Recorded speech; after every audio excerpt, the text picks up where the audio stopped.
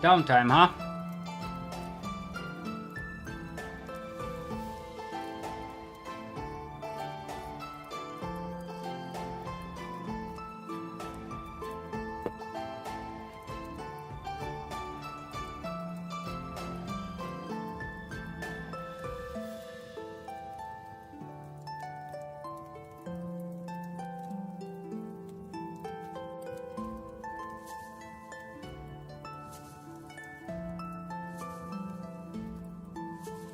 Skating.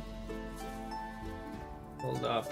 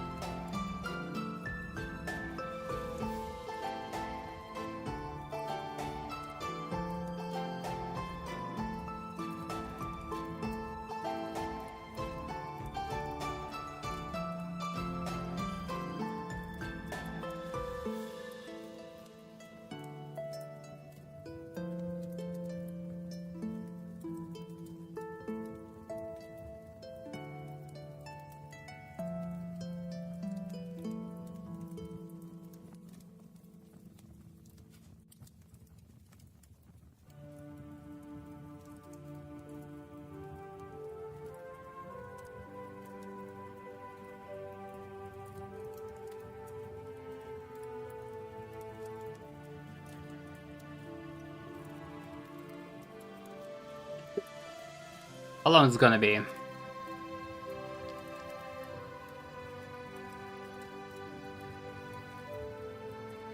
It's not up yet.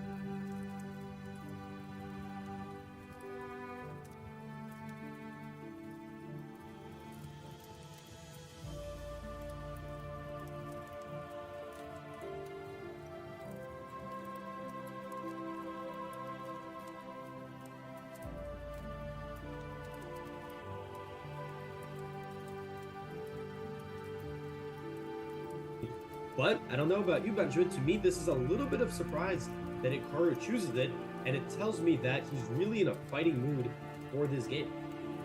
And it's definitely a surprise to me. He's recently played the Sicilian, but he would often play the move knight c6 on the second move, inviting the move d4 or the Rossolimo with the move bishop to b5. Now, with g6, like we said before, we can go into a hyper-accelerated dragon, but the additional option white has here is the move c3, and actually, funnily enough, that could lead to a position that Hikaru had earlier on in the tournament. I think against Raunak. Raunak played c3 here, and Hikaru played d5, and after takes d4, he played the move g6, and we could get something very similar after, let's say, c3 in this position, as I think Hikaru will do the same thing. He will probably play d5 again. Yeah, and if I recall correctly, I watched Hikaru's recap of that game, and he was mentioning how in that matchup, he was not I don't know if he was exactly surprised by c3, but he mentioned that his opponent doesn't normally play the Alapin, so he decided to play this g6 move because he mentioned that he hadn't played it much, and his opponent wouldn't have expected it.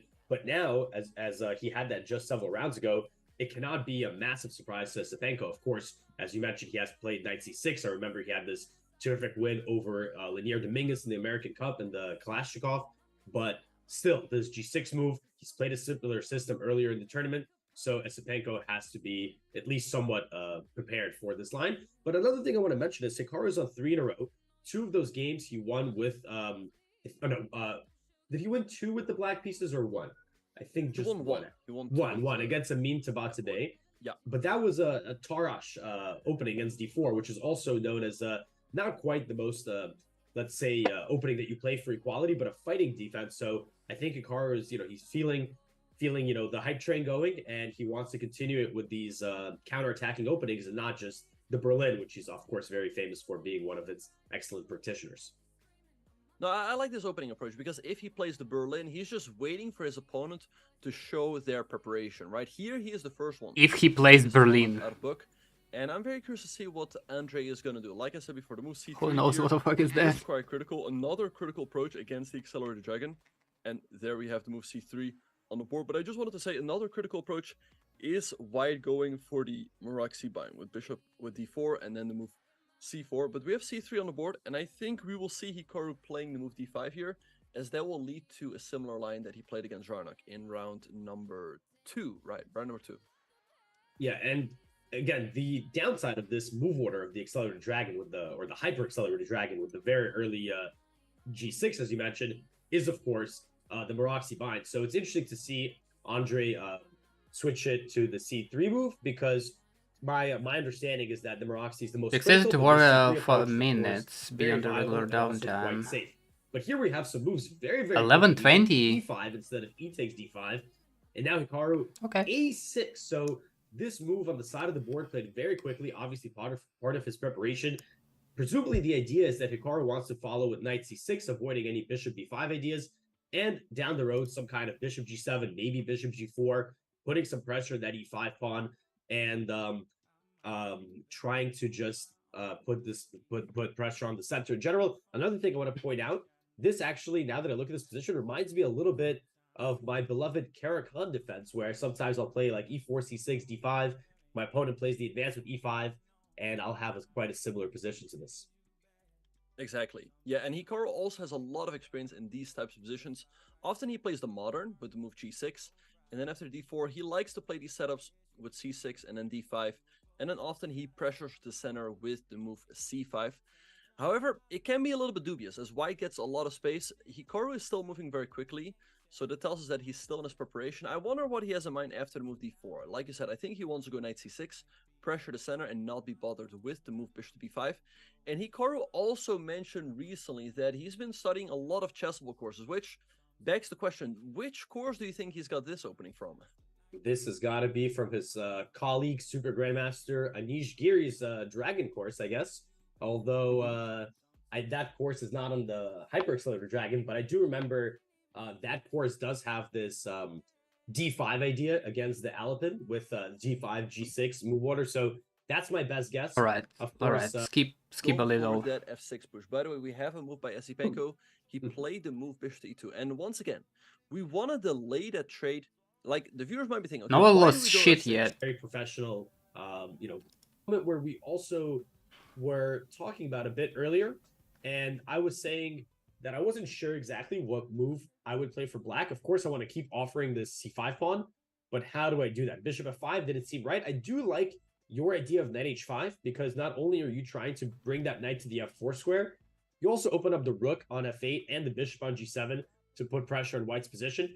And we briefly mentioned that white could play queen d2, but now if I look at it again, that queen on d2 does take away that knight on d1's natural developing square. So perhaps Hikaru can play, again, I have to think what move it is, but some kind of waiting move, maybe even queen c7, just renewing the threat of knight f4. Again, it's kind of a cagey battle now where white has a little bit of development issues to solve. White can still grab this pawn on c5, and Hikaru needs to continue finding these moves that keep the tension in the position. Exactly. Yep. And some people in the chat are wondering what is wrong with the move c4. c4 is possible, but it does give up the tension towards white center, and white can also undermine the c4 pawn with the move b3. So I'm not a big fan of that. Like I said, in case of knight h5, white can move the queen out to d2, and that does take away the d2 square from the knight. But, you know, at some point, white's going to take here. And as soon as black takes, then, again, the knight gets access to the c3 square again. So perhaps maybe something like knight h5, then c4 could be a consideration. I really do like the idea of getting a knight to f4. So perhaps, okay, I guess queen e6 is not right here. Yeah, then DC, yeah. With a tempo, yeah. Yeah, no, c4, I really positionally, like, my gut instinct is that I would not want to play that move because you leave white with this very strong d4 pawn, and if you can get undermined with b3, it feels like there's no point. Perhaps if you can apparently playing black is harder than white. Something like b5, a4 has to be considered. Then USCF, US Chess Federation rating spots, and yeah, there were. One thing I wonder about is, can we go for queen d6 and after knight c3? I need to find some music. Hold on. Continuation is whether white can take on d5, but there might be some I don't like tactics. This medieval stuff. I was looking at rook takes, hitting the queen, and after takes, really. hit the knight, and there's also all sorts of discoveries. For example, with the knight moves, we have a check here, and win the queen. Now, you could go bishop c4 to defend the knight, but here we might have the move e6 hit out. Here's the thing, I was thinking about e6. The knight's under attack, again, it cannot move, because we go here, go into queen. And in case of queen f4, this is also quite nice. We can take the knight, and we have knight e2. But the problem is, white has the move queen b4. The same idea, in case we take, they can recapture. And here the queen is not on a forkable square, so this doesn't quite work. Apparently, though, after takes, there is... Oh, knight takes, and... yes. Because in case you take the rook, there's this. And in case you take it with the knight, then you take here, and you win the queen as well. So lots of dynamic opportunities if this knight gets to f4. And yeah, let's go back for a moment here. This is very, very complicated. But what if, yeah, I guess white should not grab this pawn on d5. How did we stumble into this move back? So yeah, knight c3, knight f4. Right. Yeah, very queen d6, knight c3, knight f4. This is all very natural. Yeah, this is very, very, very cool idea. This knight d5, knight d4. Now we know why Hikaru was spending so much time and went for this. And all these tactics on the d file are suddenly. Let this one play. Why not? The engine suggests this really remarkable desperado with 97 here. That's a beautiful move. But how does this even work? And bishop c4 check. Okay, and you get out of this fork finally. And the complications continue. You can show that as the board, Benjamin. Yeah. Bishop e6, queen f4, or yeah, queen f4. Because in case you take, we can take with the knight. We can also take with the queen because you're still gonna take because of knight e2. And like I said, it continues. White can now take the rook as the e2 square is covered. We take, and white takes here. And at the end of it all, white wins a pawn. But it feels like black should have enough compensation, as our bishop is pretty active. And I feel like we should be able to regain this pawn. So perhaps Hikaru has been spending his time on this.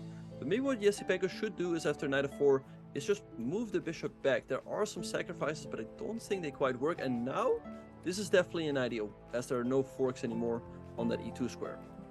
No, but I feel like this is a win for black. Not win as in a positive thing, not like he's winning on the spot, of course. Getting that knight to f4, I think, is crucial, because now you actually have a lot of dynamic play, as you pointed out by that crazy line with bishop takes f4. And this bishop d1 move, I mean, maybe I'm just a bit biased, but it feels like, of course, you know, it's a logical move, getting the bishop out of the way of knight e2, for example.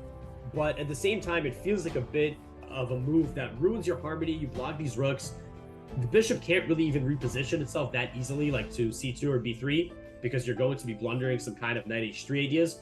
So from Black's point of view, I feel like this is a positive development for me if I can get White to do this.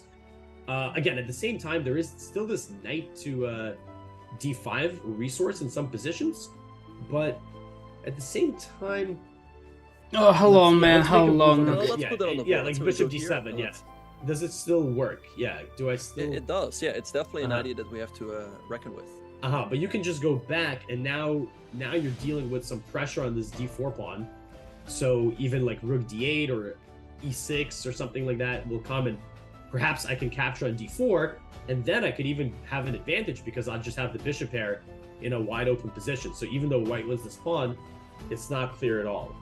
No, but I think this would be exactly what Black needs, getting this knight to f4, and with these complications on the board, it doesn't seem like Black should be in too much danger, precisely because of, look at this bishop on d1, just very poor coordination in White's pieces, whereas Black is almost completely developed. So not surprised here that the engine at least shows that it's full compensation for the pawn, especially considering that I have this bishop pair. Exactly, yeah. So after knight h5, Esipenko is in the tank. He can also decide just to develop here with the move knight c3. Both look fine. So we'll just see what he is going to come up with. But for now, we are going to take a very short break. But don't go anywhere.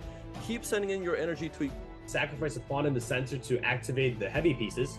But now we have this gh3 move, and we kind of stopped here. So what is going on? Because it seems like both sides are having this g file open, and at first glance, they're just going to favor Black massively. So what does White do here? Yeah, I would assume that White is not really interested in taking. That would expose their king too much, but perhaps a move like g3. Finally kicking that annoying knight away from the f4 square.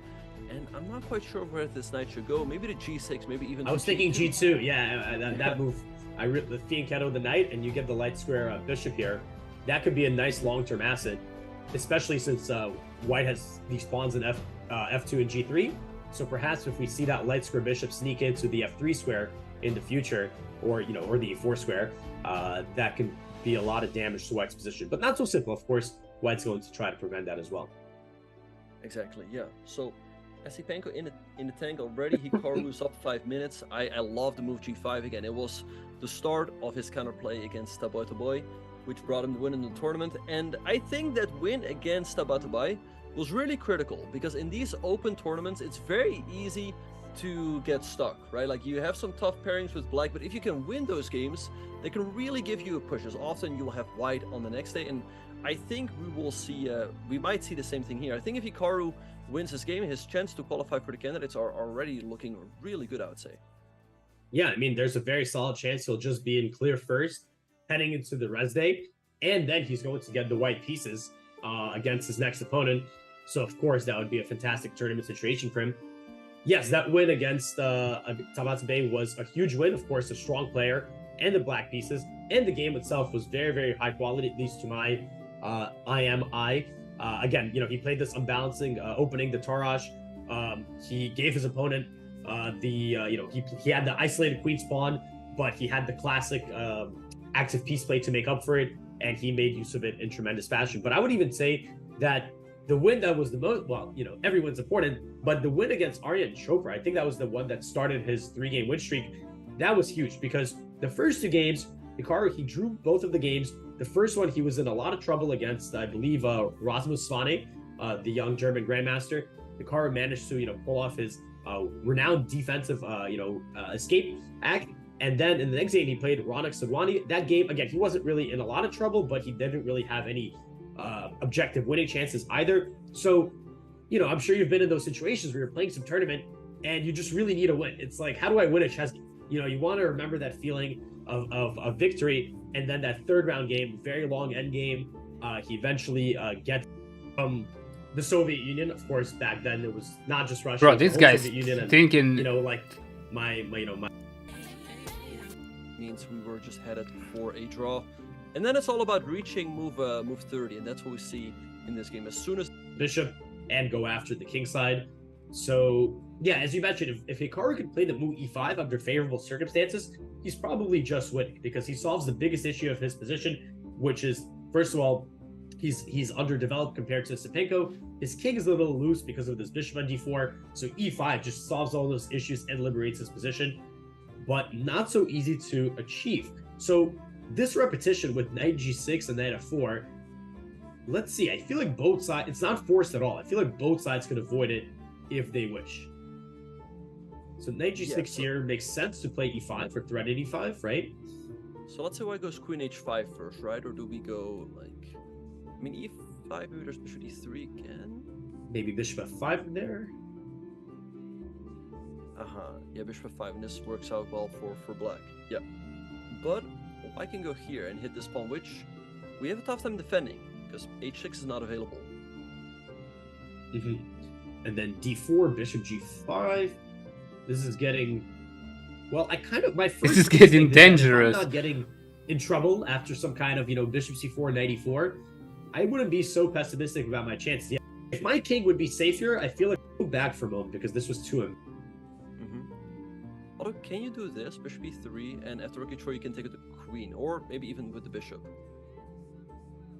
Right, but looks like, oh, there's d4 and bishop f4, you get a double attack. Wow. Yeah. Suddenly, okay, so this is a very, like I said, a repetition here would be kind of a big surprise. It feels like there's a lot of fight in the position for both players. Who do you think here would be taking on more risk if this repetition? Ooh, hold on. Hikaru can do was not to occur. Fuck. Good question.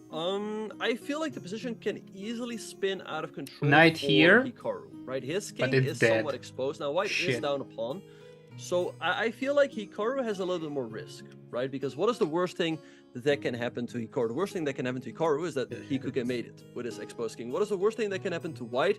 Well, the worst thing that can happen to White is that they have insufficient compensation and they're down a pawn. So I feel like the onus is more on Hikaru to play accurately here. And yeah, so perhaps he needs to go for this move knight g6 to try to get e5 in. Ooh, we might be playing. It's quite a peculiar what about singularity repetition. though? It's not a very common one at all. How about another idea? How about queen c7 here? And of course, I'm eyeballing e5. But my main idea, queen c7, sorry, because I don't want to be stepping on this e-file. But my other idea was that I want to maybe bring my queen to f7 because that's going to, first of all, eyeball this queen h5, and it supports my knight on g6. So it feels like this queen on f7 is pretty well placed, just supporting the king, supporting the center, maybe getting some pressure on the f-file. So perhaps this is a way to avoid not only this repetition, but simply a good move to try to consolidate some of these weaknesses. Yeah, I like this move a lot. I like this move a lot. And just to illustrate everyone, I need purple why skill we play points, move not queen this c7 shit, and man. not Come queen e7, on. because if you go queen e7, you step into the line of the rook. So now again, there's g3, and after knight g6, there's knight takes d5, and then knight cannot be taken as the queen will be hanging. So very nice. No very chats. Nice point there. And like you said, it supports the e5 push. So the more I look at it, the more I like this idea. So let's have a look. So let's say white goes g3. Are we actually forced to move the knight, or could we even consider? Yo, man, get the fuck out. As we hit the bishop on d4. Why are you That's one dancing consideration. around? Another idea I had is perhaps queen f7. And then you have this queen h2 trying to mate me. He's like But maybe there's still just bishop g2, and everything is guarded. fucking Mr. Bean style. I mean, I'm thinking it's very ambitious, but queen h2, king f1 is trying to play e5 and bishop h3, but we might also get into a lot of trouble in the center because there's going to be some queen d5 ideas. Yeah, so this is just in time to not only defend, but also just checkmate us, yeah? And we have the move knight g6 by Hikaru on the board. Good move. Do you think we'll see this repetition? I think there's a good chance, actually, bishop d3, knight f4. I think we could see it once, right? And then both players are going to have to think, okay, do I try to repeat it here? Now, we looked at here, if Estebango continues with queen h5, which is very aggressive, then we have some resources. You mentioned this rook f4 idea, which looks very interesting to chase the queen out. Bishop d3 does seem a bit more natural there, because it's also in this position, black, is Hikaru already threatening to play e5? Let's say like we have a move like rook c1, right? Like some developing move. Is e5 already a threat? Yeah, because you don't have any of these crazy sacrifices that you had in some of those other positions with the queen more actively placed on h5, let's say, or the bishop. Yeah, you do have to sacrifice knight takes d5. I mean, if you move the bishop back, then there's just d4, and if you get forked, there's knight takes d5. And Gareth says, fuck this shit, I'm out. As our king is open, and bishop c4 could come next, but I don't quite feel like it's enough. And actually, black has a nice move here with b5, being sure that the bishop cannot land here, and you continue your development with bishop to b7. So I think Esipenko needs to act fast here. E5 is a legitimate threat that would win a piece. And I feel like if they find the repetition once, I think it's quite likely that they will just repeat the moves here. As Esipenko's getting low on time, a draw is not a bad result. Hikaru must not feel too comfortable either with this open king. And so I think if this repetition is on the board once, I think we'll see it twice and a repetition. After bishop d3, knight f4, could Esipenko try to be more ambitious and instead of going bishop f1, retreat to maybe like c2? Because the bishop is more active on that diagonal. But at the same time, he doesn't have this queen h5 or queen d3 follow-up. And g3 is not so easy to set up because of knight takes h3. So maybe this is over ambitious, yeah? Yeah, and I think, you pointed out correctly that g3 is not an option. Now it hangs the h3 pawn as the bishop is no longer. Bro, how the fuck do I enable queen fucking drops, cannot easily man? join the attack. There's no queen d3, there's no queen h5.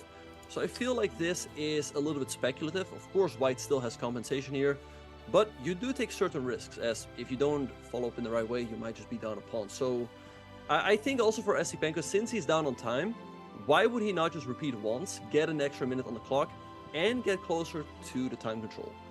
No, I absolutely. don't need That's tags, right? For sure, if they I have don't this think bishop so. d3, knight f4, I fully expect bishop f1, and then the players can decide whether they want to repeat. But I'm just kind of trying to think from both sides' perspective. What is, the risk reward of declining this repetition? It seems like maybe for Esipenko here, it doesn't have much choice, because if you don't play bishop d3, e5 is a very serious threat. And then after that f4, again, you probably don't want to give up that light square bishop because it's such a nice attacking piece. So you might as well move it back to f1. And then we talked about this queen c7 move for Hikaru, right? So maybe he has some ideas himself if he wants to decline the repetition. I think he has. I mean, he's not going to burn all his bridges, but he certainly has some risk tolerance. He showed it with his opening. He showed it with his g5 move, right? He's willing to take the fight to his opponent. And, you were mentioning Esipenko doesn't mind maybe a draw here because, first of all, he's down on time. Hikaru might be thinking, well, I'm up on time. Maybe I should try to press this because there's 22 moves remaining to time control, and my opponent only has 30 minutes. That's still broken. I'll get a Don't drink. do, bishop to d3, by the way.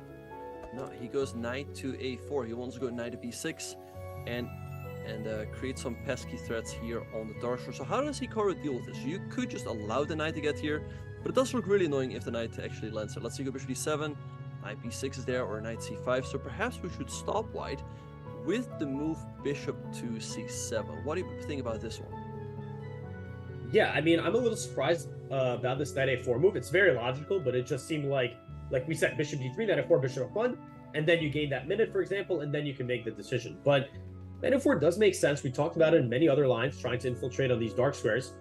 Bishop c7 looks great to me because now you prevent this knight b6. You also overprotect this pawn on d5, right? So now e5 becomes a very serious move. You don't have to worry about these queen takes d5 tactics.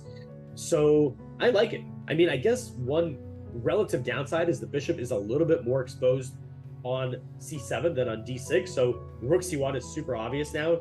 Maybe trying to set up some, well, just the rook's on the open file, but you're also setting up some kind of potential even exchange sacrifices, right, on the c7 square. So now this can get really wild because I'm wondering what happens on e5. I was even thinking, is it possible to go rook c7 there? I guess that's a little bit too ambitious. But yeah, I'm just trying to see if I can make some kind of take on e5, take on d5. But there's knight f7 at the end there, so it doesn't work. But yeah, I think that the stakes are getting higher because if Hikaru gets e5 on the board, and then, for example, even just a simple move like bishop e6 to protect the center, he's just up a pawn. Yeah, however, it's probably not that easy to achieve, right? Because, let's say we go e5 here, bishop e3. If we go bishop e6, that runs into a knight to c5.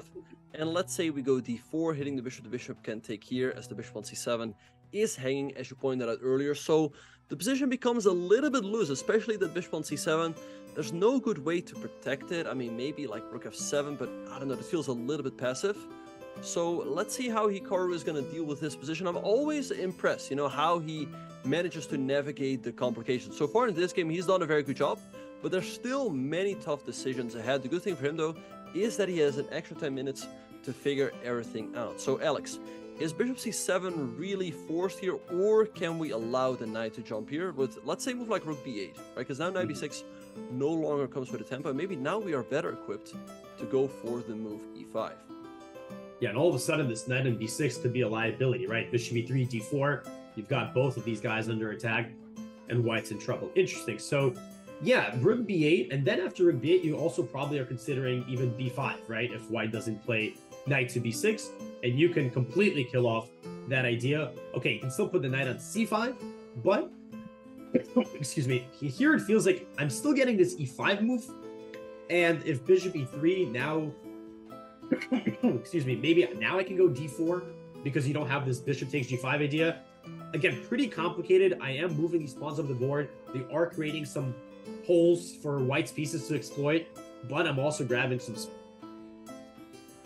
space. So this would definitely be, I don't know, this is very double-edged, but I'm trying to figure out who I like more here. I mean, maybe I'm being materialistic, but I kind of like black because it feels like I consolidate. Now I have a Paz d4 pawn that's also extra, and maybe at the right moment I can even swap this knight on c5 and get my bishop to b7 and knight on f4 and create some kingside chances.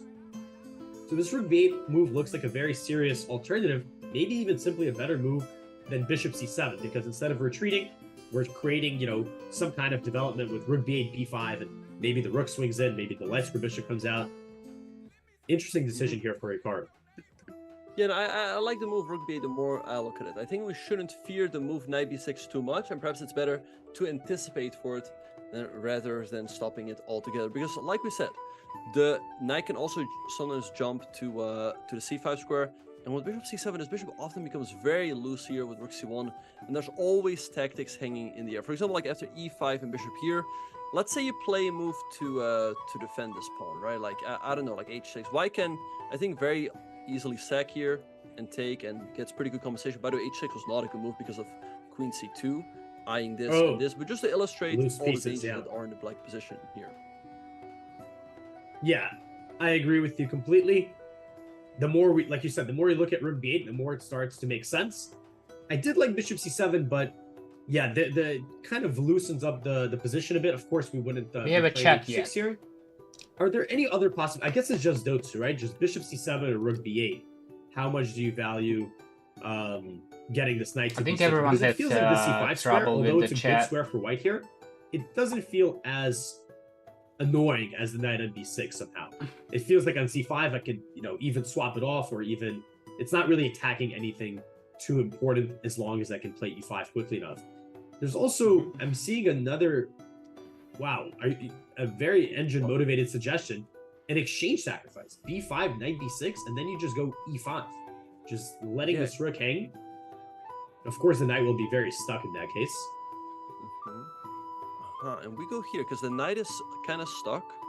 Okay, you defend the pawn. So let's say Yeah, knight b6. now I guess bishop can... c7, yeah, it's just trapped. Oh, Might be it's just good. completely Hold trapped. up. Just It completely might be trapped, good. and you defend d5. So very nice move there.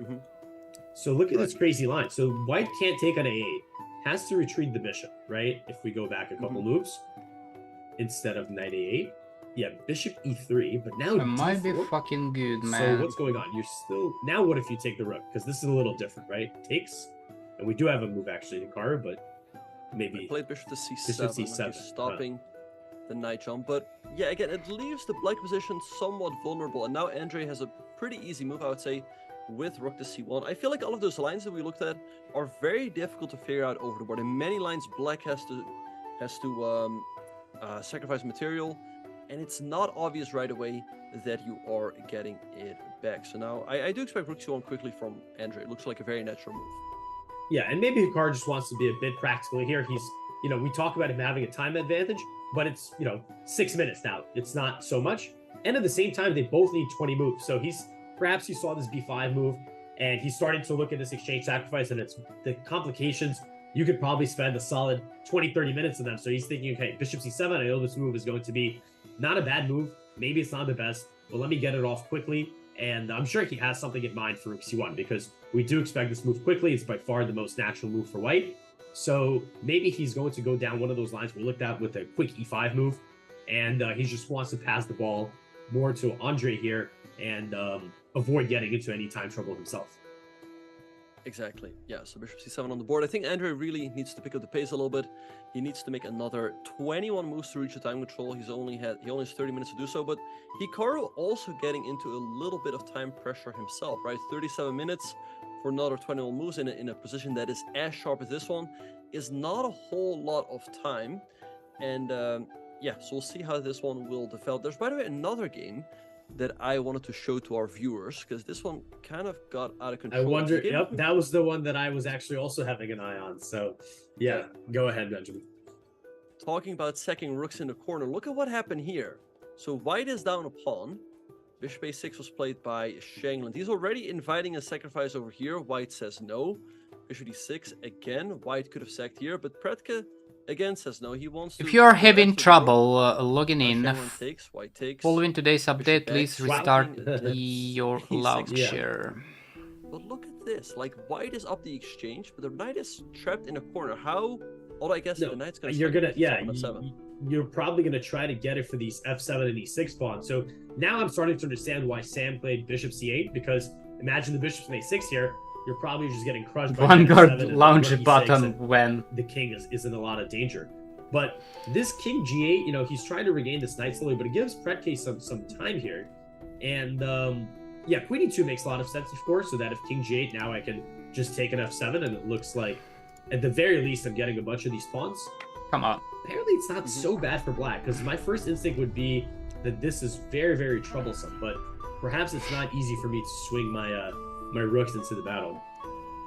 Yeah, no, and there's this rook a7 idea, right, for black as well, potentially. Right. It's just getting some defense going.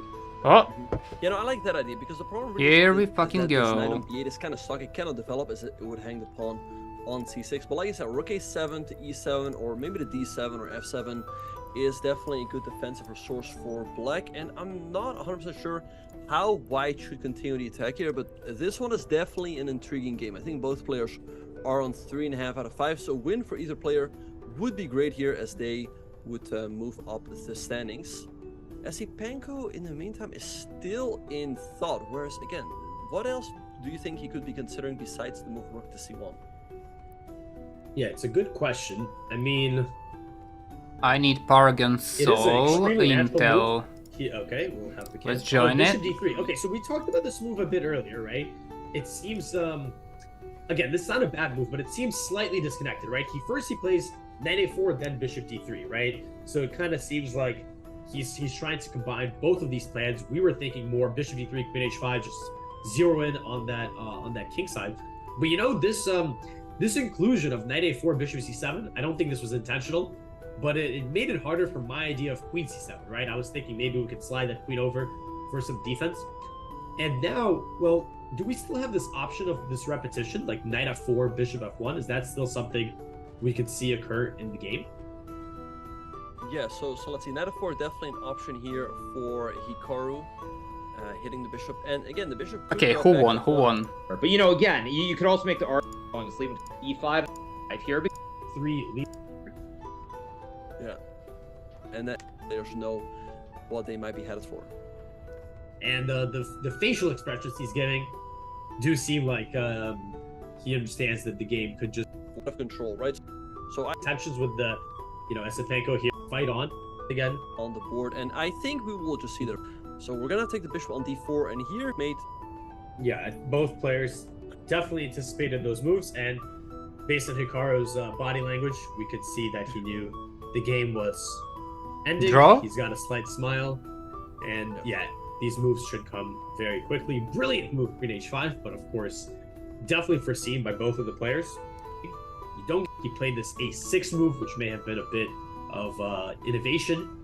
He played g5, which was a great find for the initiative. But ultimately, you know, Andre, he did not make any mistakes. Maybe he didn't play, you know, as the super best moves, but every move was completely reasonable. So no reason for Hikaru to have had the advantage. He sacrificed the pawn, which was a great practical decision and objective. So I think it's all fair. Pressed by Hikaru. Everything seems. Example, queen f6, the game is just going to be over, and we see it on the board. They're repeating. There's going to be a bit of a formality here because I think it's not move 30 yet, right? So you got to get these arbiters, and they have to make the claim, and you have to pause the clock, and you know, the players, of course. And then you see Hikaru's looking around. Maybe he's like, "Where's the nearest arbiter? Right? Who's going to have the honor of signing the score sheets here?"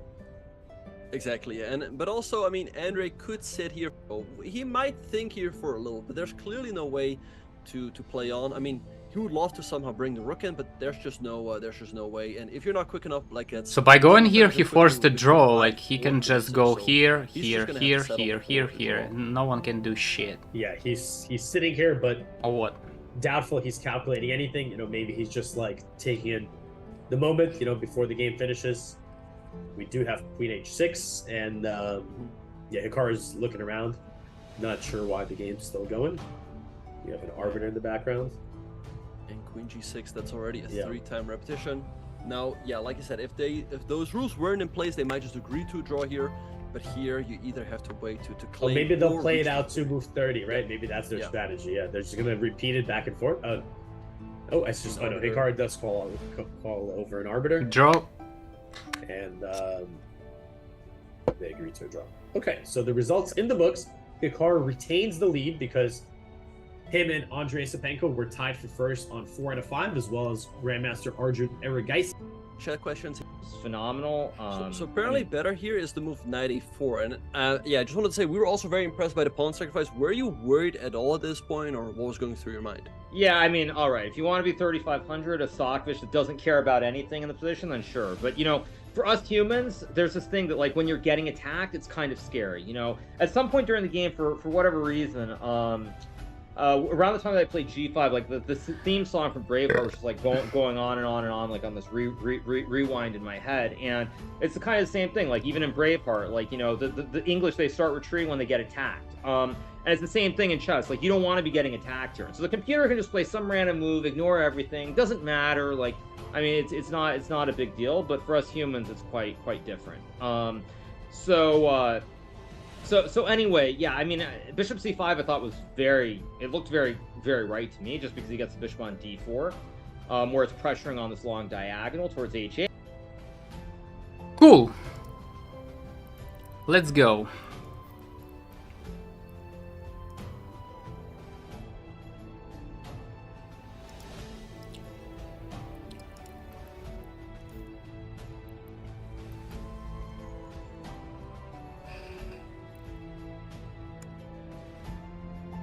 Yo, that's not the hole. Why is it like that?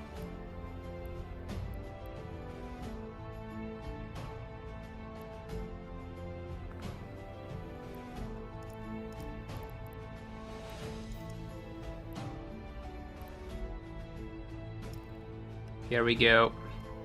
Oh. Okay, let's see. Ammo should be fine.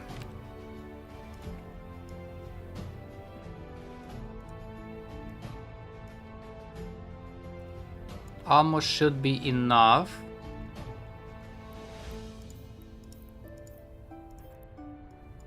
Everything in place. Well, we have 5.7. Holy shit! That without any crafts yet.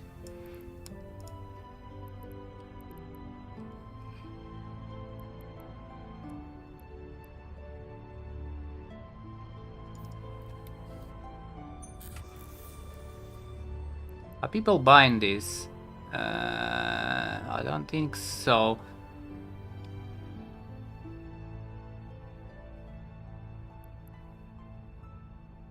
Is this my order 87 days? I'm not sure. 3 days ago?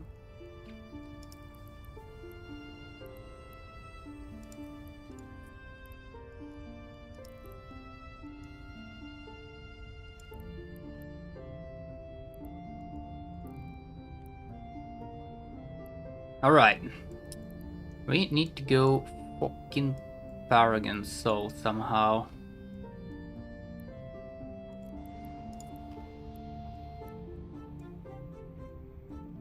I don't like going through QY.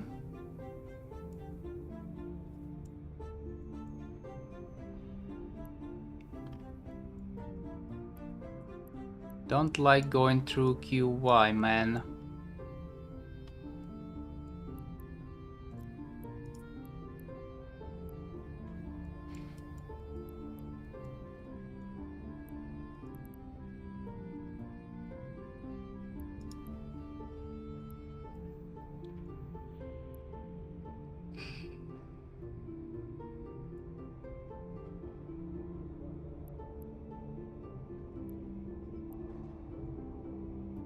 I need different stuff.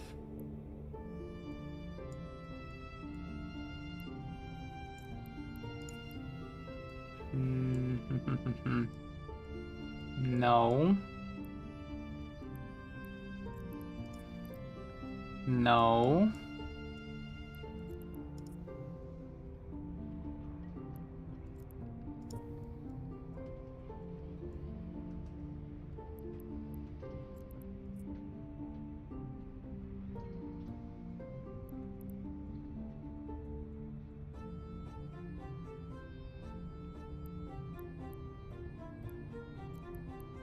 Add waypoint. Let's see how this is gonna work. What the fuck is this?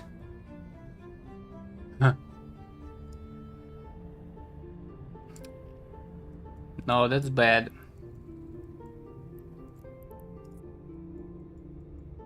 I ain't gonna work like that. Hold on.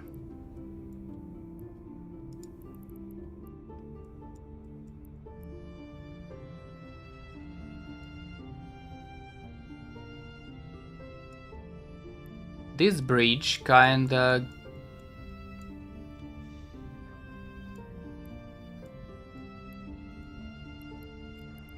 Add waypoint, 6 jumps. Remove waypoint, add waypoint, 5 jumps. Alright.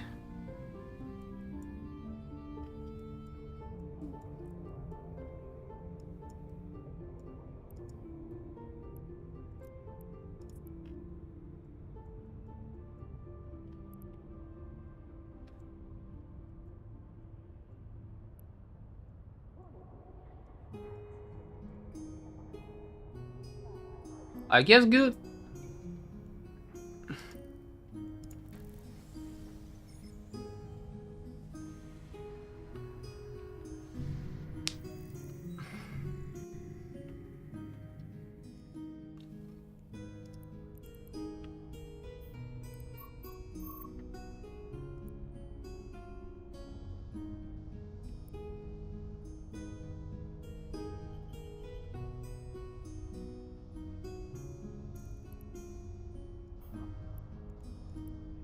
Warp drive active.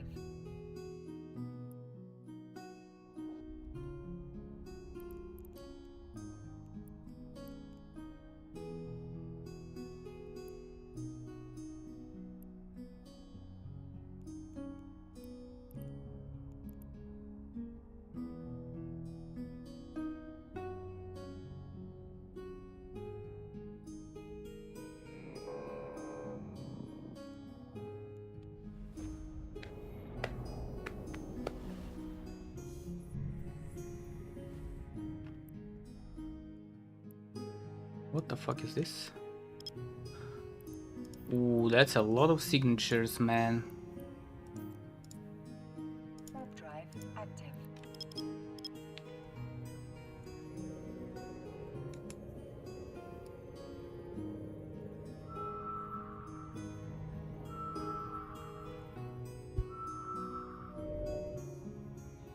I'll take those.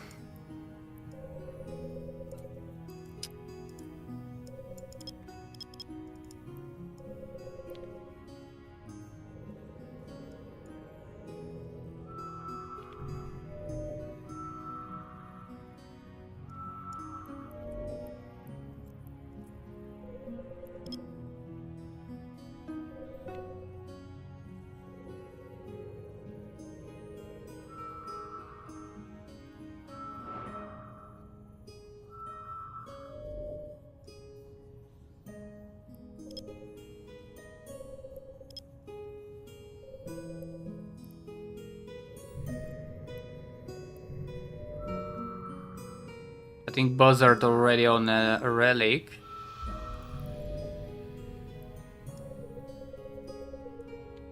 No point scanning it.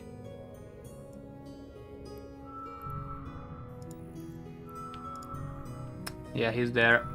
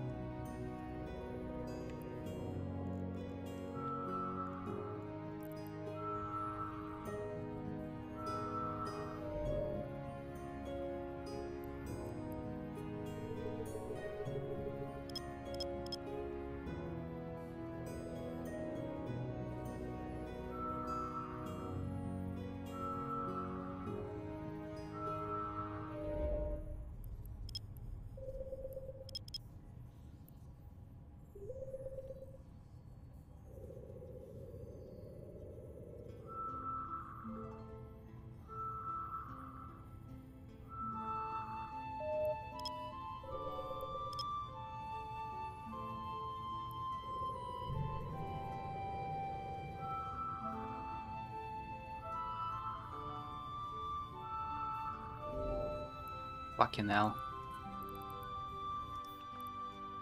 Warp drive active.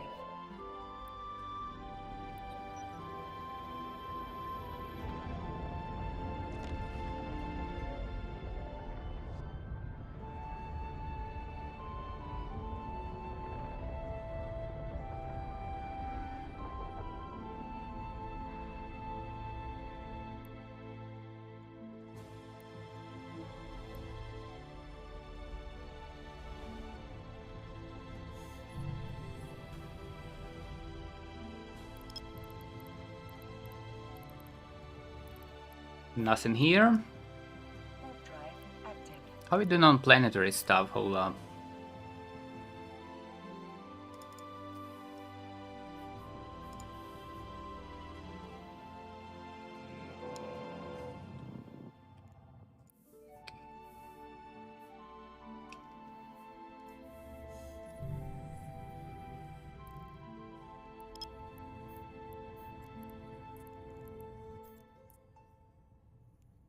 Warp drive active.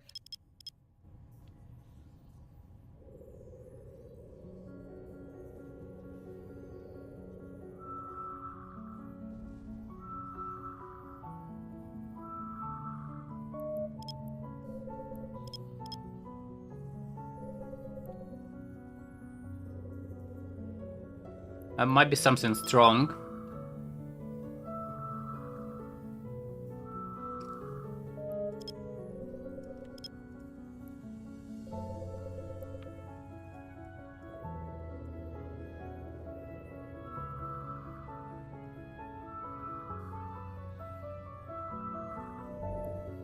God damn it.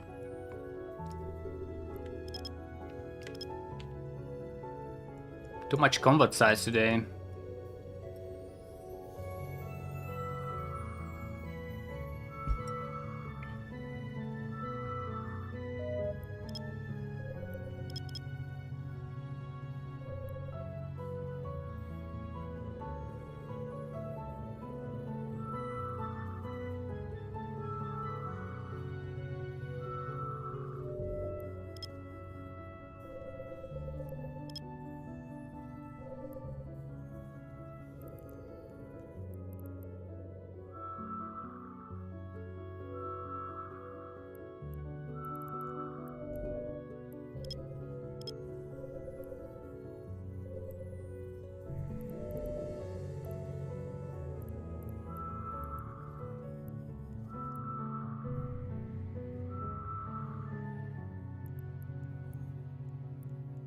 Warp drive active.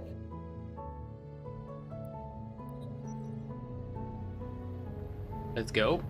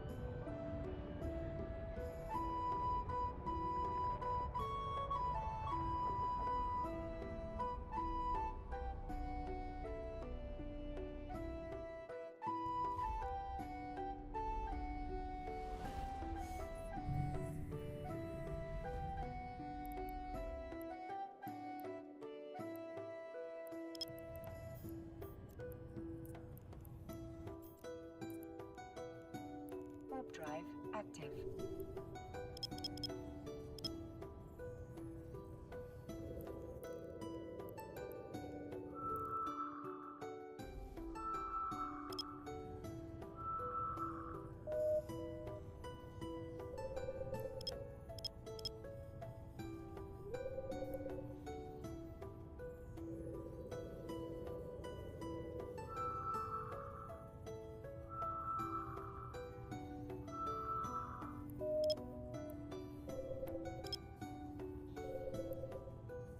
This scans like another combat site to me, I don't know. Super weird.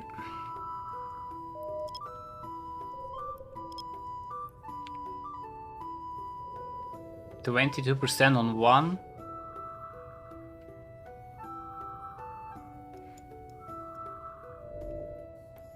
Ooh. Let's fucking go.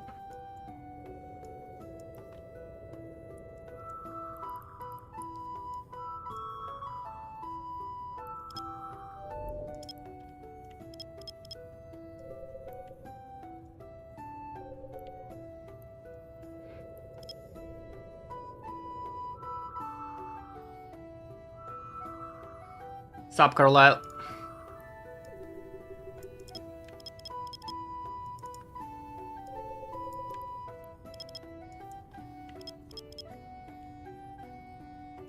Superior Slipper Cache, straight up, that's good.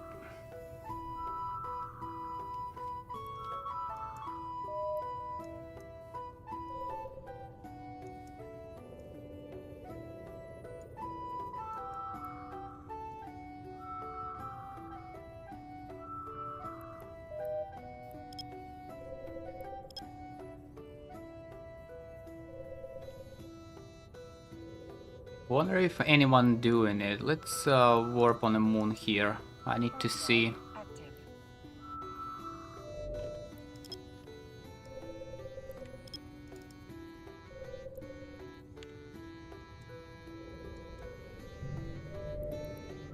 Don't see shapes.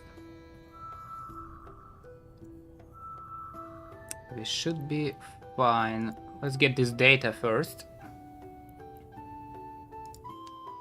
Warp drive active.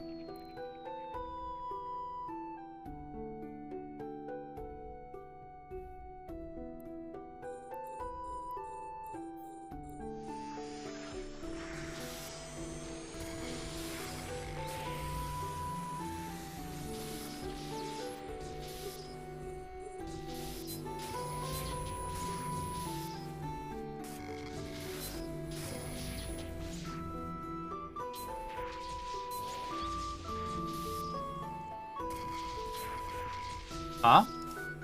Where is this shit?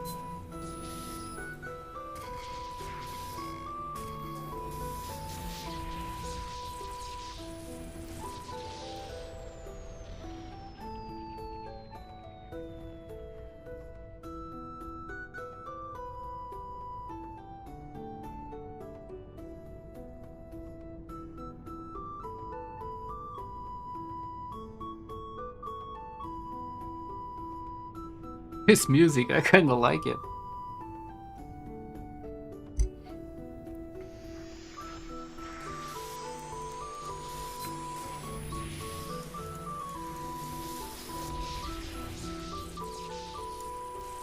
Alright, dock. Warp drive active.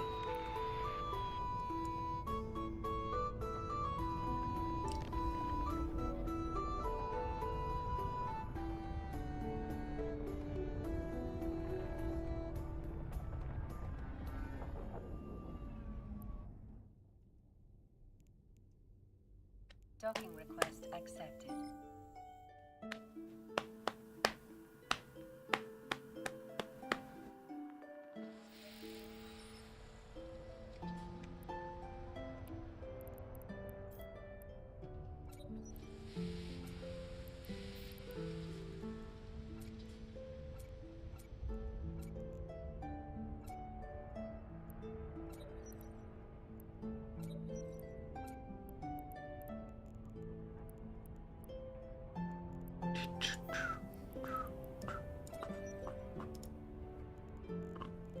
Okay, this should be fine.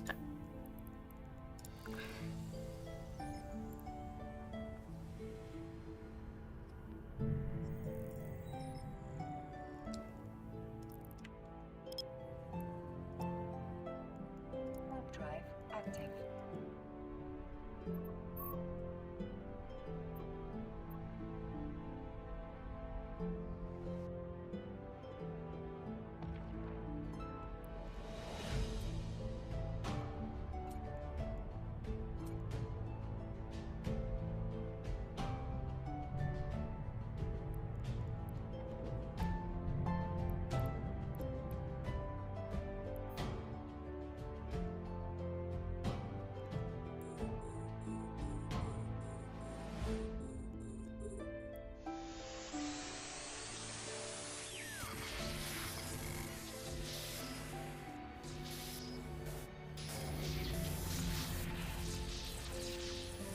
Warp drive active.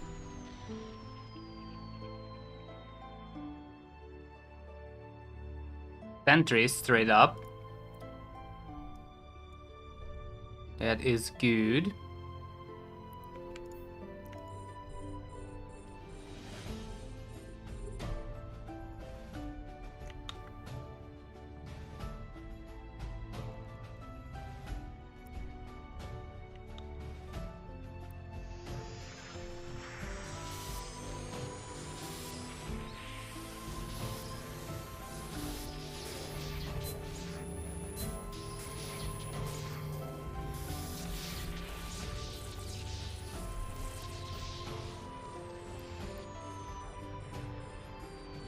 Activate repair. Go, go, go.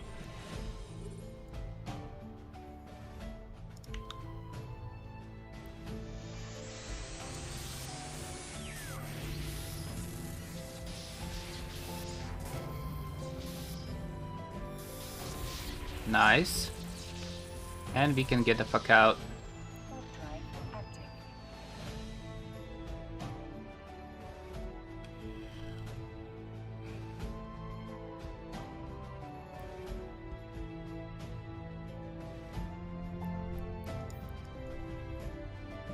Let's get Soul Ray straight up.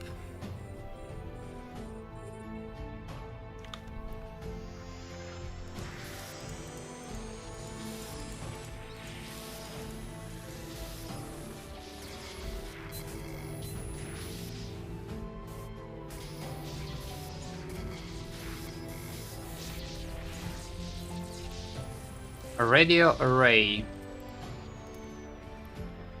Infrared, gamma. Okay.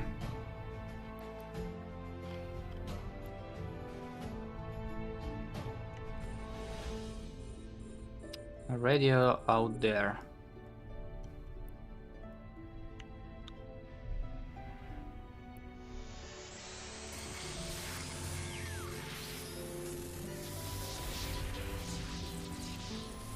Now this side should disappear from the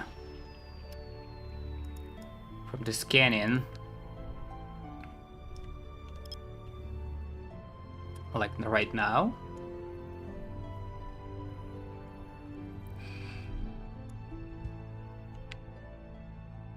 I need a bookmark for 3 hours.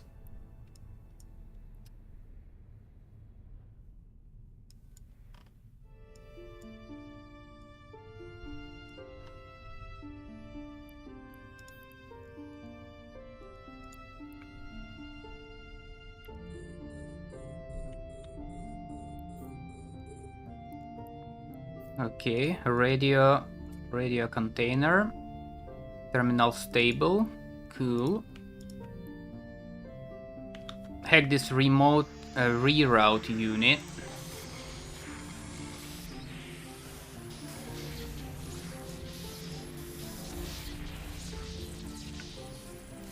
And let's go.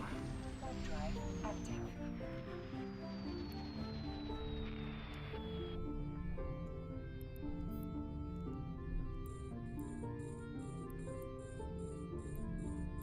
Let's see what we've got.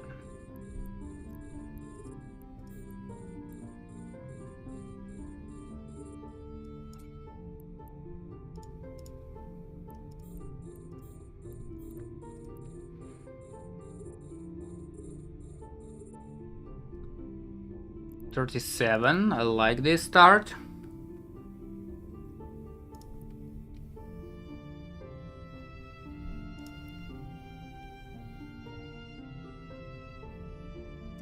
Should have said nothing. Now it's dog shit. Oh my god, really?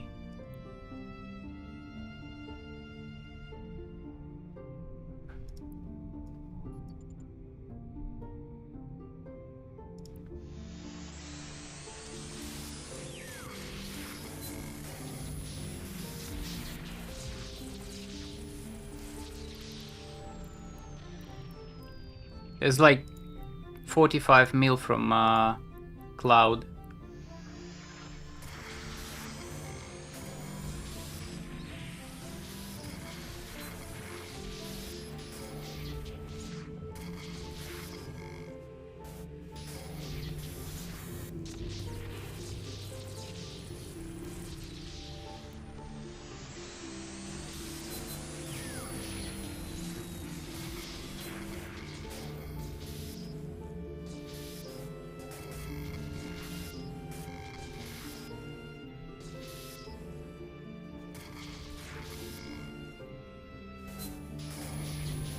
How is it not here, yo?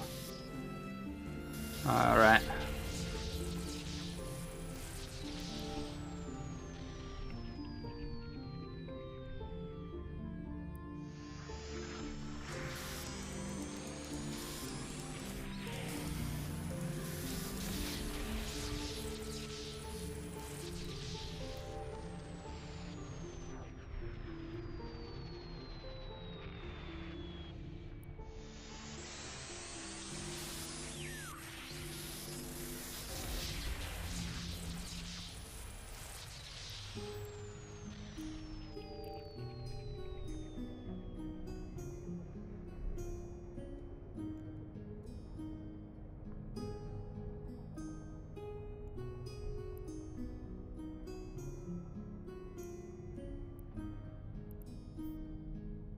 Warp drive active.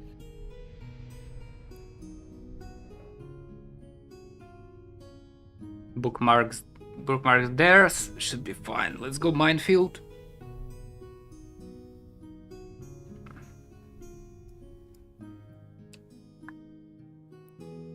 Ouch.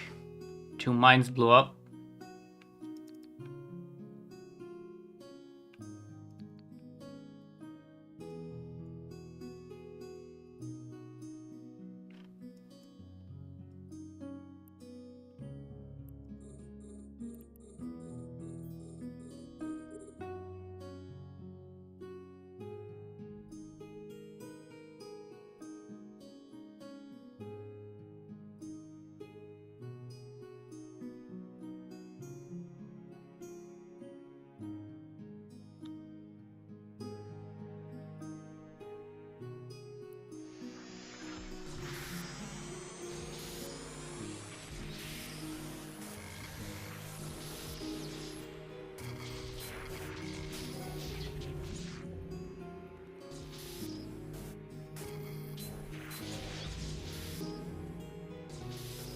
Don't think it's there.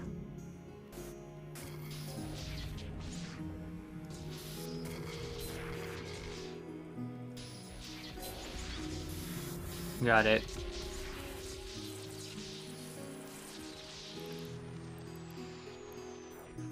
Three containers this time. Ooh, that's kinda rare.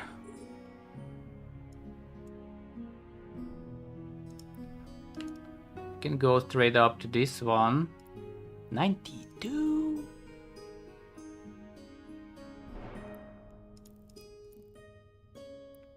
One short burst.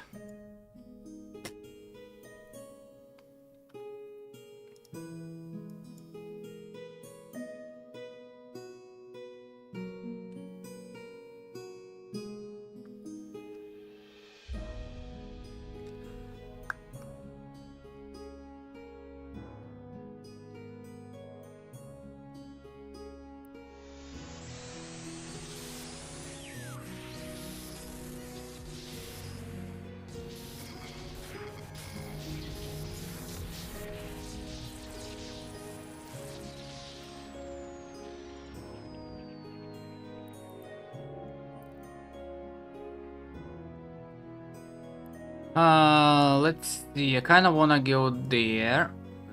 Let's do short burst.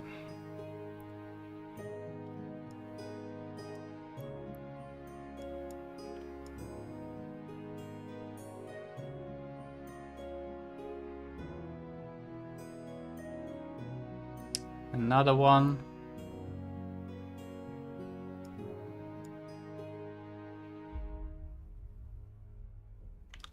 Holy shit.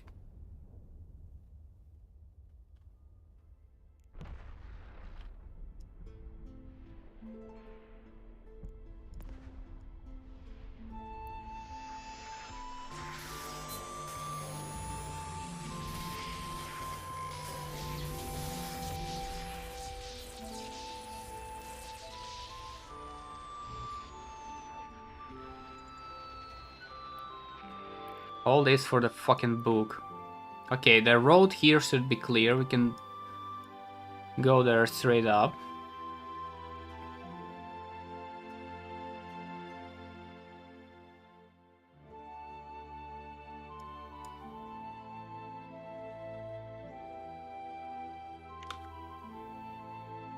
Still got some mines. I think it's a signature radius.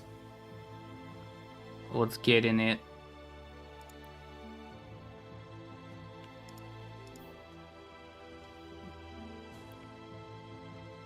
I think it's a signature radius. Getting some mines that I avoided by doing. I did 2 bursts though. Kinda weird.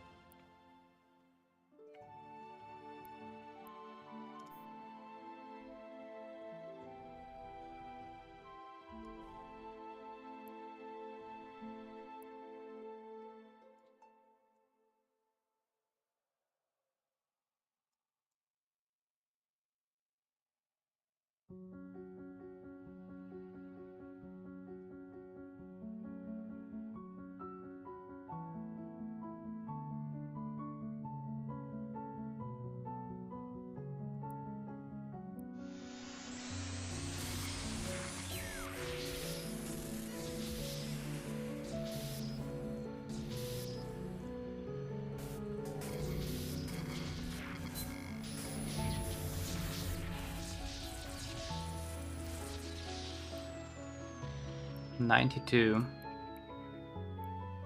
Don't need that. Okay, quick rewarp. Drive active.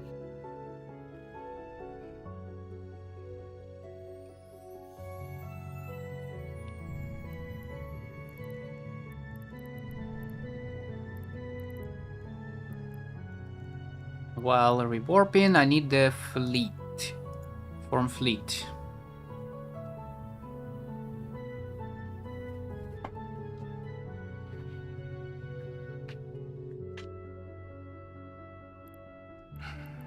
Go back. Warp drive So the first pocket, let's see. 146, that's not bad. Just only in blue. And 8.5 in isotropic stuff.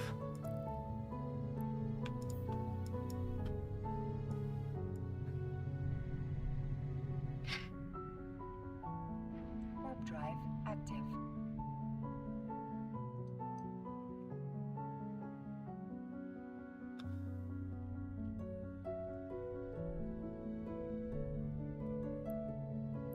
Back to the sentries.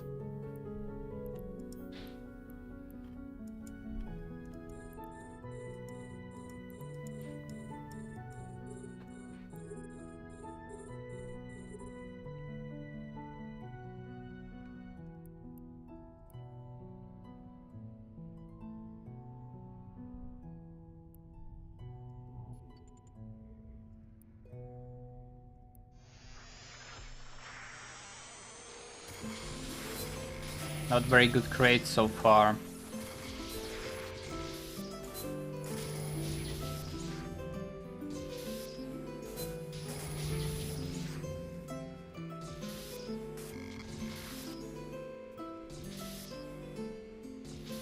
Huh?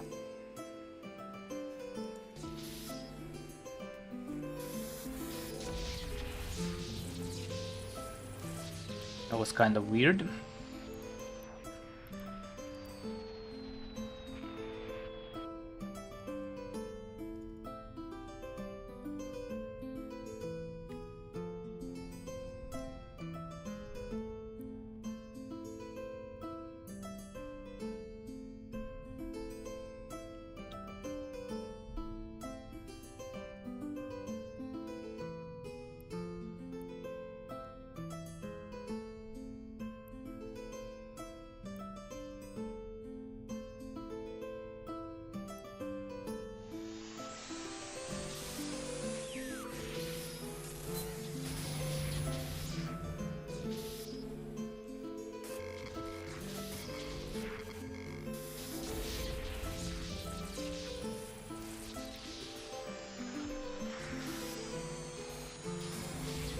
Just loot all.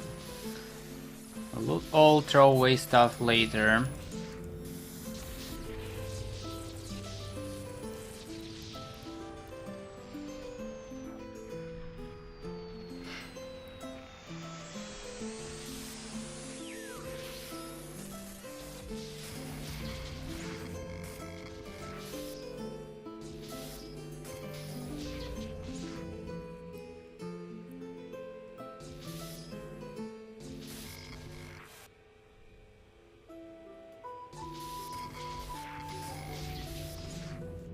I don't get it. Where is it?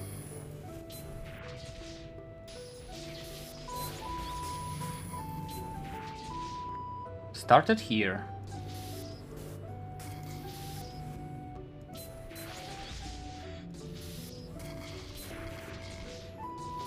Five, no.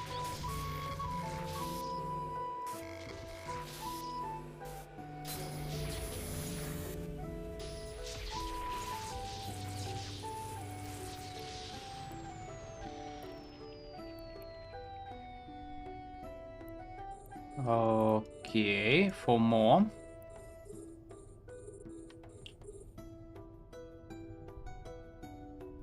Yan Yun Hul Null something. Cool. Ammunition, no thank you. Pristine crate, come on. Oh, we got 90 mil from crate though.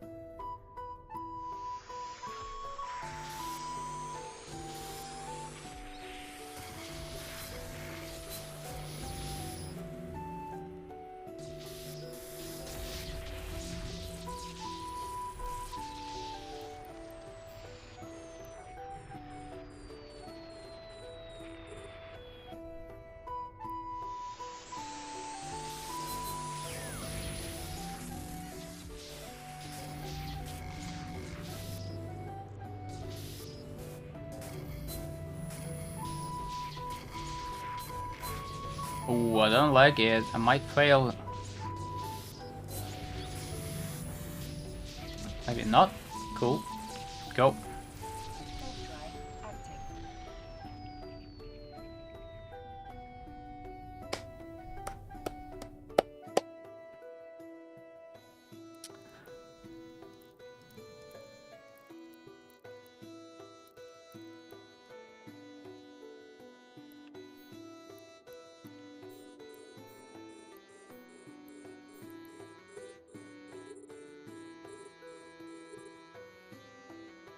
Right, let's see. One fluid there. Two fluid there. One fluid there. Cool. Exactly what we need. How many blue from 2 rooms? 165. 8 deposition guide.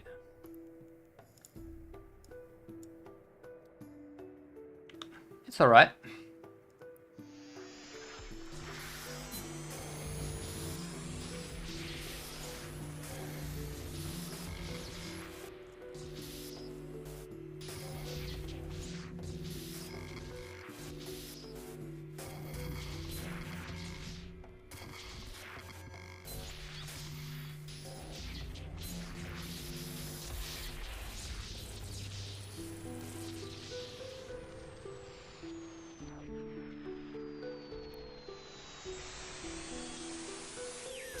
Failed that.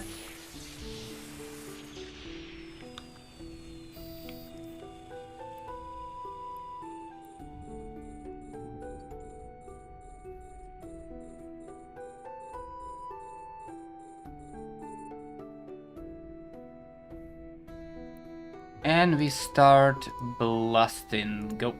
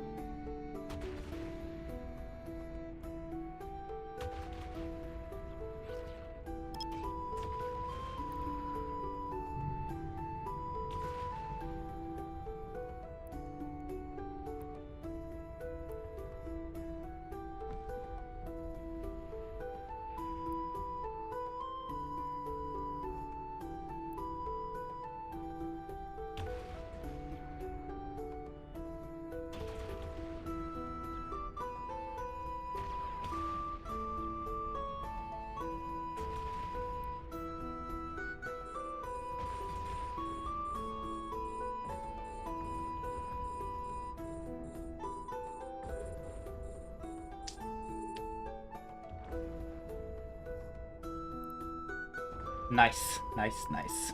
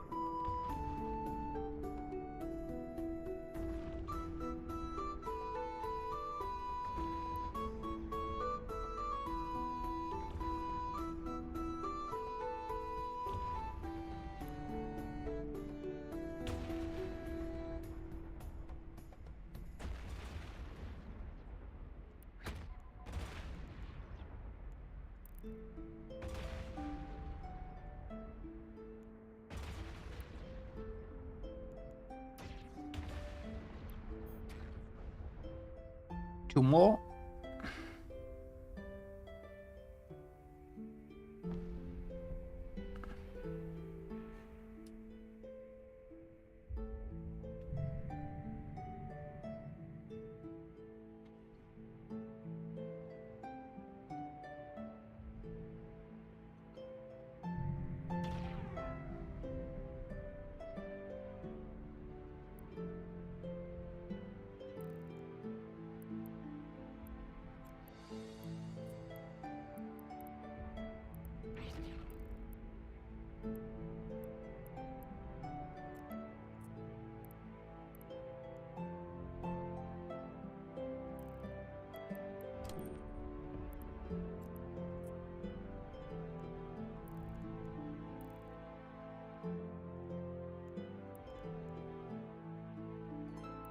Got the speed.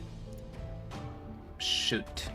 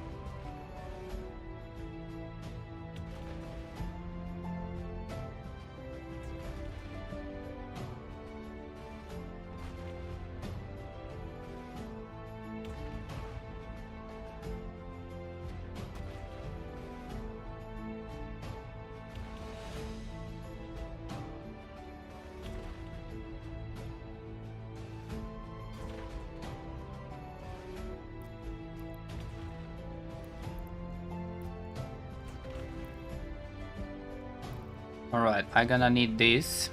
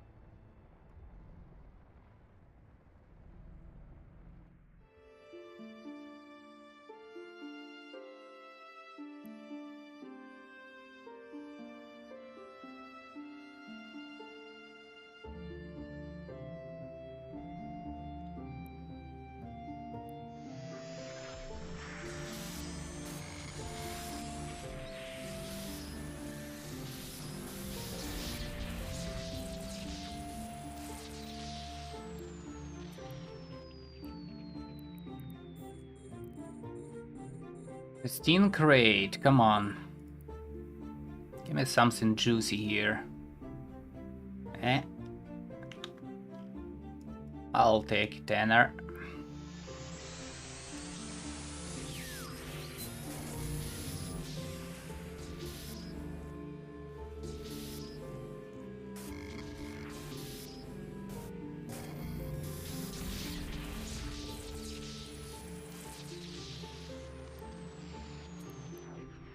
Arbalest, nah.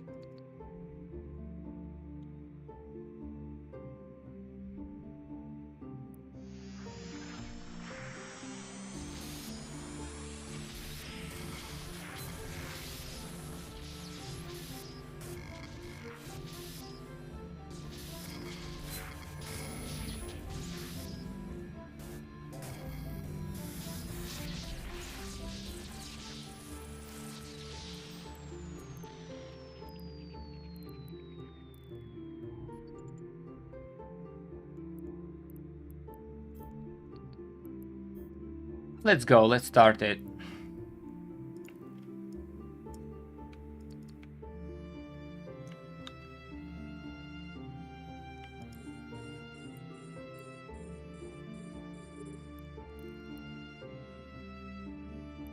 Wrecked.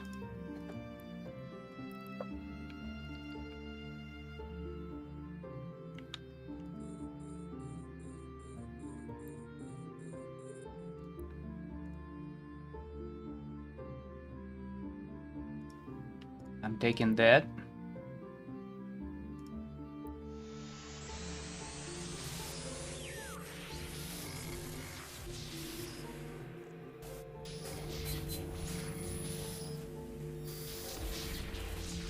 A turret, that's kinda bad.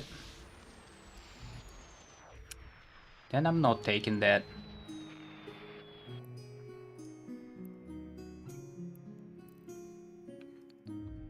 Yo, why is it shooting so fucking precise?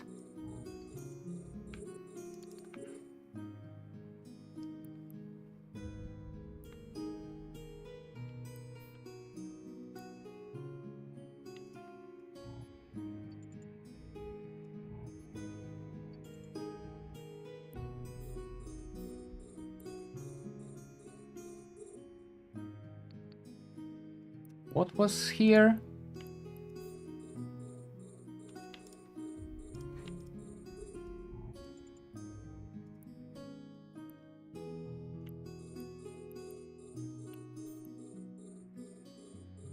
No. Not good enough.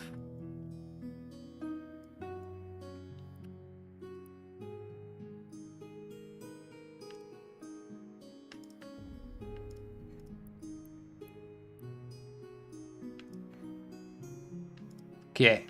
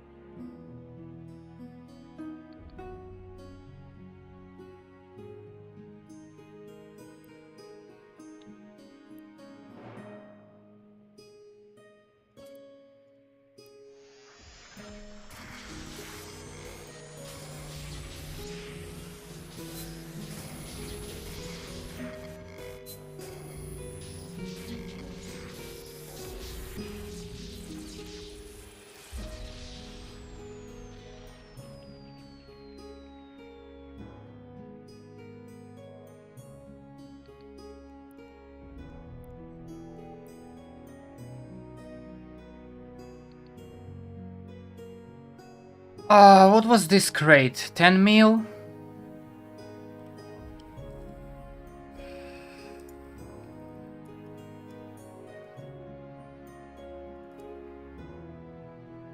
Maybe.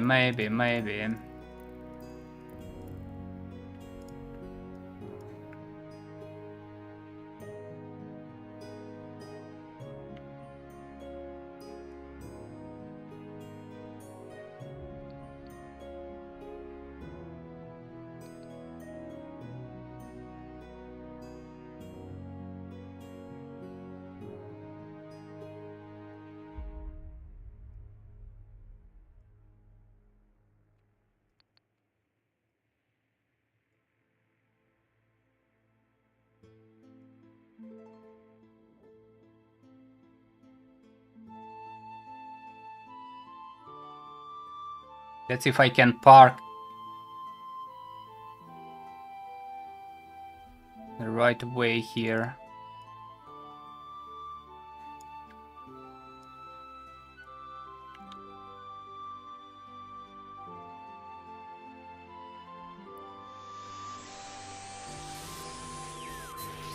A new wave's gonna start soon.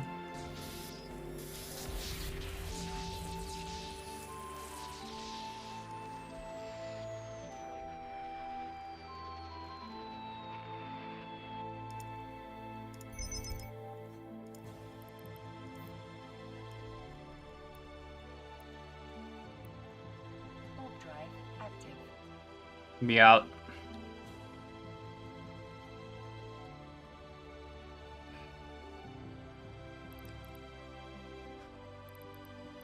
Everything I wanted, I looted.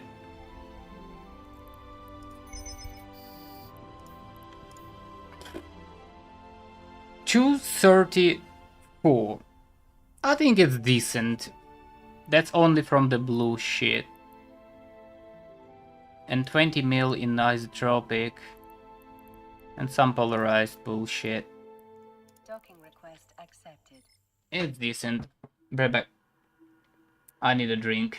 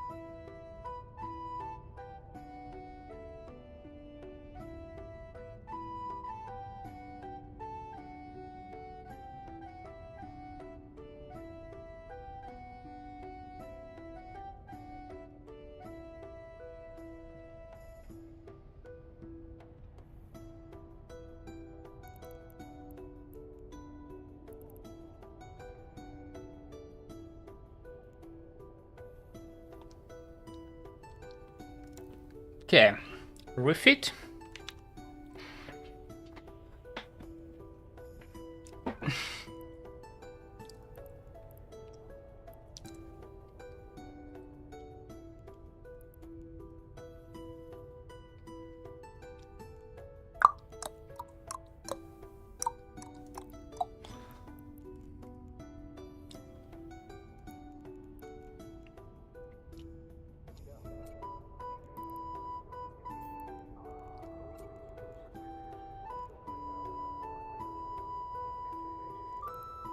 Oh yeah.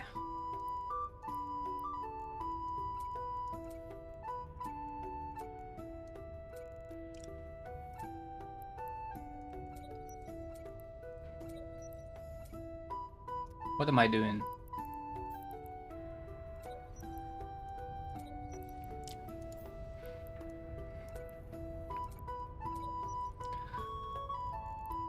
Okay. Ooh, heavy. That is not good.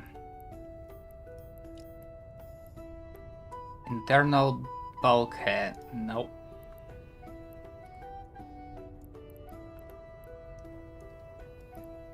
Oh, this one 3 mil.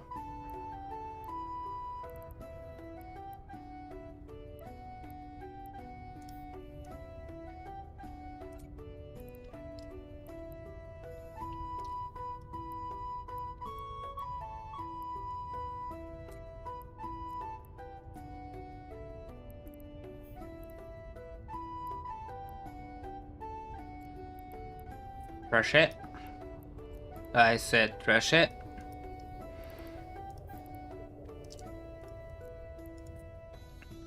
Loot kinda good.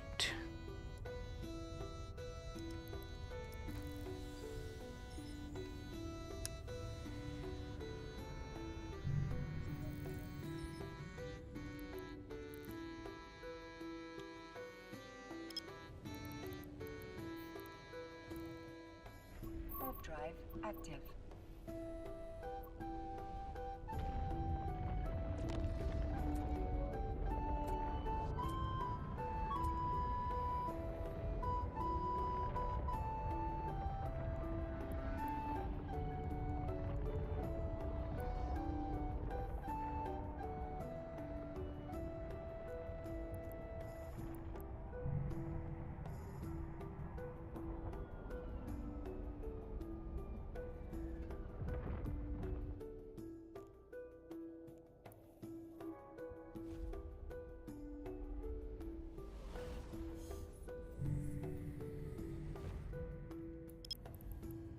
Oof, oof, oof, oof.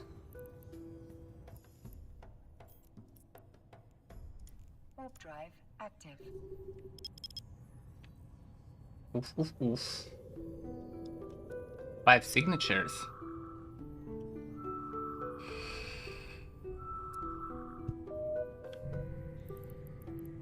Someone else scanning.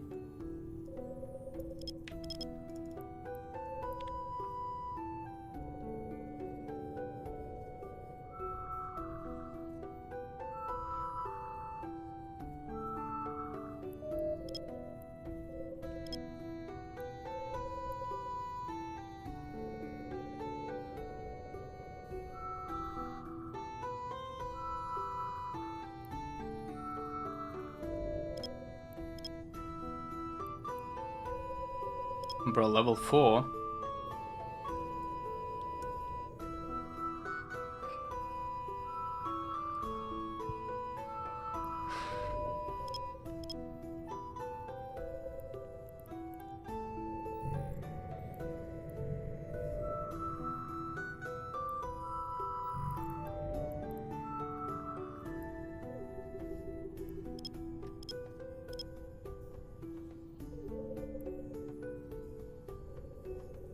If I go greedy,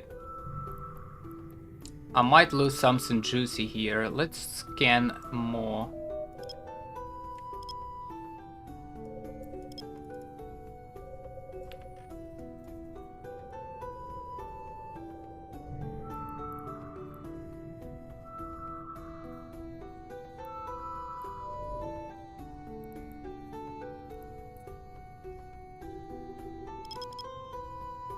A fucking guess.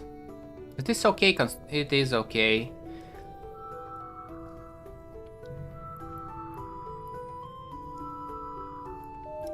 It's okay.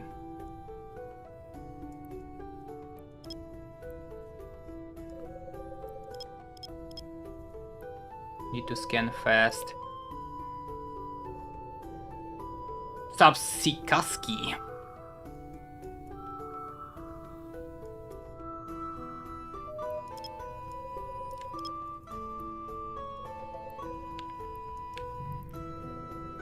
This guy's still scanning, he's not doing anything yet. Another guess, fucking hell.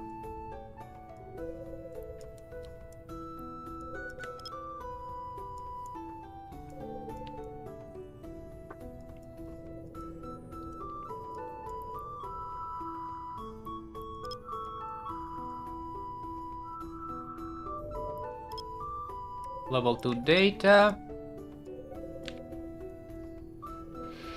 Scan fight. Yep, competition. Oh, I see Stratius.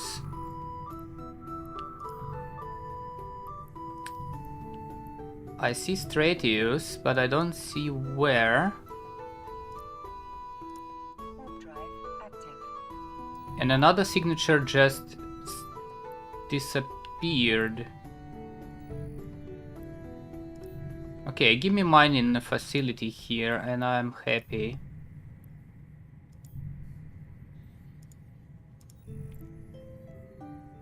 Alright.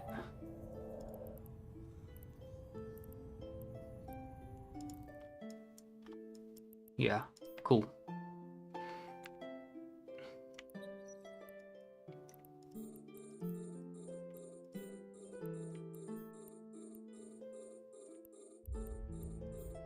Why is this one picked?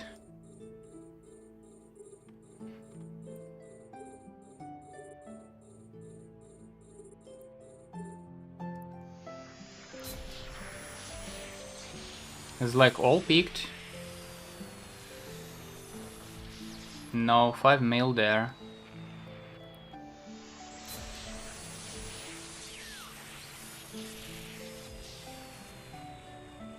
Almost 1 mil.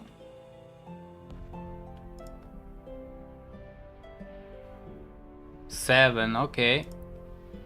Now we can get some from here. 4. The first 2 crates though, absolute dog shit. Let's delete it.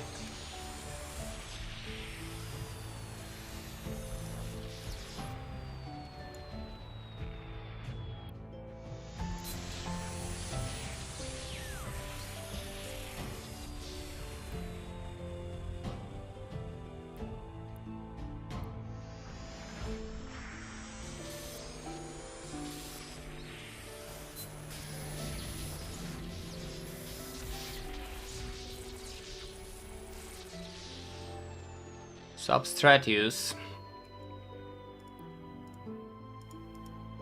You kinda late to the party.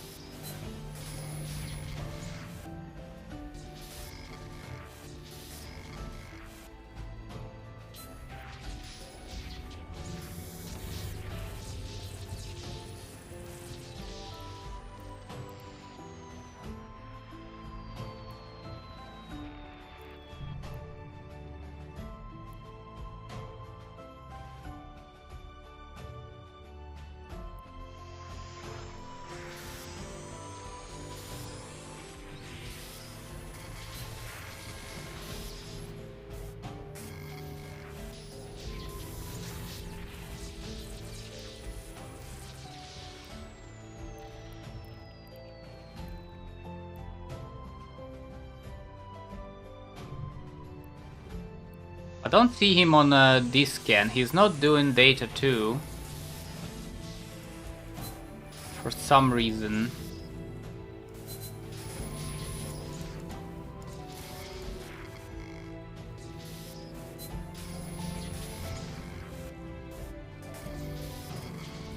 Yo, where is this crap? I gonna...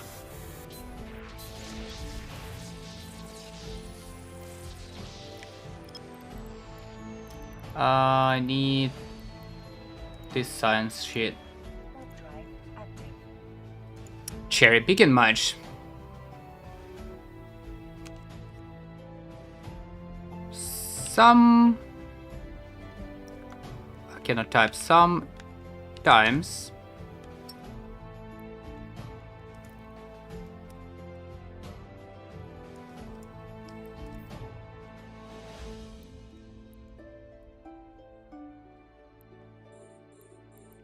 I don't mind if people cherry picking. Not anymore.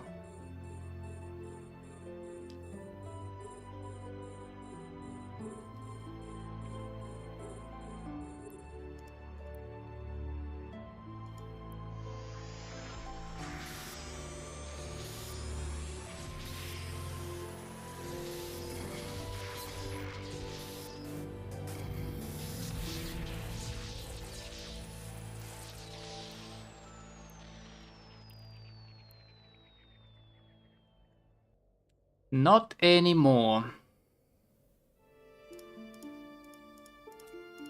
I just know I can scan fast and I can hack this shit fast, so I don't mind if people cherry pick as well. If they cherry pick, why should I not?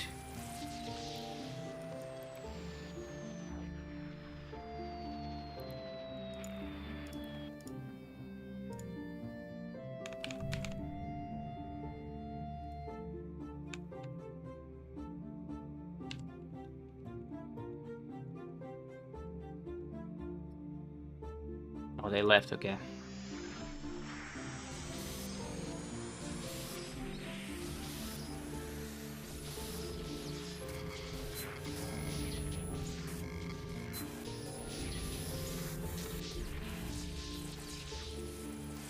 We're not gonna cherry pick in Paragon Soul though.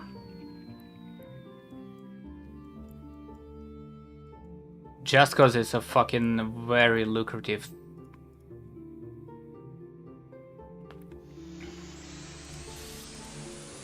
If they drop armor plates, I don't know.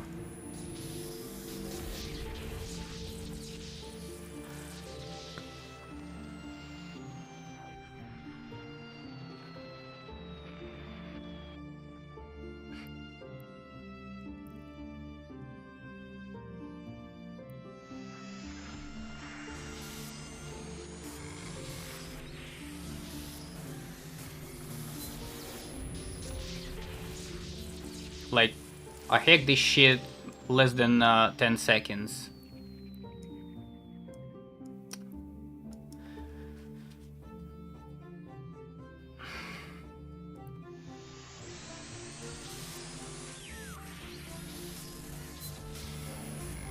Sometimes. Haha.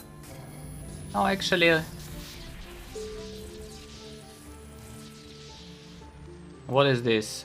Activity tracker must... What?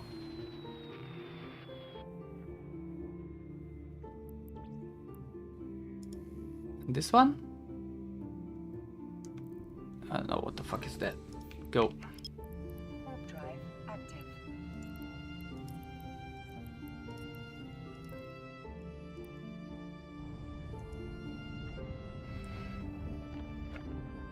Unless they do strict rule about cherry picking, like no, no, no. You're gonna get punished.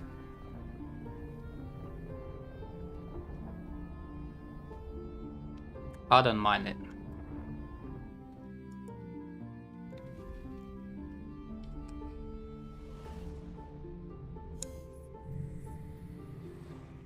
Tiny Cox.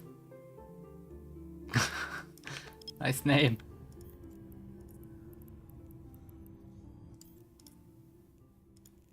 Warp drive active.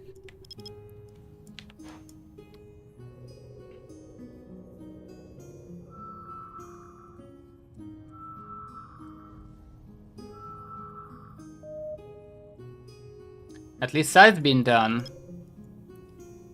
They're gonna disappear anyway.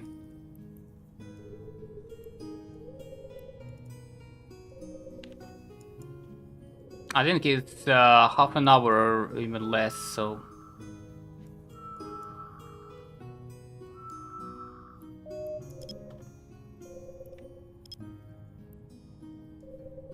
That's why if Paragon Soul drops armor plates, which is 6.5 mil each, it's better to complete the site so it spawns straight up somewhere.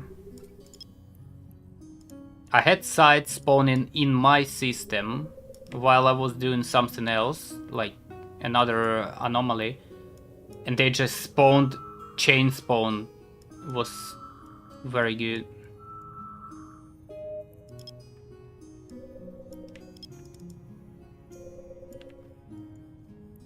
This one might be something, unless it's another guess.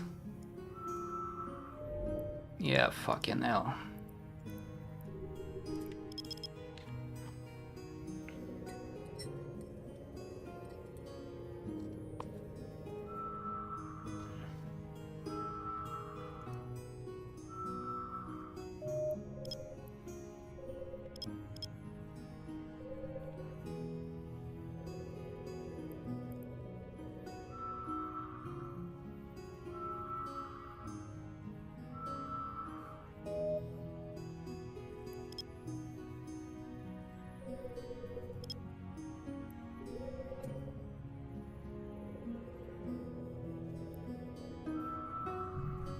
A lot of guests today. And combat sites. I might not catch it.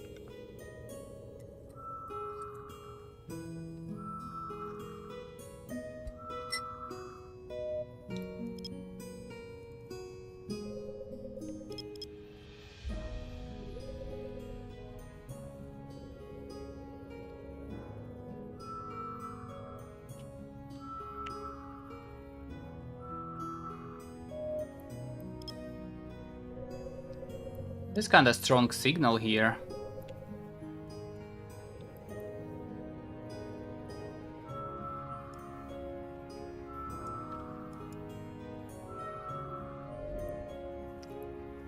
Combat 4.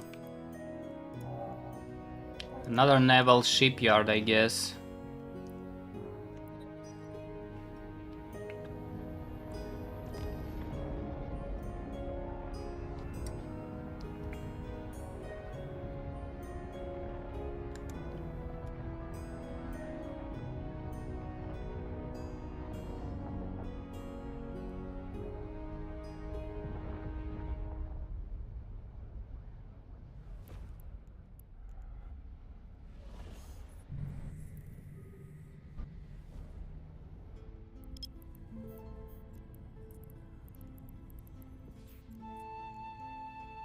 Warp drive active. Stratius here.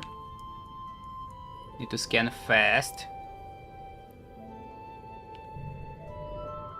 I actually pick him up here, unless it's...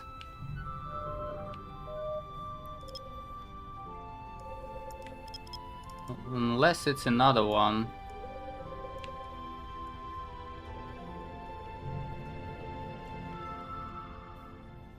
This seems too big.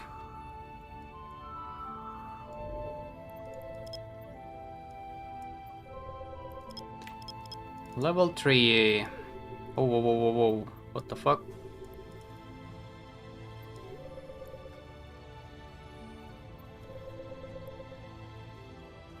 Just one-shot it.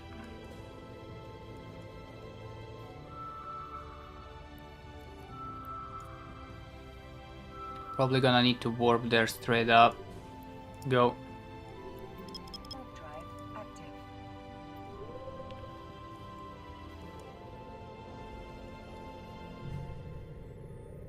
Heron. It's probably here. Yeah, he is. Combat site. Have nothing to do here. Go. Warp drive active. Dracarys.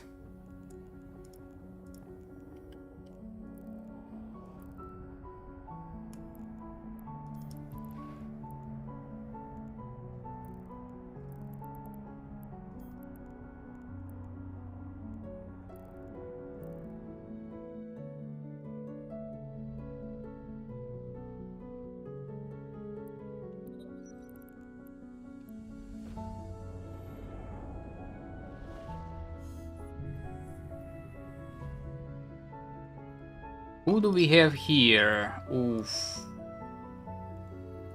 Campers. Warp drive active.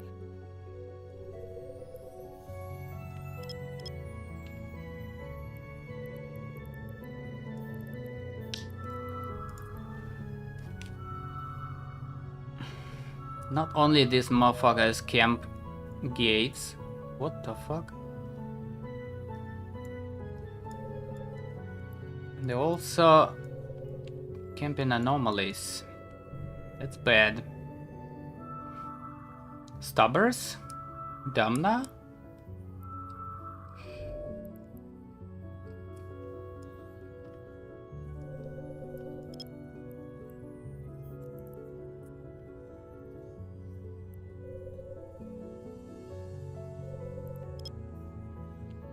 I'm not gonna do anything here. I just wanna see if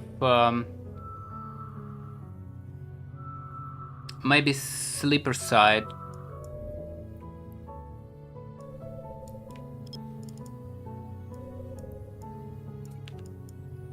Just scan it. Maybe on my way back, I'll get it.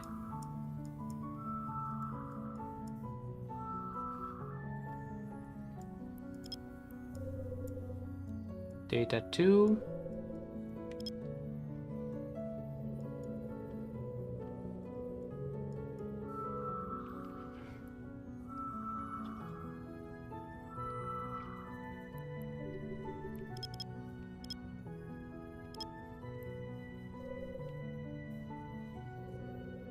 Should have went for 2 AU straight up. I don't know why I did 4.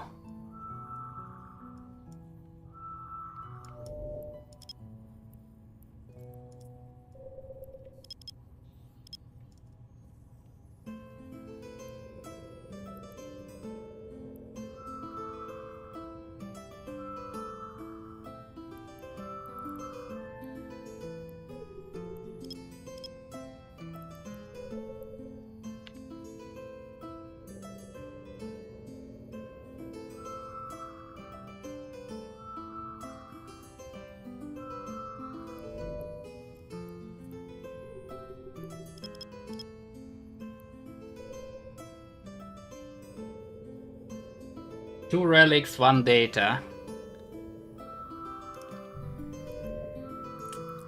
NATO, huh?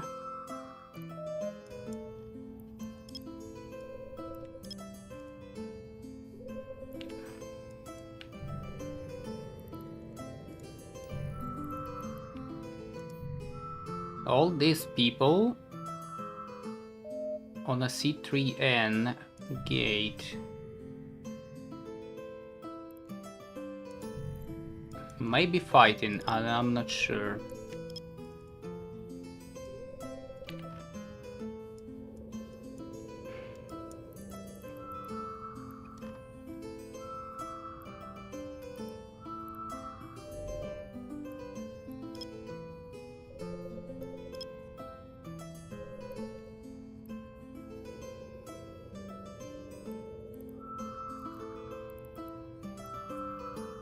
Warp drive active.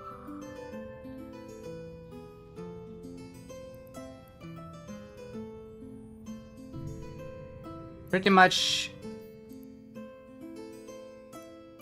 nothing to do here. Yeah, let's get the fuck out.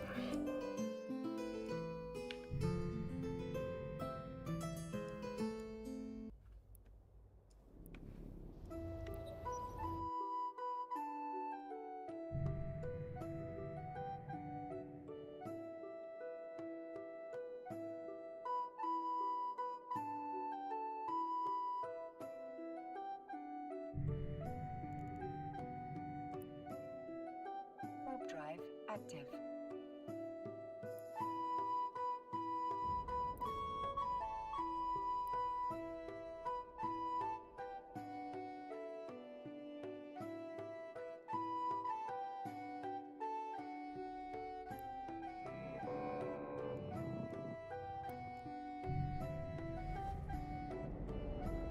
There's no way this Ishtar's still crabbing there.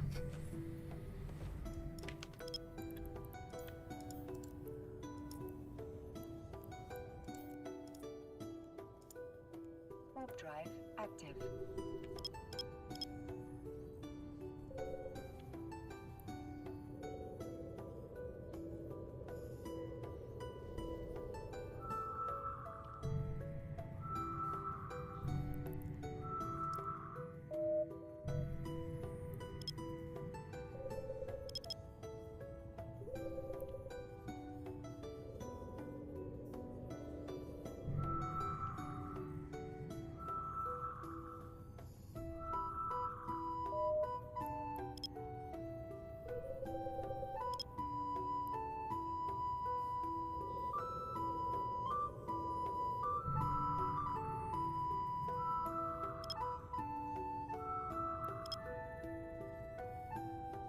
Blood Raider Coordination Center.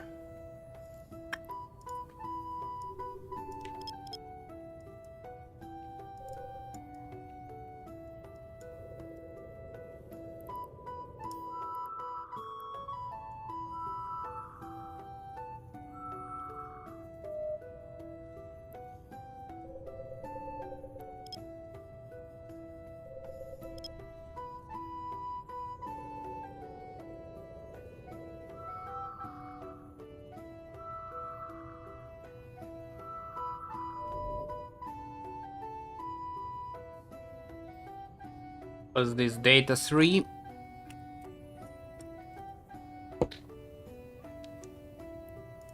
How long until in event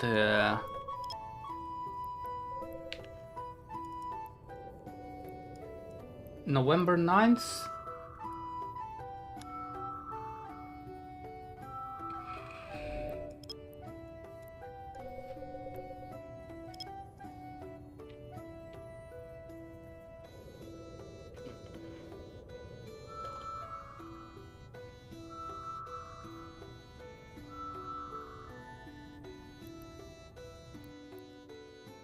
Warp drive active.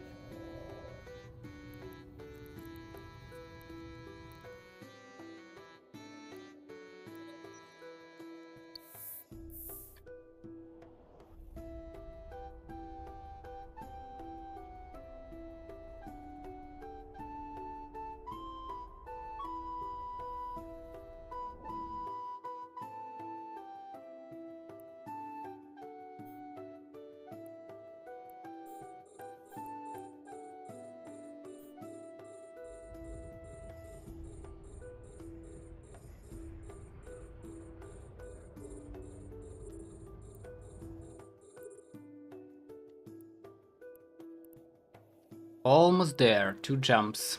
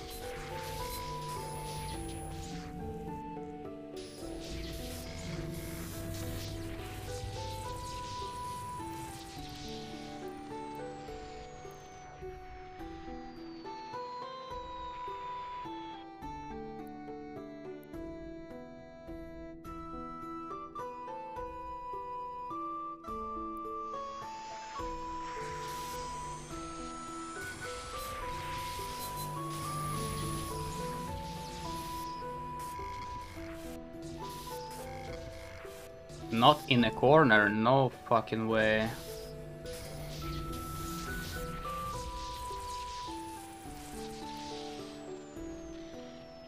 Substero.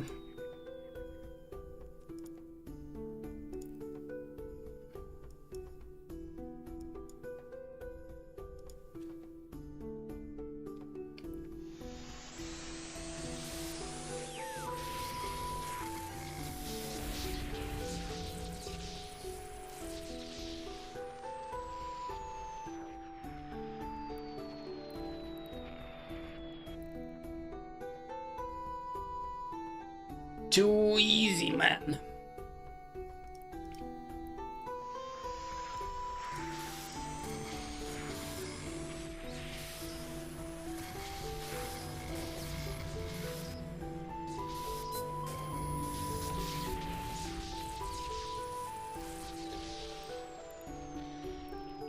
That's great, let's reset this, why not?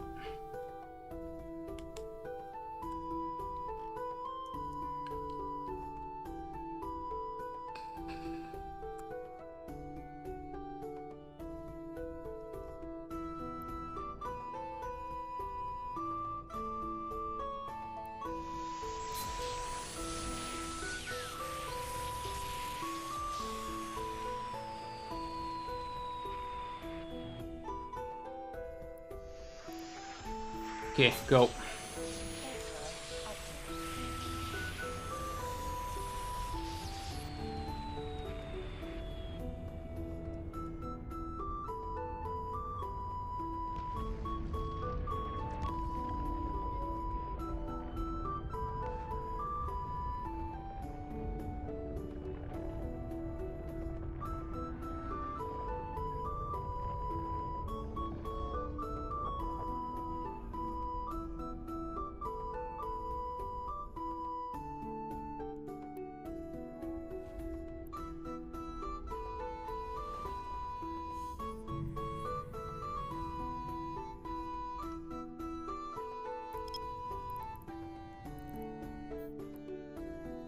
Warp drive active.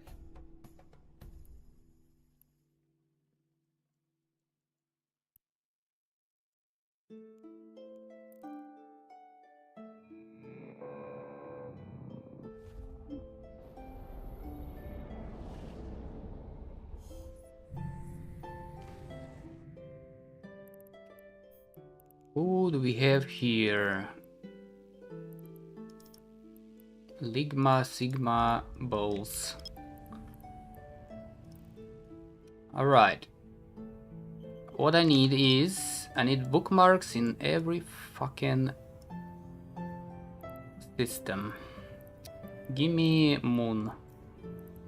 Go. Warp drive active. Never.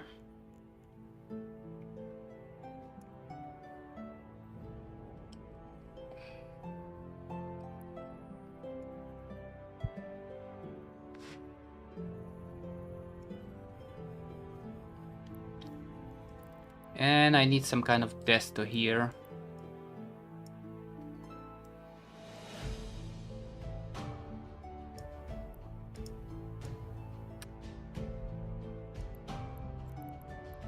Okay, we go here first, then we go in here, we go in here,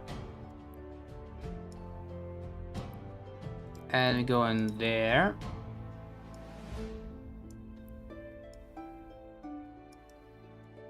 Is this connected? It is.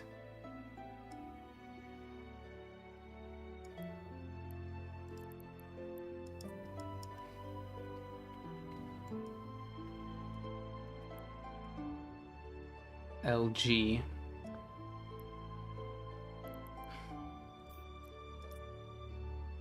Warp drive active.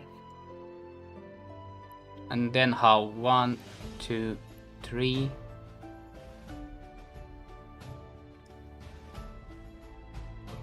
One, 2, 3, 4, 5.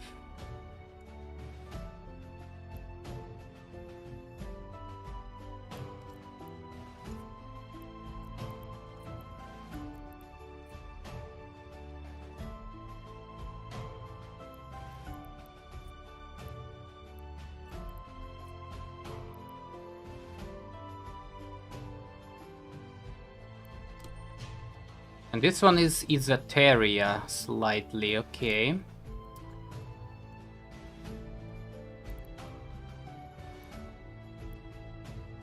Eastern Paragon Soul. They need a bridge. They need a bridge from one of these systems in here. Would be nice.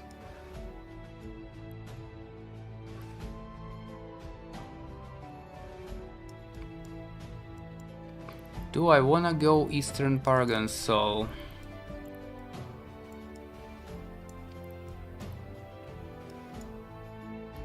Maybe not. Let's go.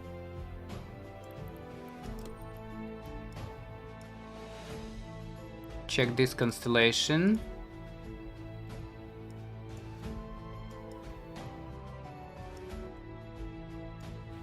That's tricky. Lul. What the fuck?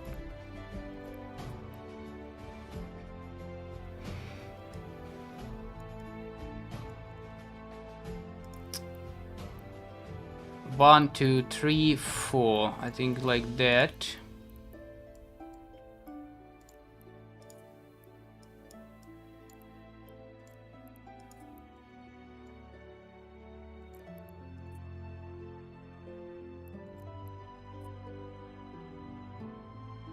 Yeah, that's gonna be enough, man.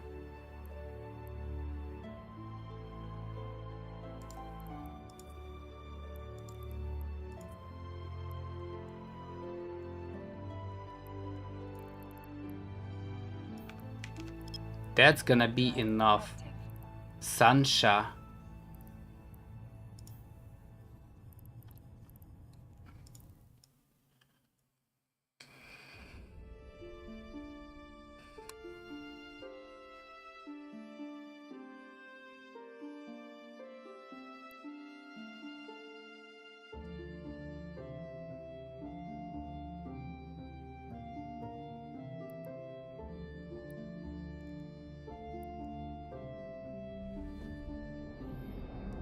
Change Intel to Paragon.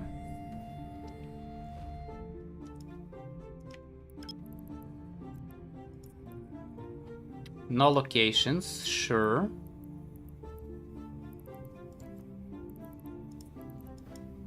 Warp drive active.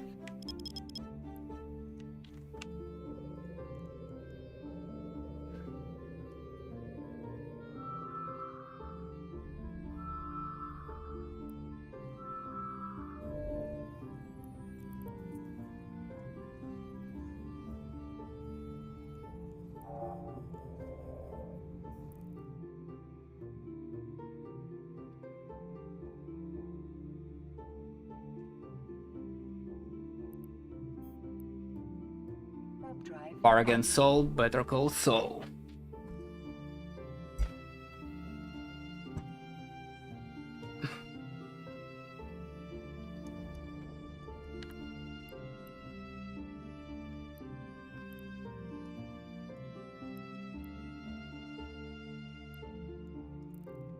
Who's these people? True power.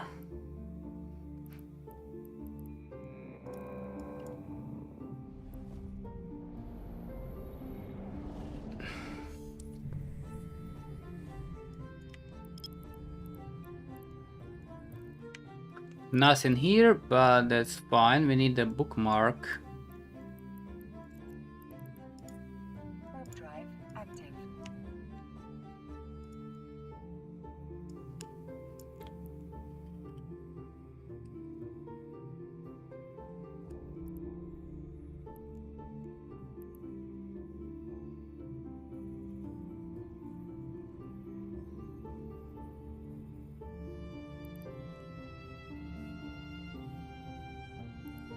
Go next. Warp drive active.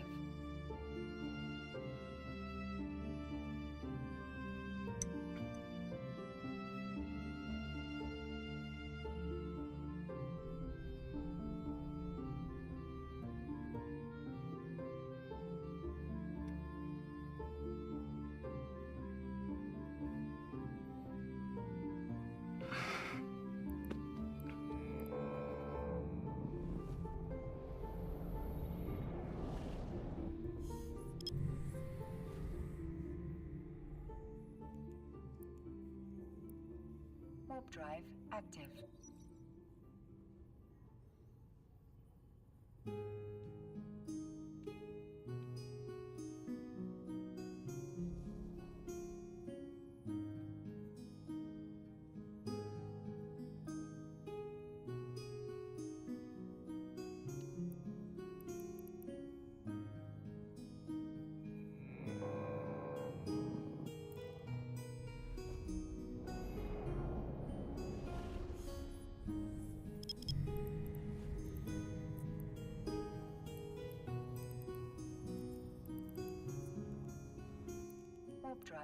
active.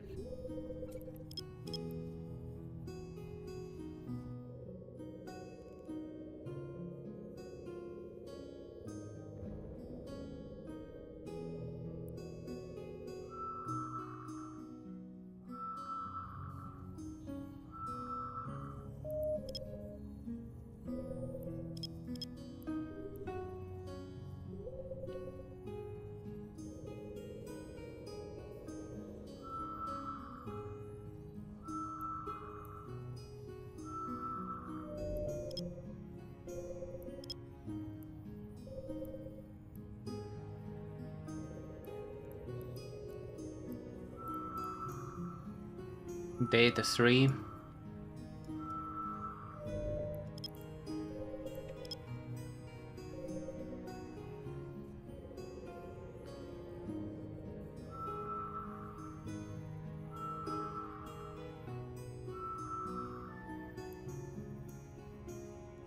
Warp drive active.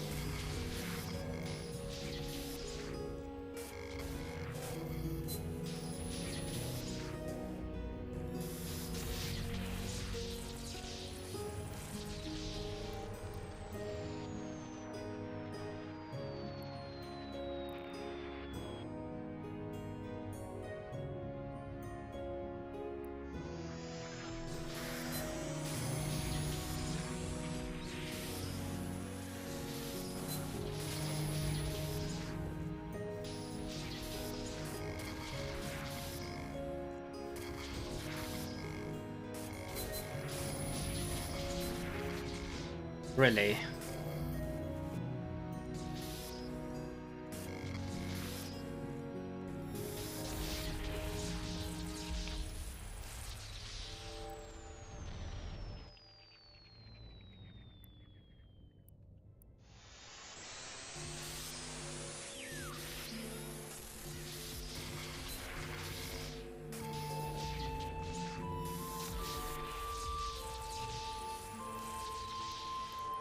Okay, let's move.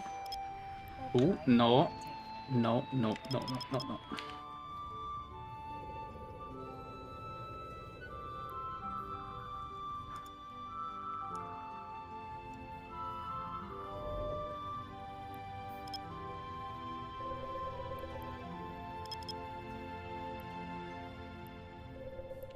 Relic 1.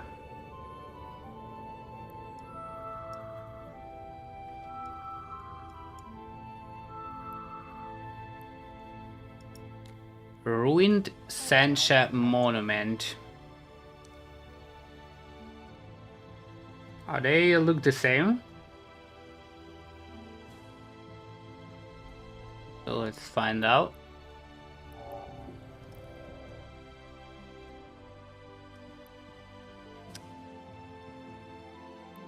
Kinda and kinda not.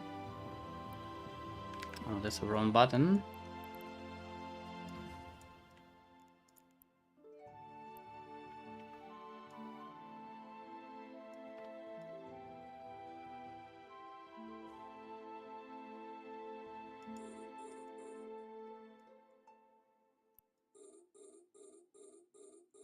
Oh, why gonna do this?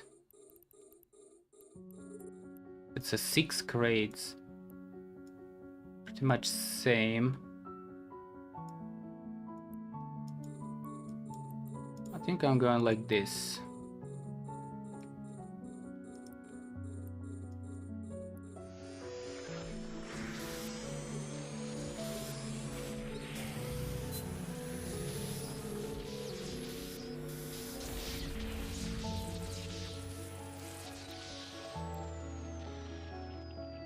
What I just got?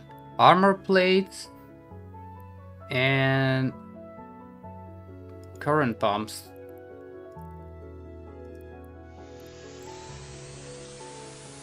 That's something that doesn't spawn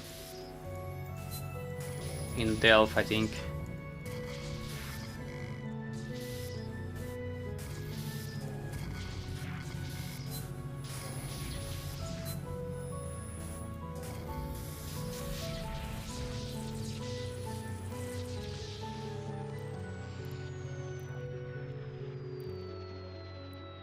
Armor plates. 3 intacts, 22 mil straight up. Oof, oof, oof.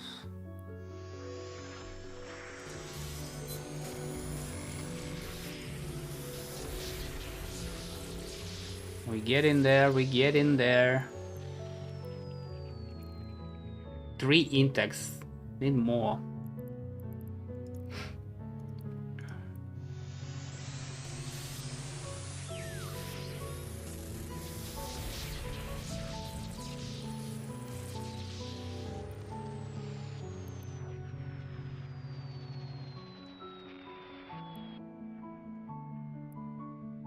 Gotta be rich.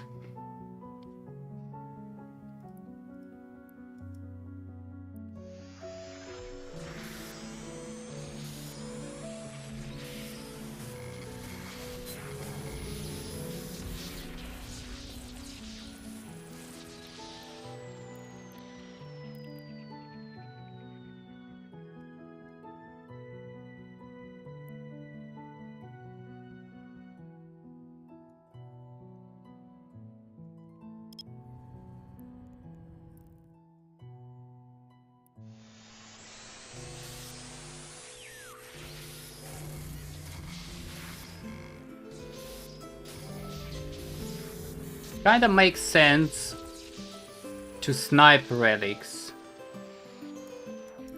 Warp drive active. If you think about it. Don't bump.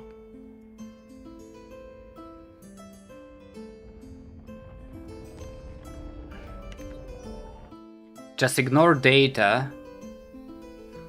Or at least ignore data 1.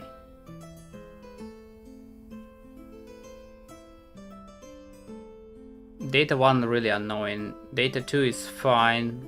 Pretty much every data is good. Crate's kinda close, but it's a Sancha region. I don't know how they how Crate's located in data size. We'll check it out.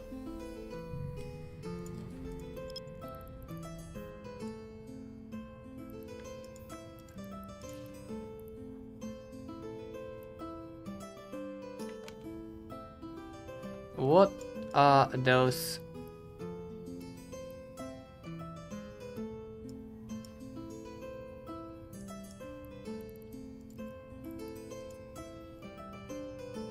Warp drive active.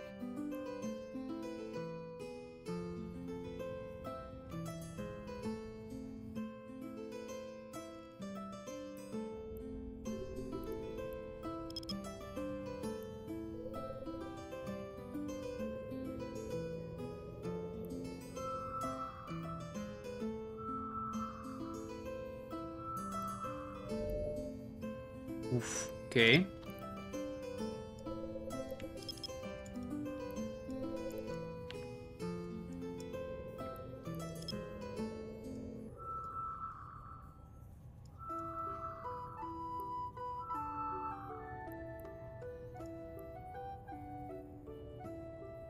Central Sancha's parking, okay.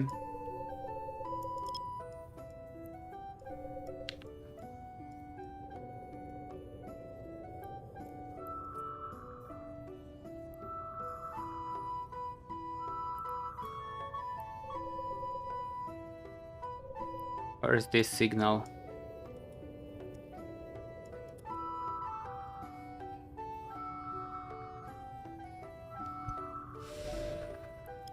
Another relic. Cool, we go in here. Warp drive active.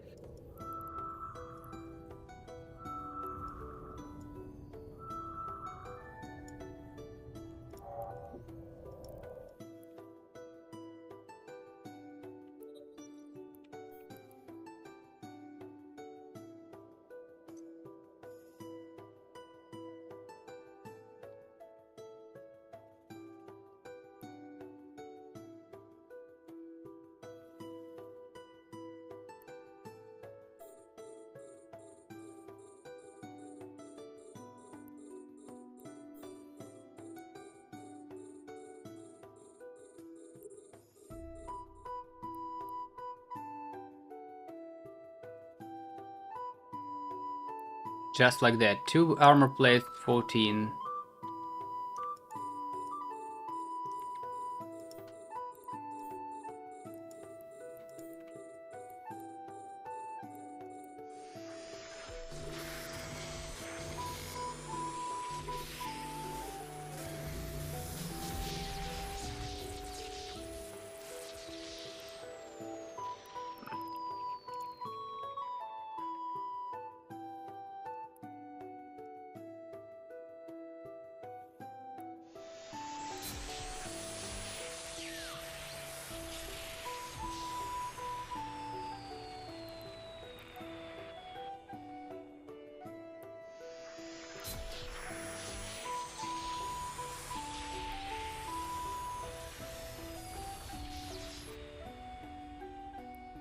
$200K, taking it.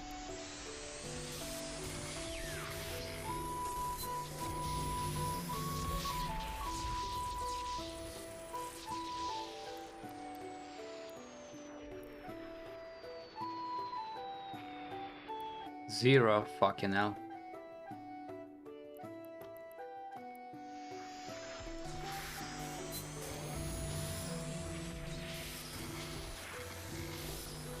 I wanna see like 10 armor plates in one crate.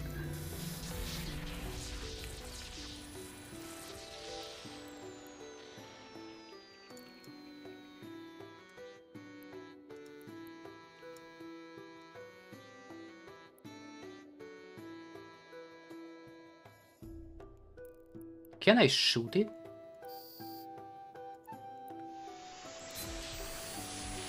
No.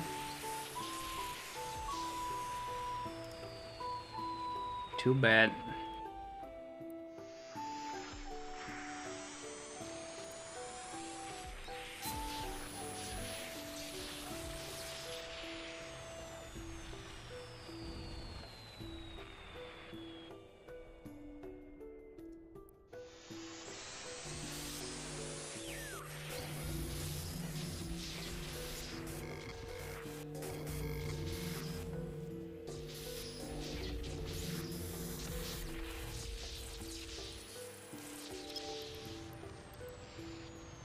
Go next.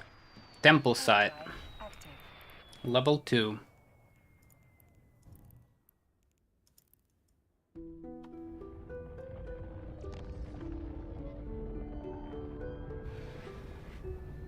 No problem finding relics so far.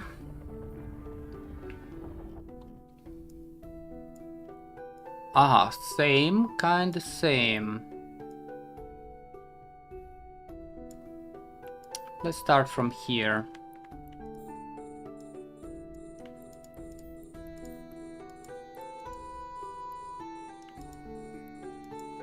It's gonna be too far from my locking range, I think.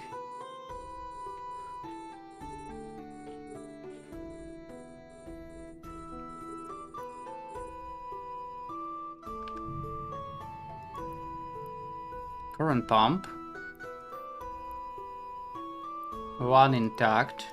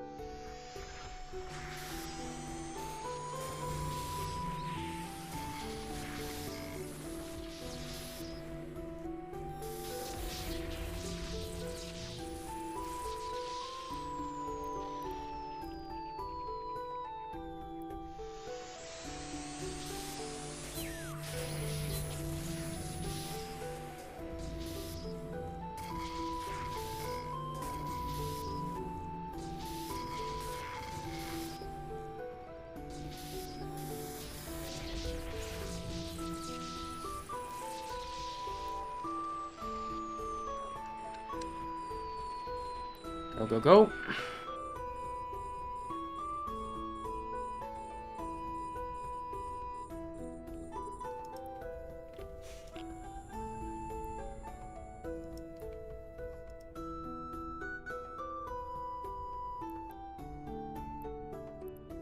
Nanite compound.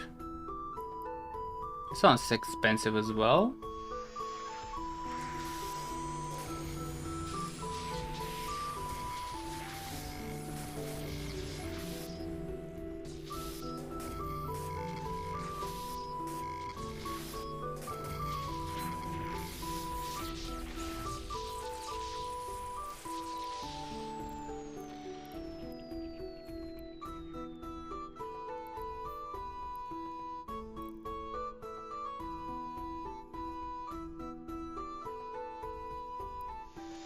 Let's say you can get 100 armor plates in one run. That's fucking...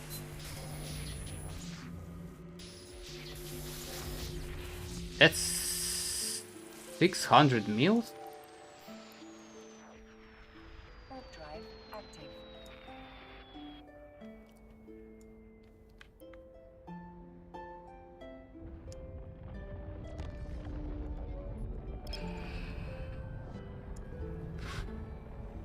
I forgot about this data. Let's check it. Do not jump. Warp drive active.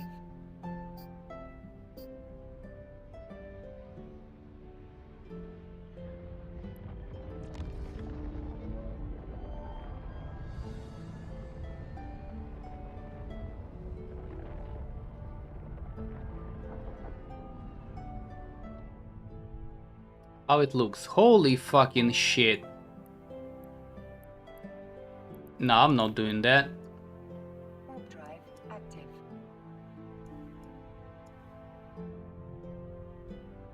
I'm not doing this. That's 20 minutes work.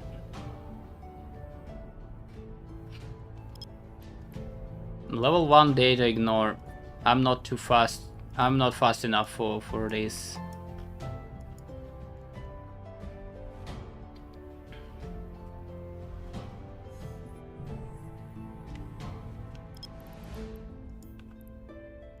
Warp drive active.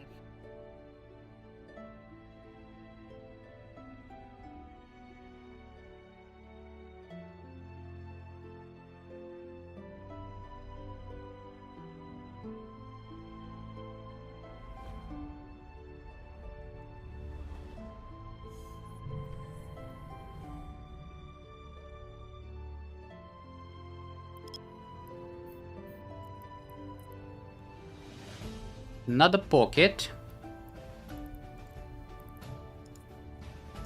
Warp drive active.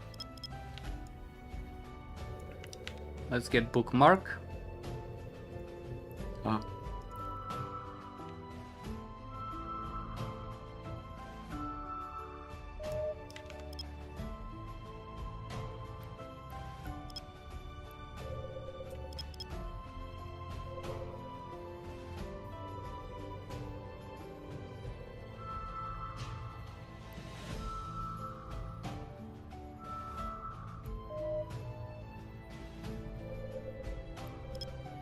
Why it's been weird?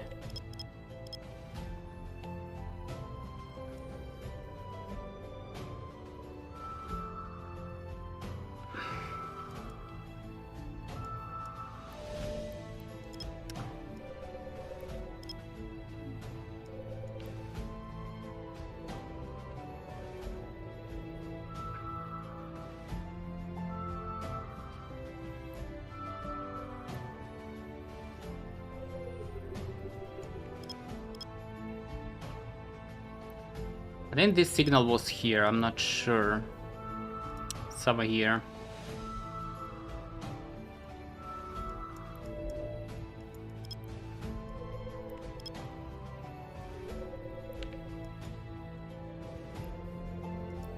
Let's do Crimson Harvest straight up. Active.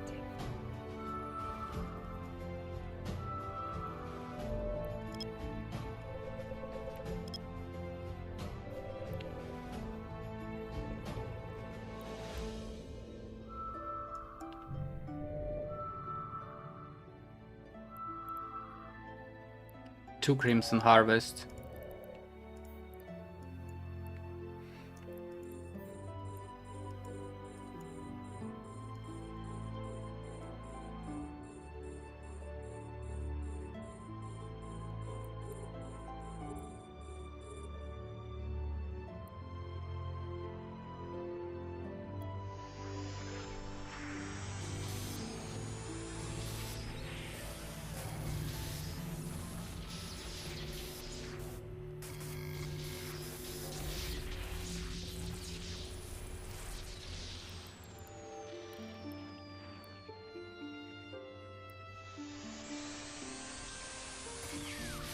Dogshit loot.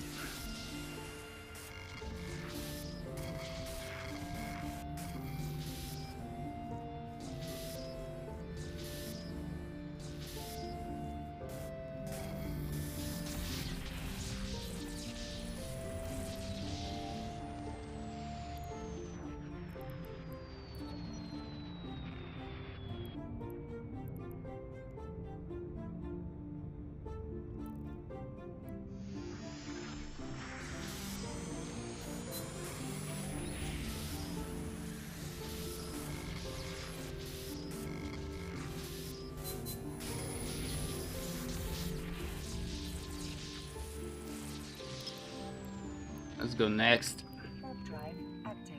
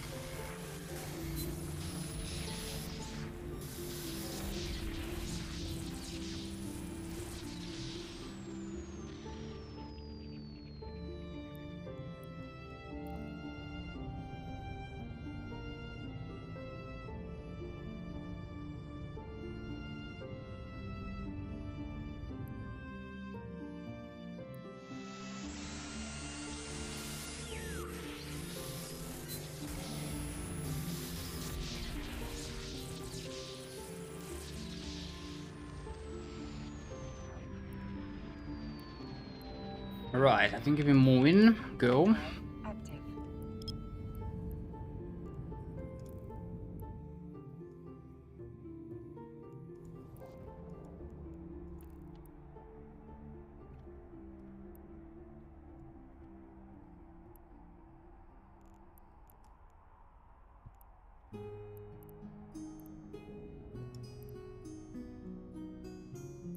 Interesting if they have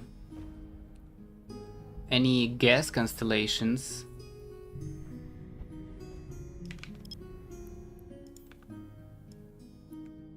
Warp drive active.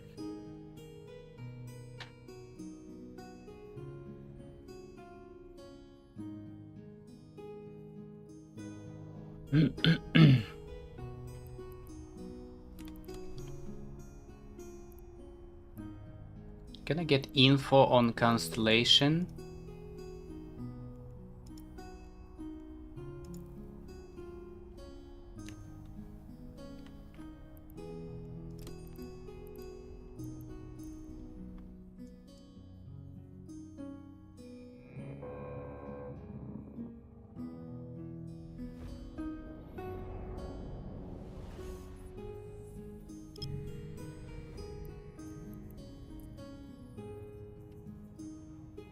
Okay, okay. We need bookmark. Go here. Warp drive active.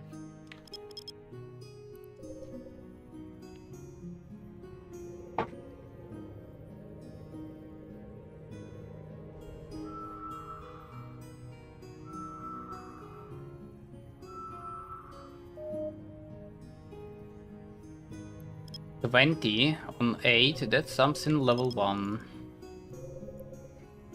A relic?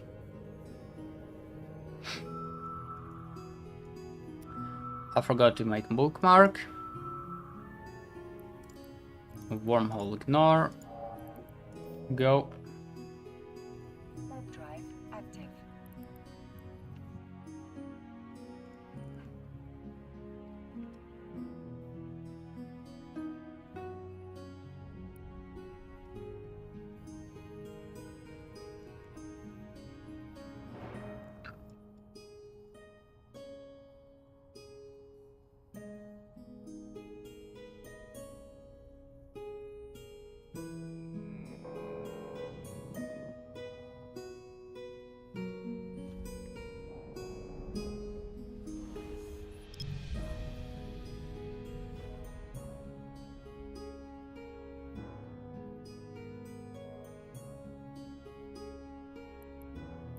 Nothing here.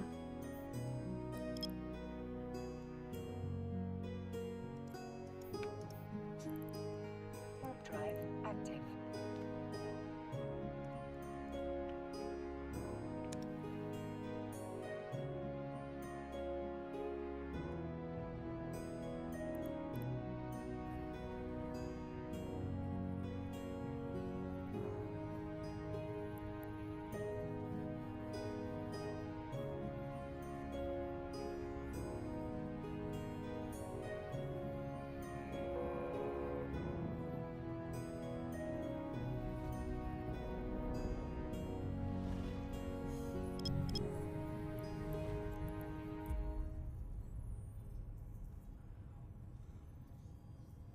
Right.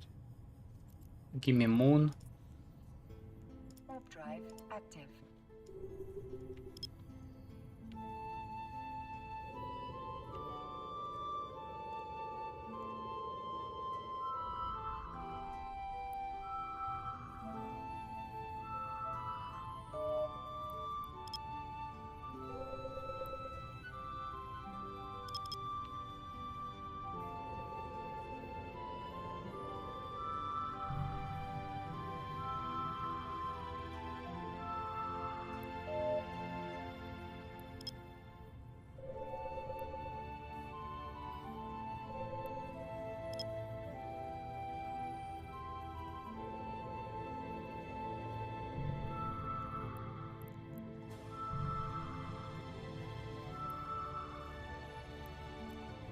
Fucking wormholes.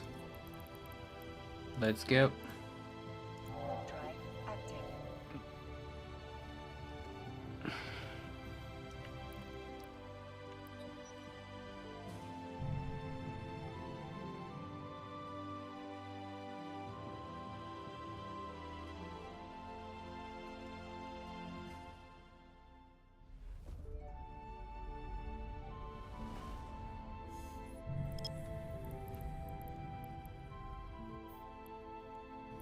Warp drive active.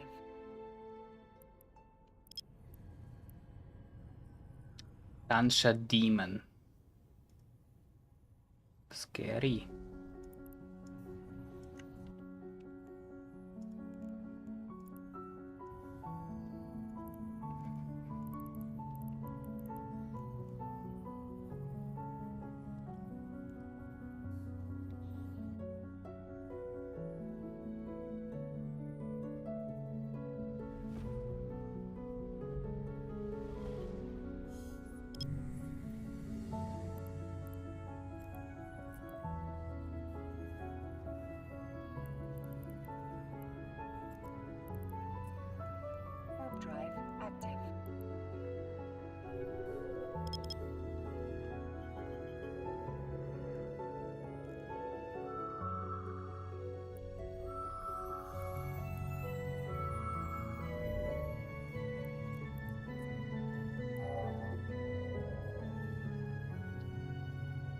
That's not what we need. Warp drive active.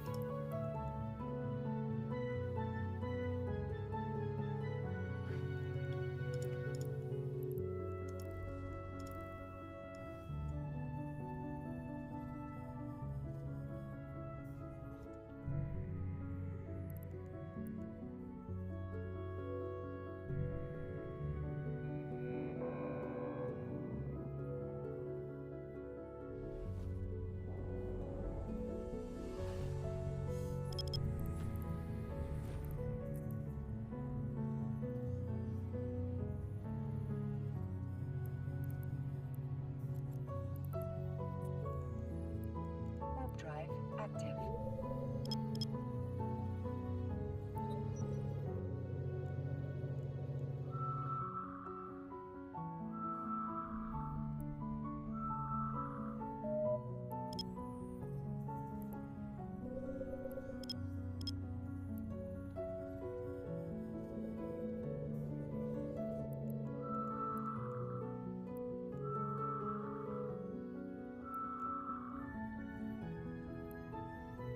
Tancha Fortress.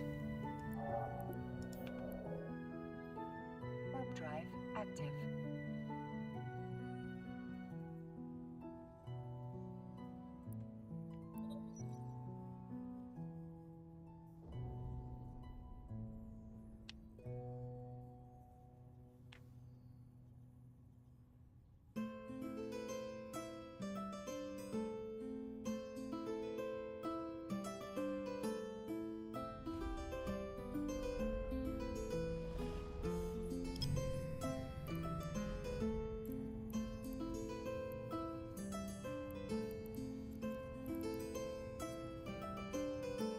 Warp drive active.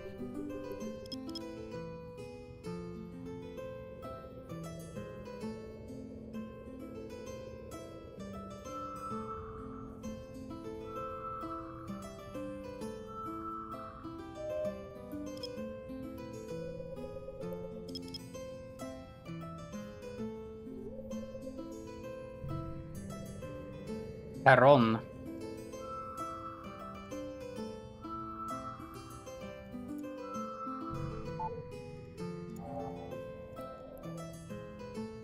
Warp drive active.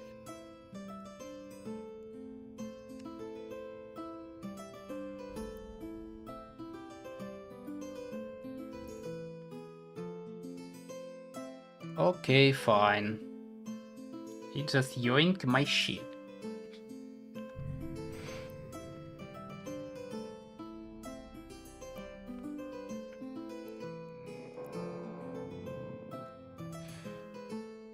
Cool.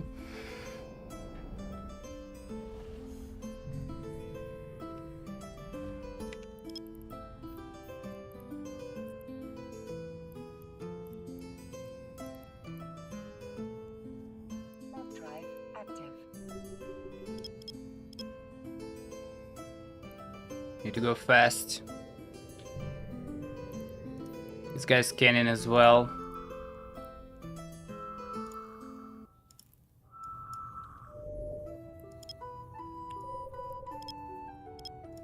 That's exactly what I need.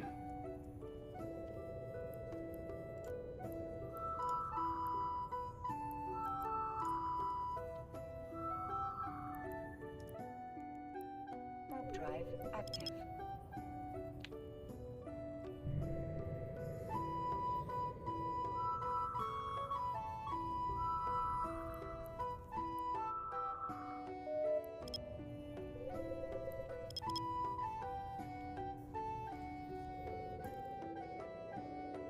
Good, I'm first.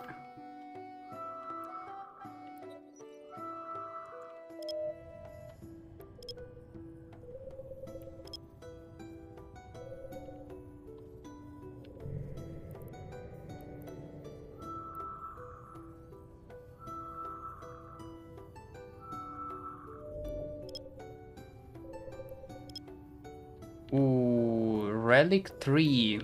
I don't know, man. You know what? I'm going Relic 3 first.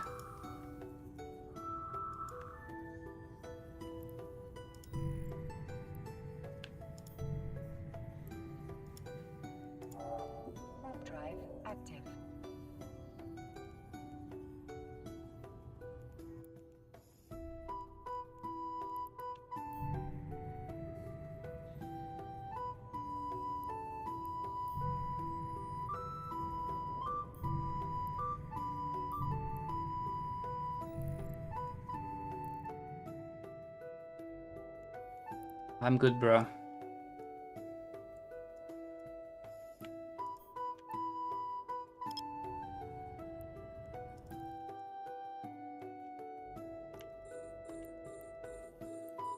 Kinda looks the same as Delve.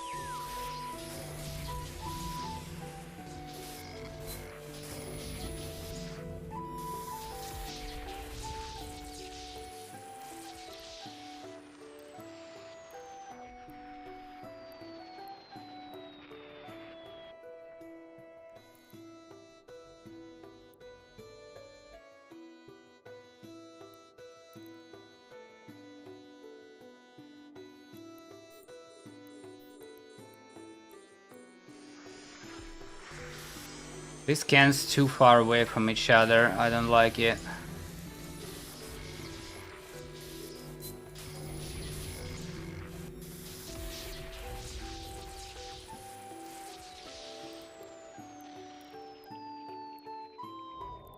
$28 mil. Oof. Okay.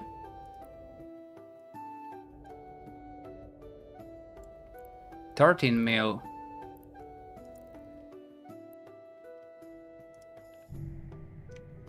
Let's see if this Heron doing Relic 1.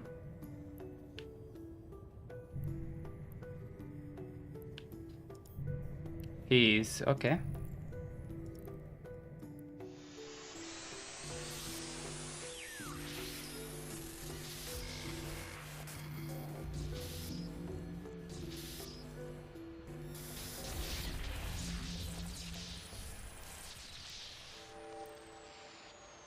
Okay, alright.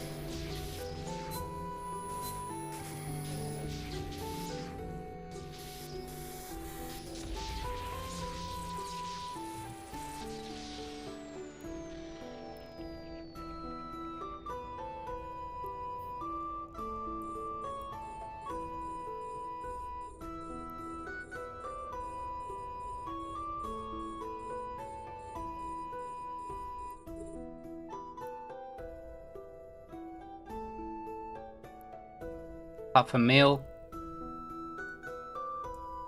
It's not bad. What was that? 28 and 13.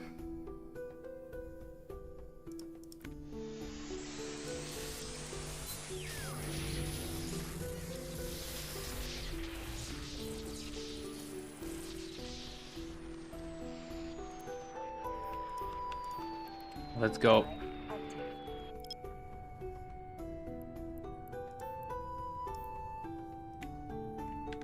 Bookmark.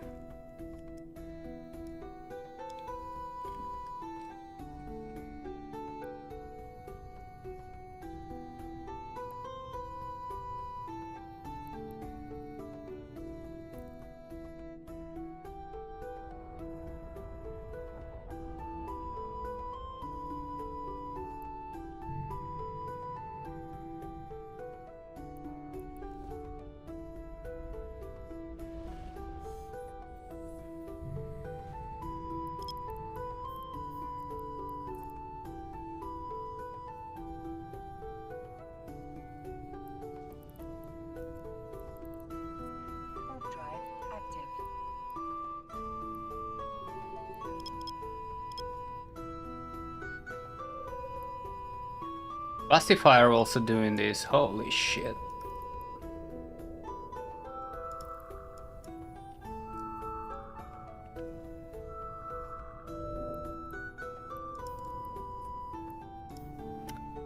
These two kinda same strengths.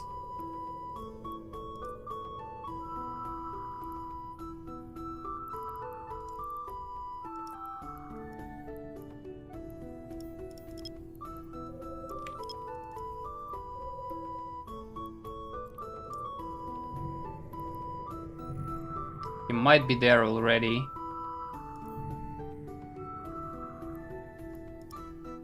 Go, go, go, go, go, go, go.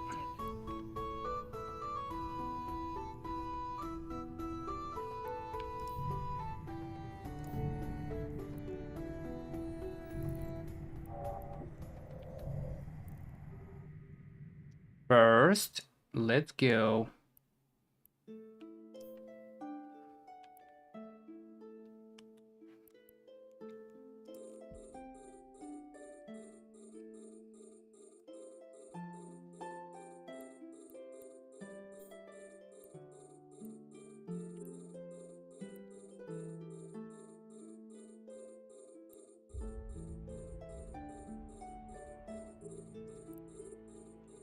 Stop.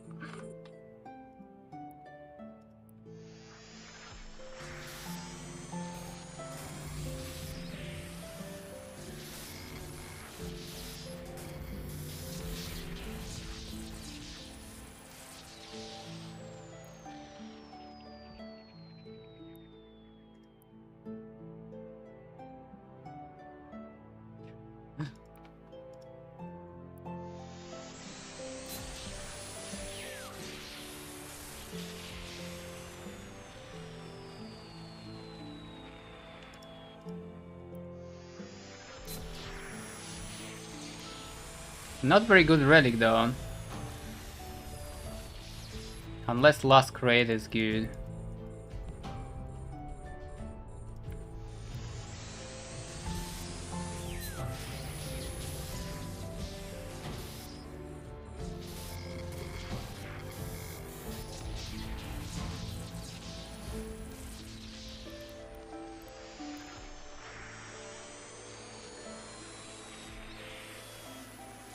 You know what, I'll take it.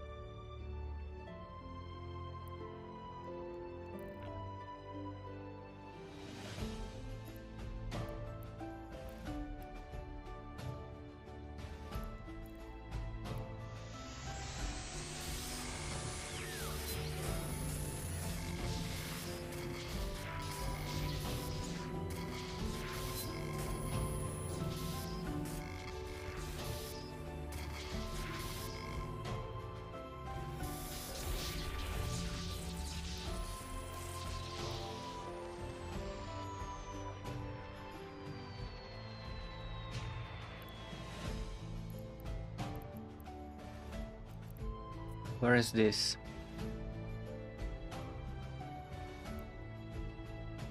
What is that area? Why they linking it?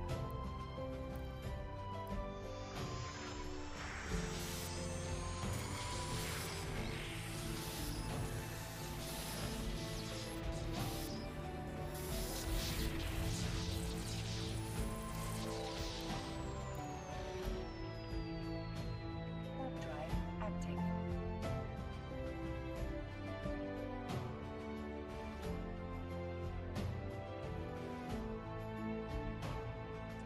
I'm not sure if I like it so far. I don't know. Mixed feelings. 12 armor plates so far. Ah.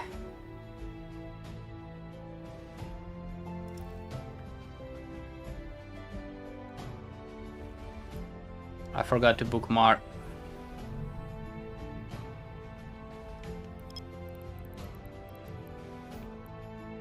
Drive active.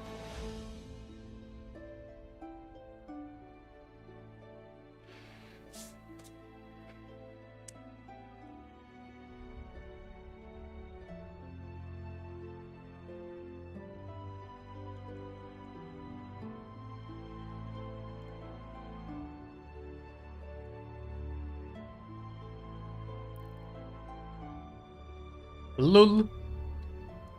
We arrived.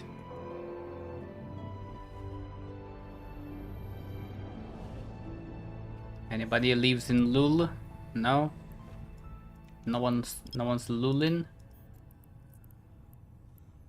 Okay. Bookmark. Warp drive active.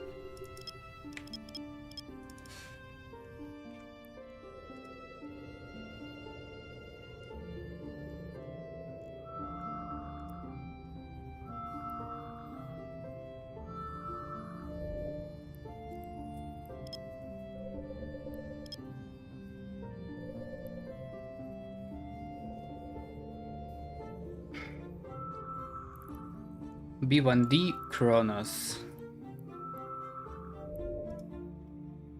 That's fucking Esoteria. Why they ain't linking it here?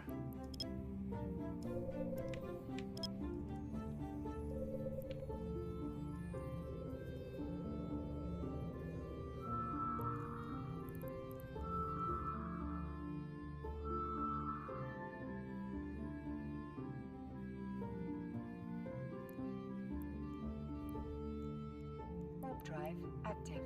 Relic 2.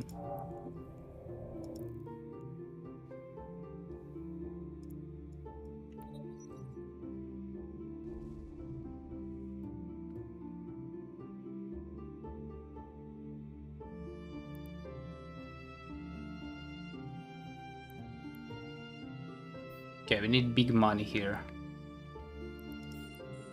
Huge money.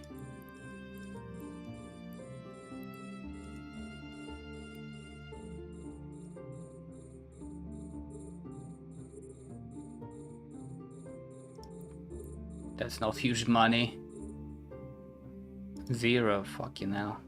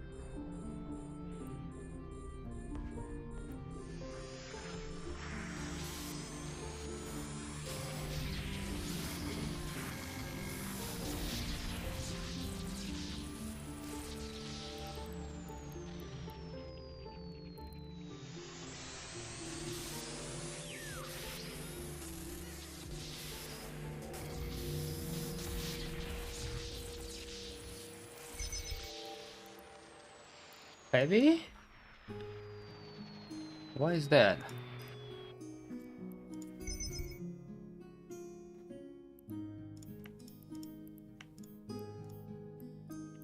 Why I have so much shit?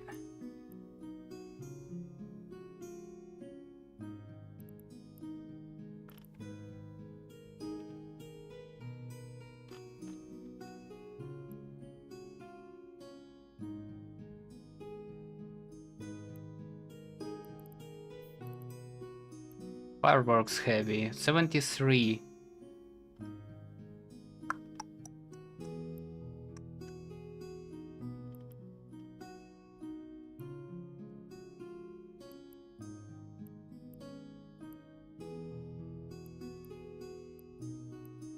Any of the salvage super heavy here? I don't think so.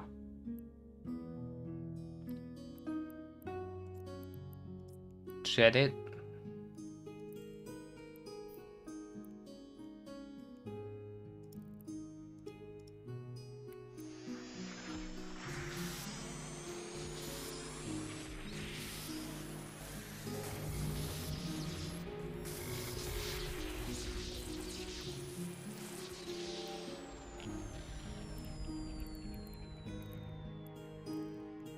Ooh, I know what might be heavy.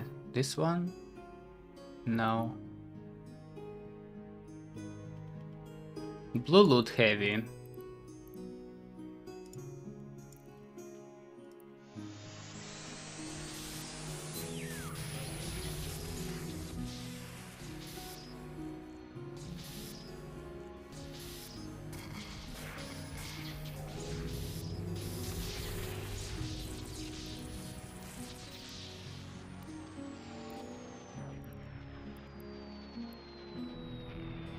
Warp drive active.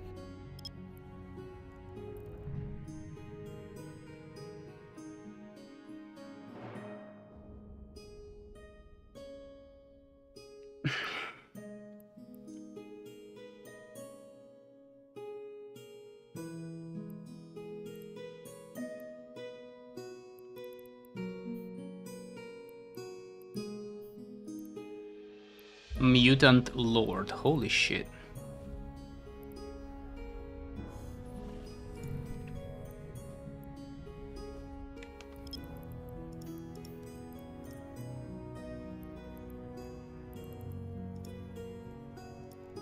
Warp drive active.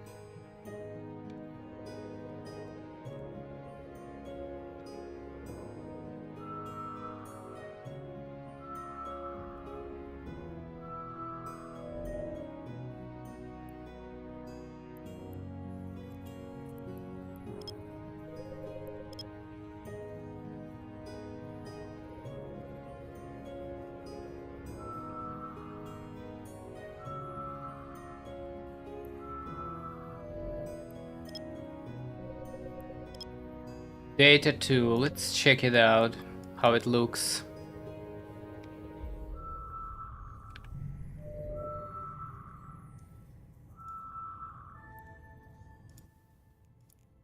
Warp drive active.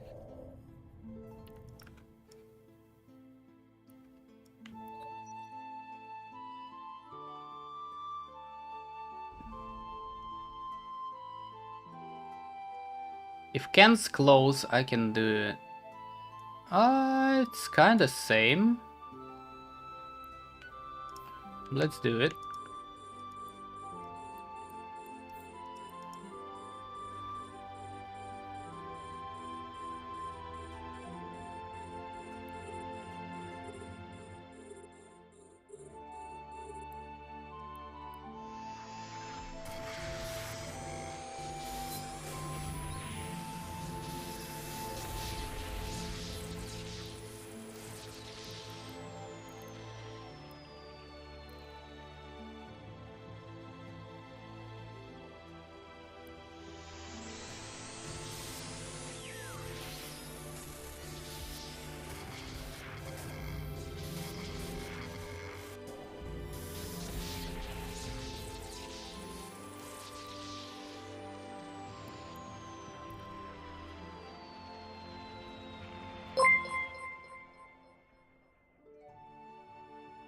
Top haircut, thanks for the follow.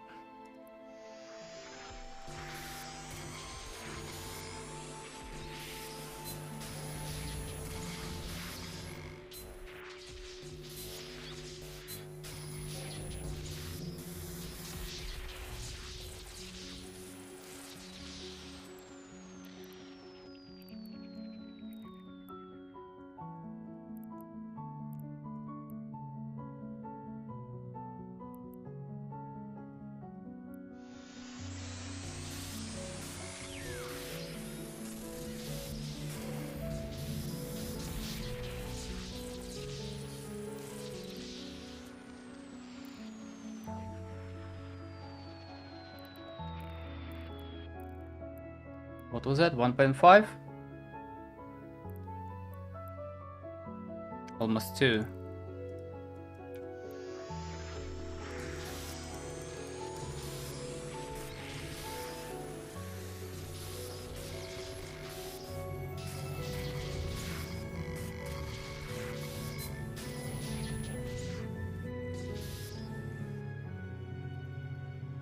It's not here.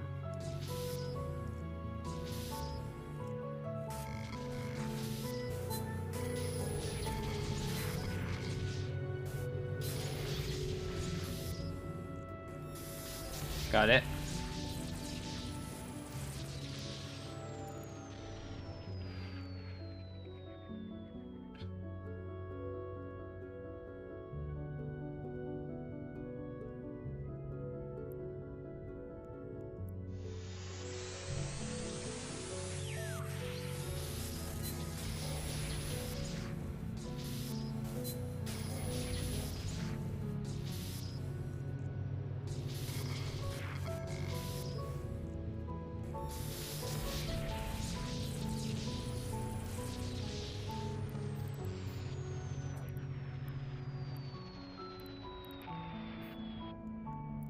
Warp drive active.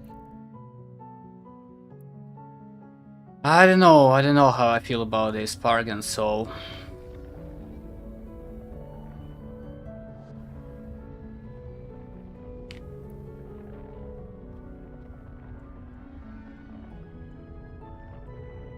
It's kind of far, and then whoa, you go into this pocket,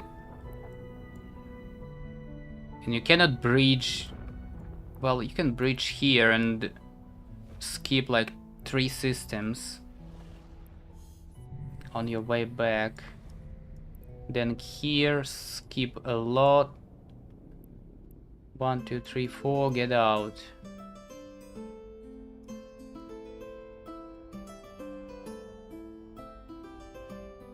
They need more bridges here. Oof. Terra here, cool.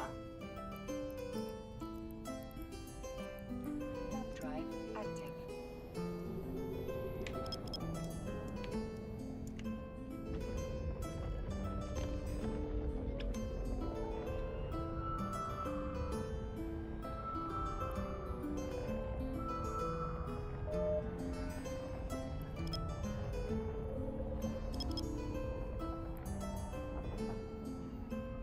Looks like I'm gonna scan Terra.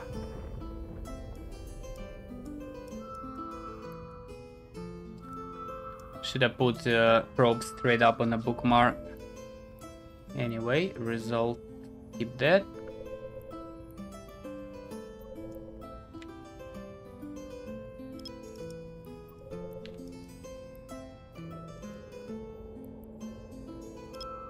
That's a combat site, ignore it.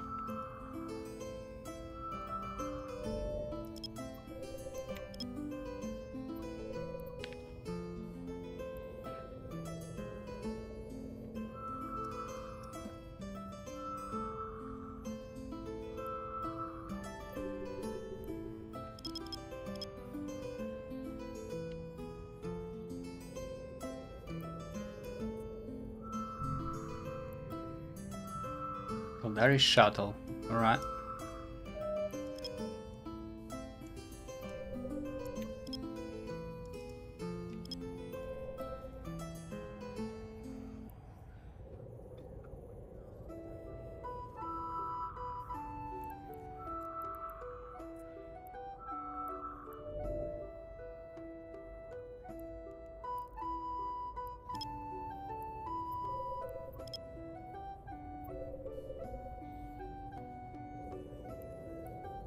Let's do Tetrimon real quick.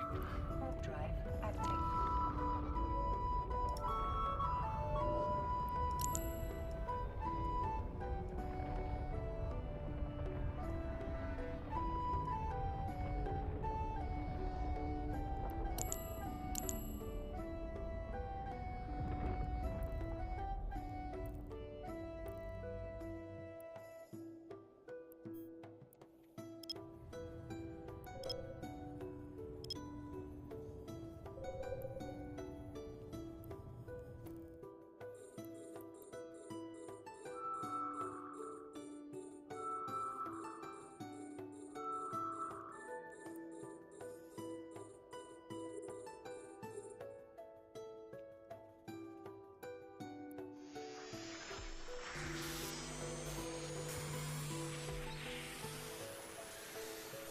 What is that? Tormentor Order of Tetrimon.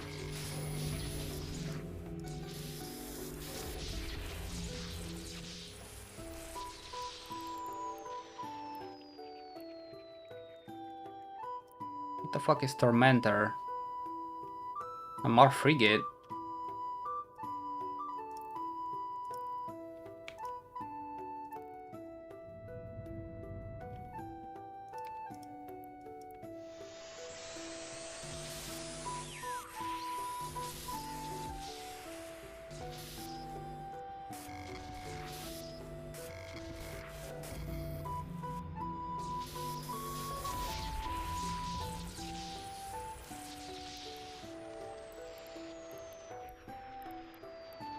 Crucifier Navy issue.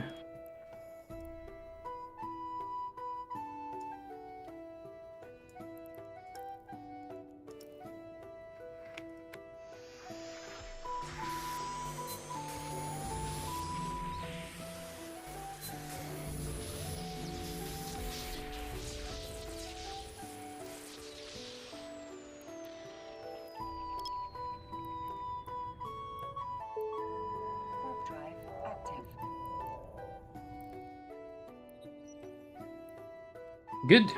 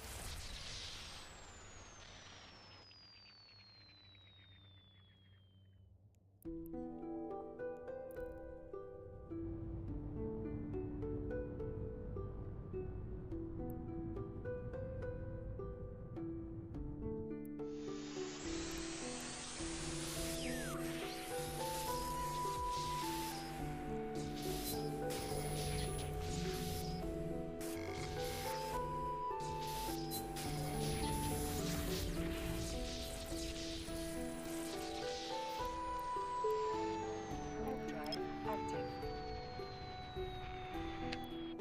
What is it? 9 jumps left.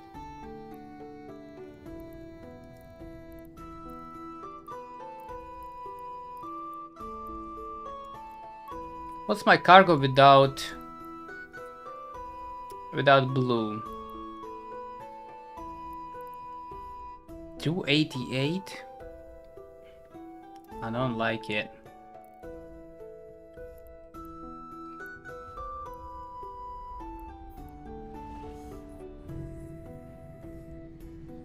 Siege green. This guy might be from the wormhole. This one's empty as well. Warp drive active.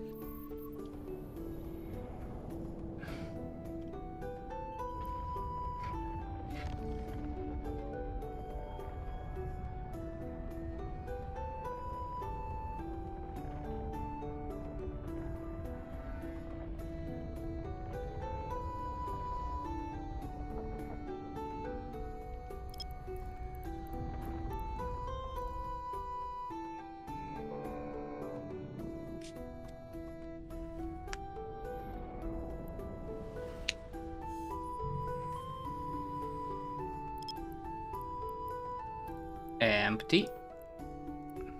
Warp drive active.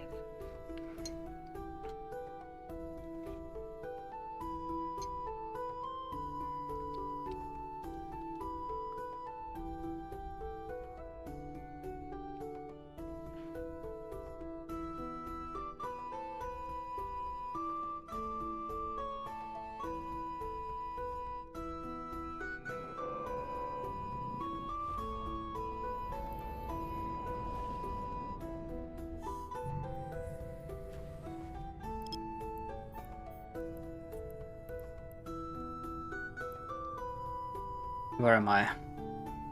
Need a bookmark. Warp drive active.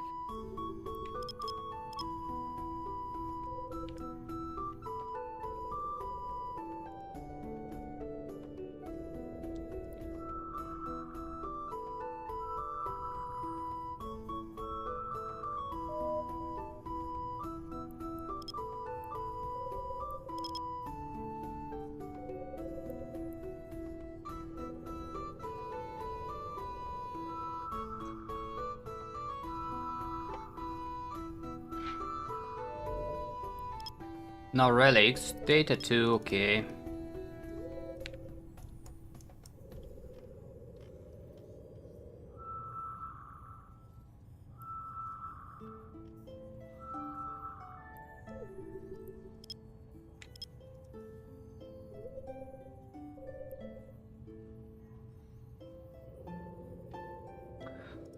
Yeah, this medieval stuff needs to go.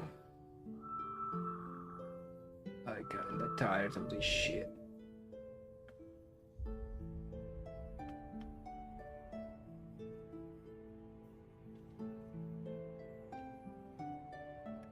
How about some synthwave again?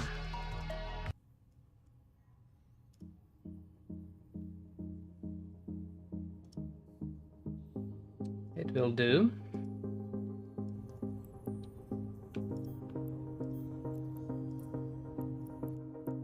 Warp drive active.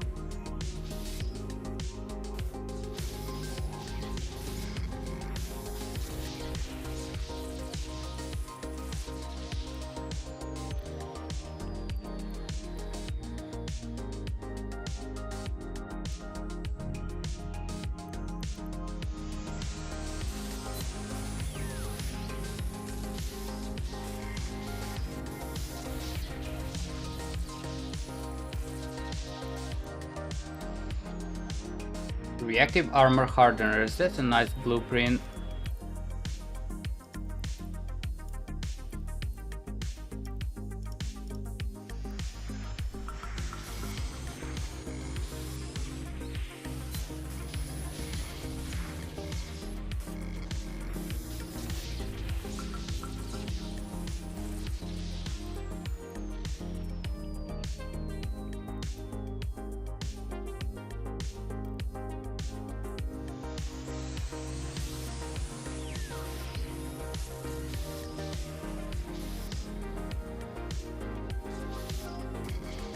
No, it's a Sancha.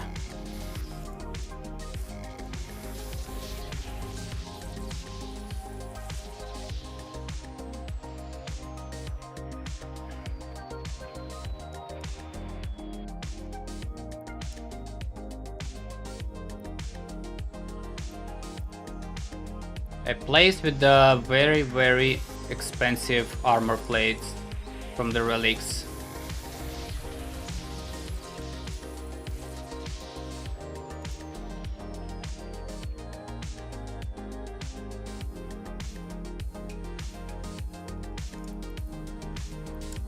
Where they at? This one, intact armor plates. Pretty much 6.5 each.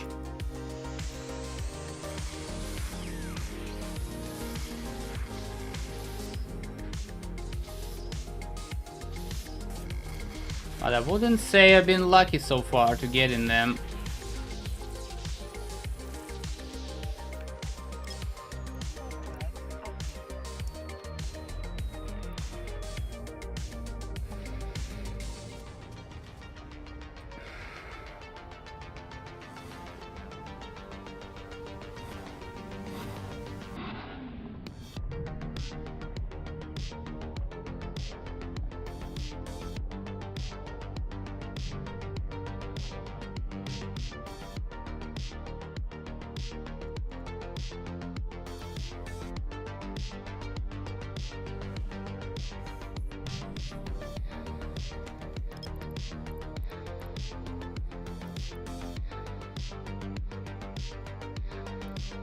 Empty.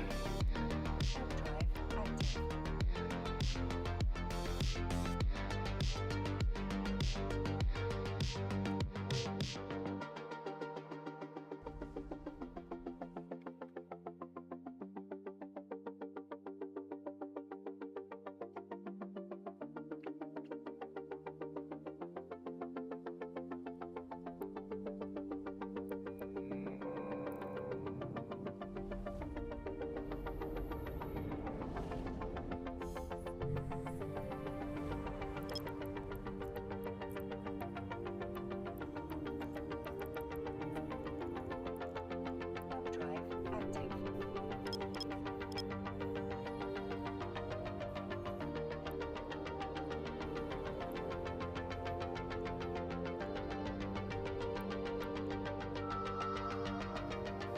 I need this window somewhere else, like that.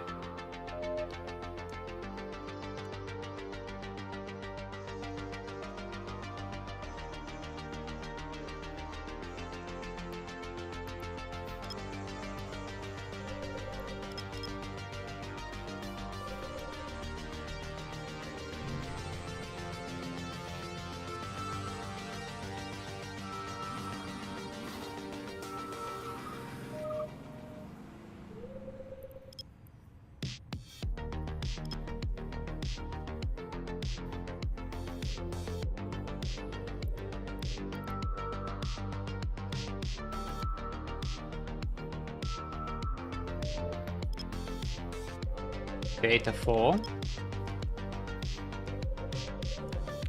Standard sleeper, I'm going home. Probably.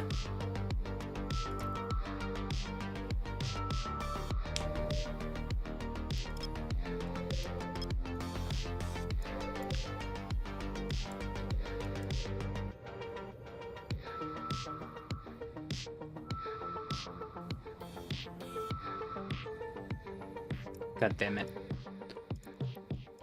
Drive active. Let's see how level 4 data for Sancha looks.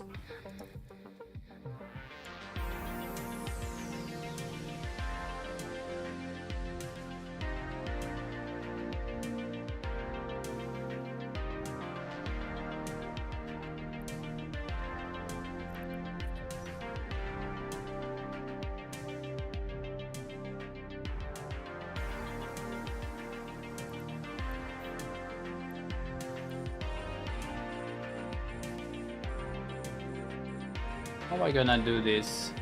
1, 2, 3, 4, 5, 6, 6, 7, like that.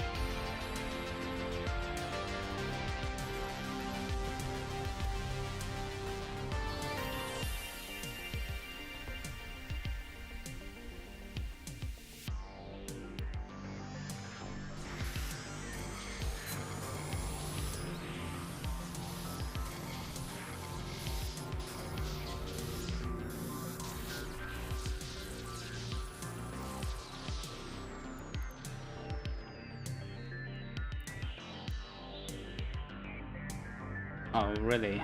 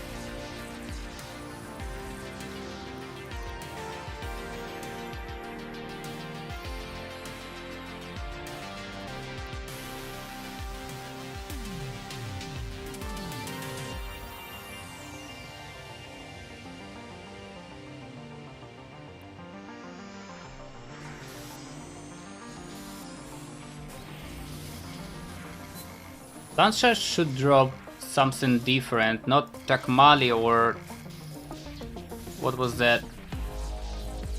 Blood Raider ballistic something to craft storyline stuff.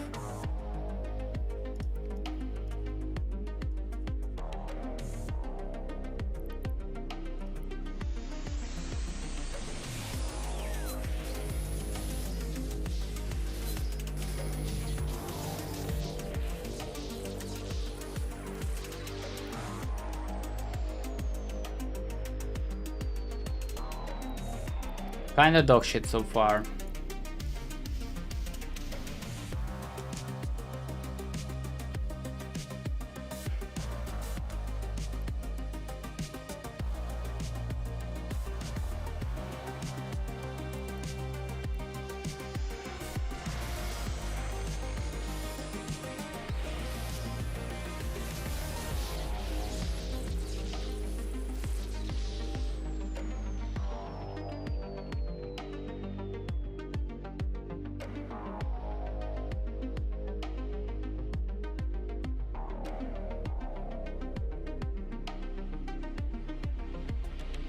Am I missing one crate? No.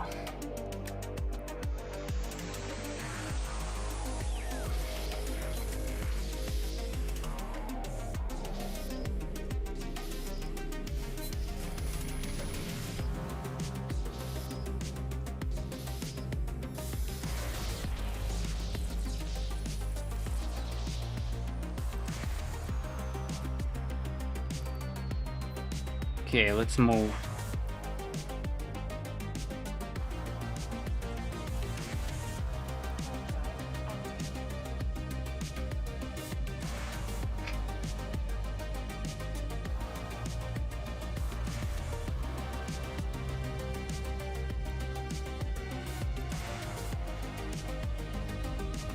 Four more jumps.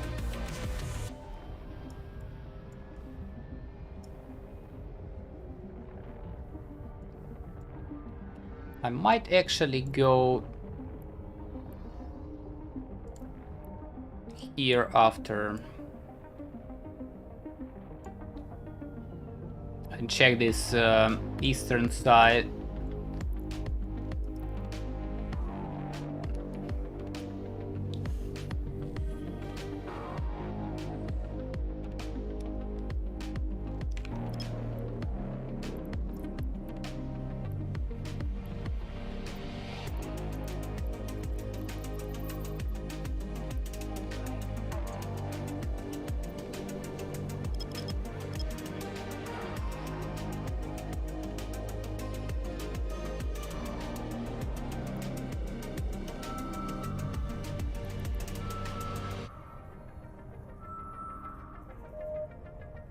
Ishtars.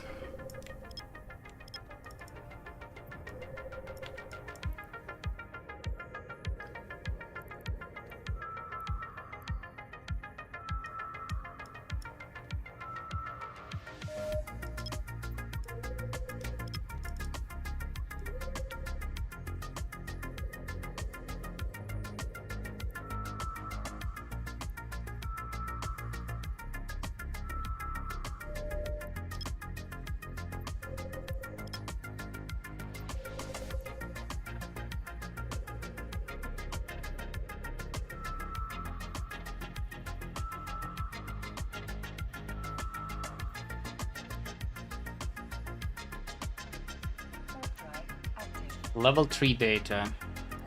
Kinda have to take it. I expected slightly more relics, to be fair.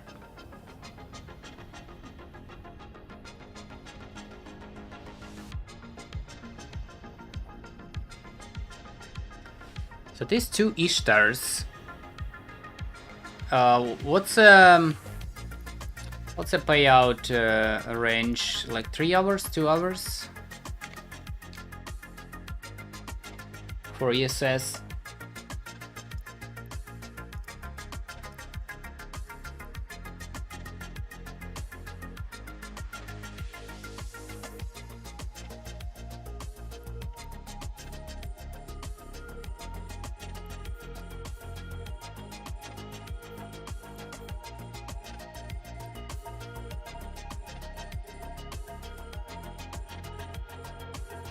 Most part going for relics without data. Maybe. Yeah, like doing a relic data one is no point. Not for my ship. The crates super far away. In 4 different locations. That is not something for speedy boat maybe, but not this one.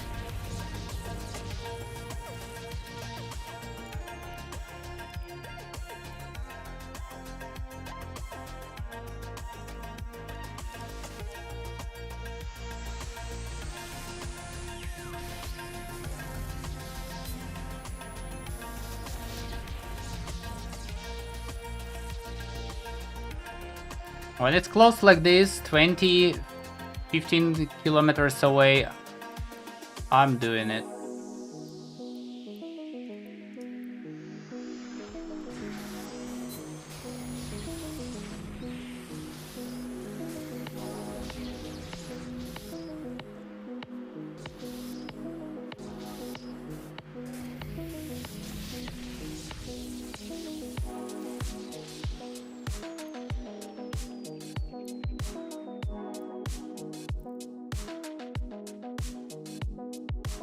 The local molecule binder.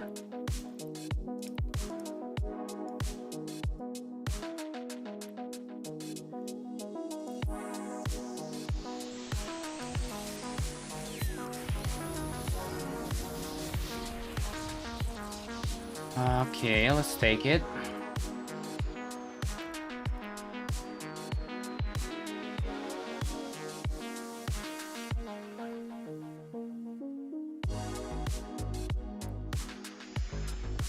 Data sites sometimes can you can get some rare items. I think the most expensive in Delft is like 20 mil, no more.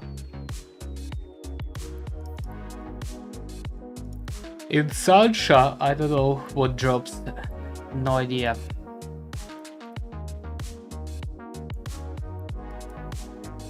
And I don't think I got any like Takmali stuff. Could be expensive.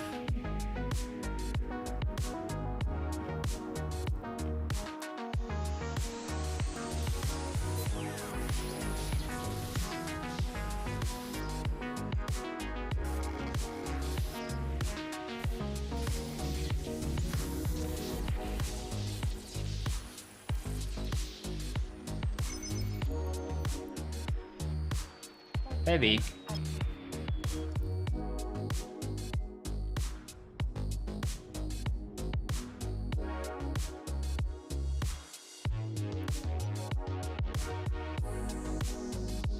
Where is these people? What they linking?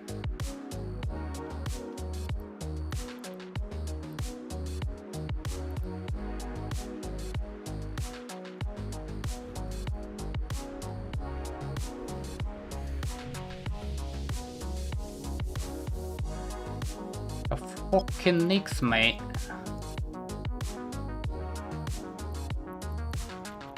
Give me a moon.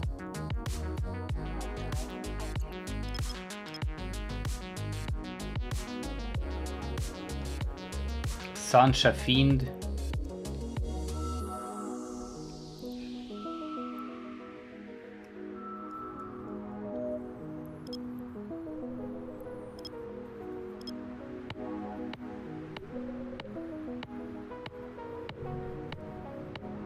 Relic inspection, boys.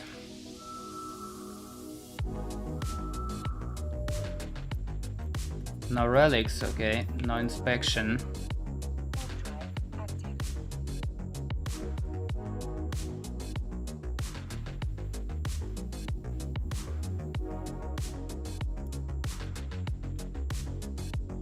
It's a weird bookmark.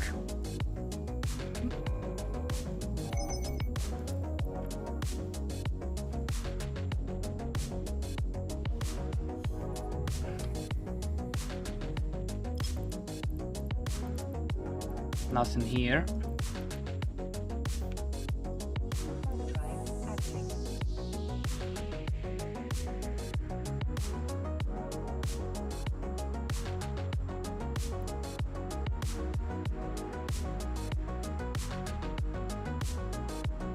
That's pretty much last system. Almost all the Paragon Soul checked.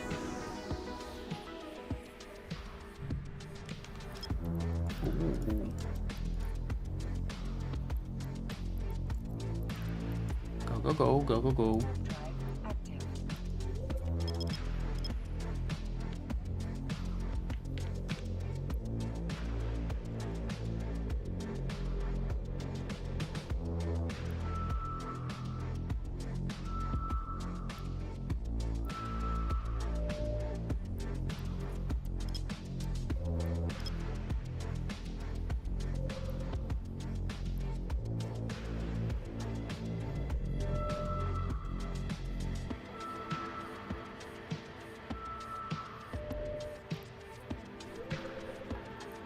Wormhole here. People crabbing don't give a shit.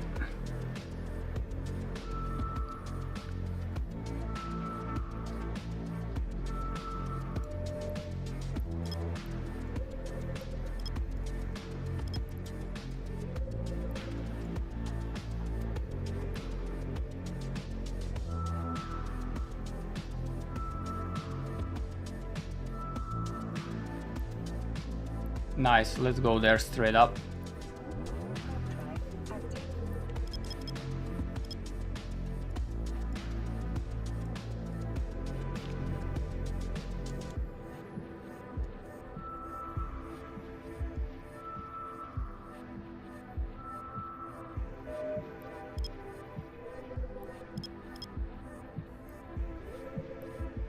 Very, very low signal here. Maybe Superior Sleeper.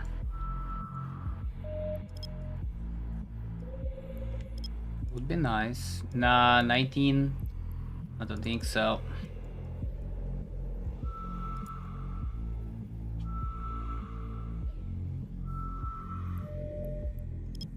Level 3.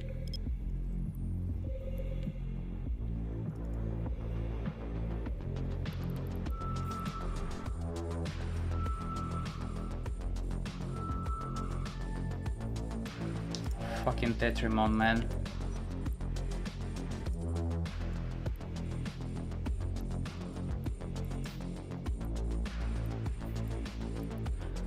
Okay, 60 mil in a crate. Come on. Time. Last system.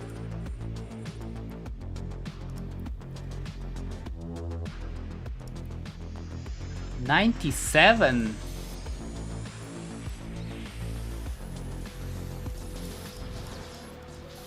I wasn't asking for 97, what the fuck?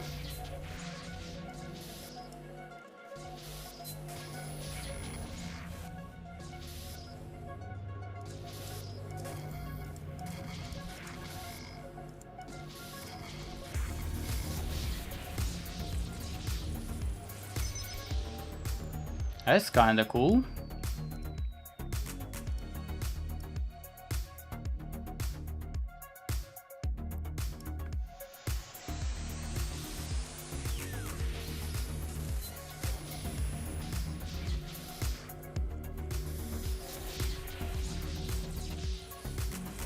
Fourteen plates.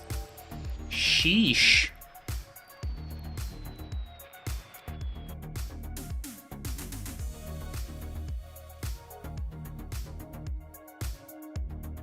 Bro, if you can get like 100 plates in one run, that's money.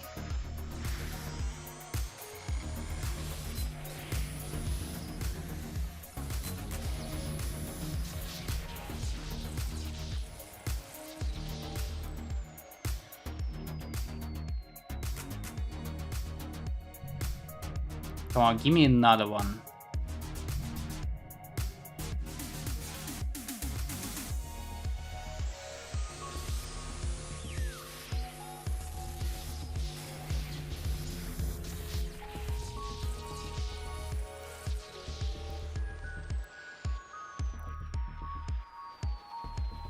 Just why not? Give me another one. Last crate. Come on. 13 mil. Alright, I'll take it. Just from this relic, 110 minimum already. Level 1, by the way.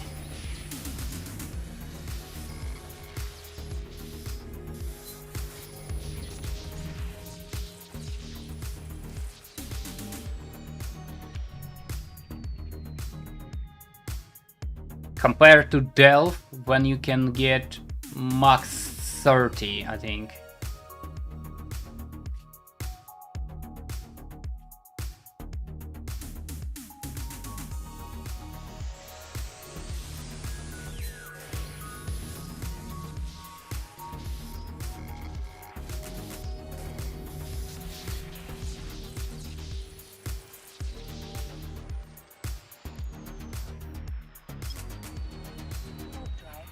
Nom nom nom nom nom nom nom. We're going Tetrimon.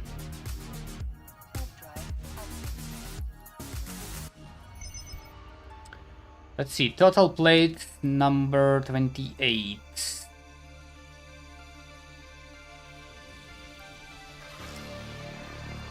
Cool.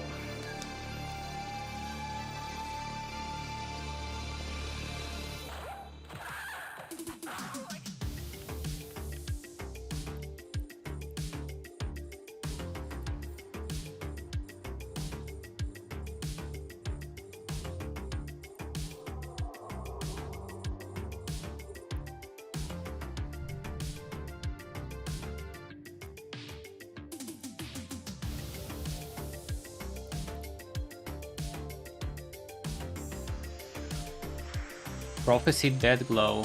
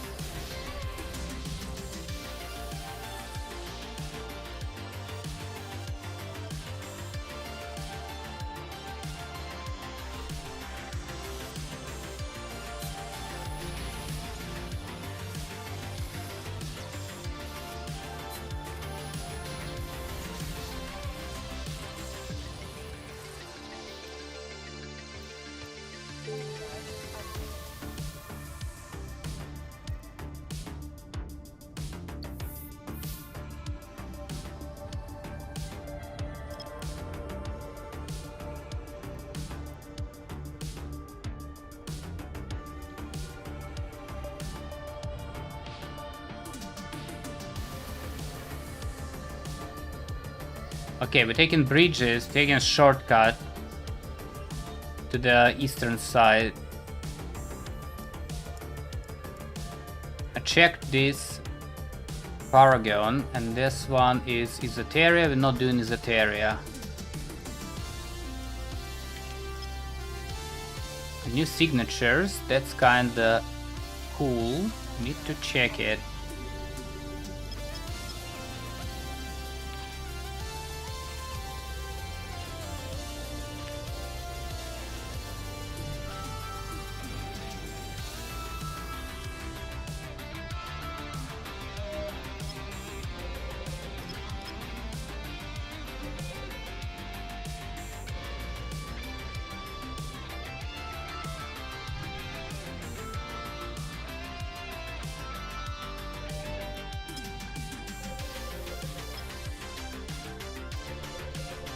There's some kind of Tetrimon side again.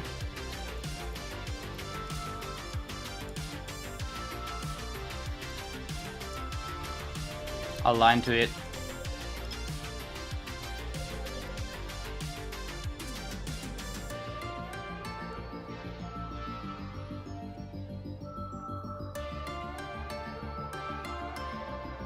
Tetrimon probably spawned from the previous one. Let's do another bookmark here.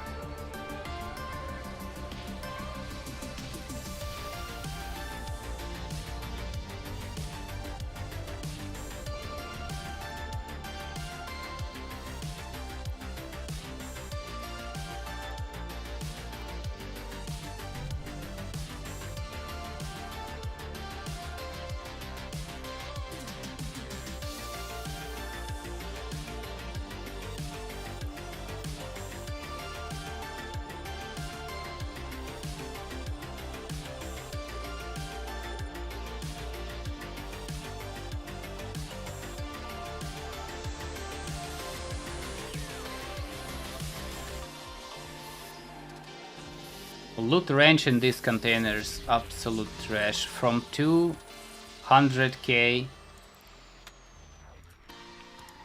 to 20 mil and more.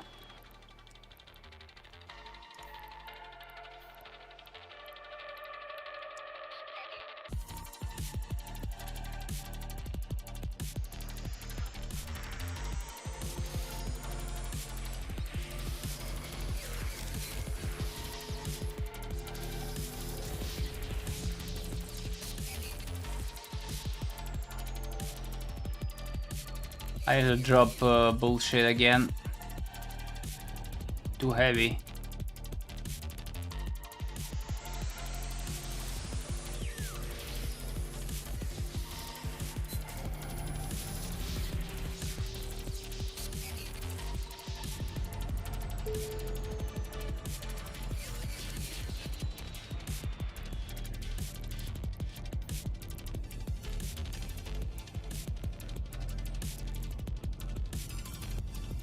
Right, let's see. Stack all. Fireworks, metal scraps, carbon, panels, parts, crooks, cables, cord.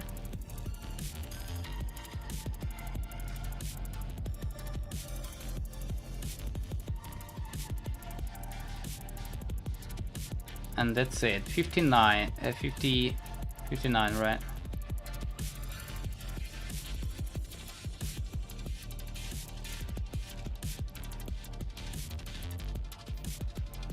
Hard drive active.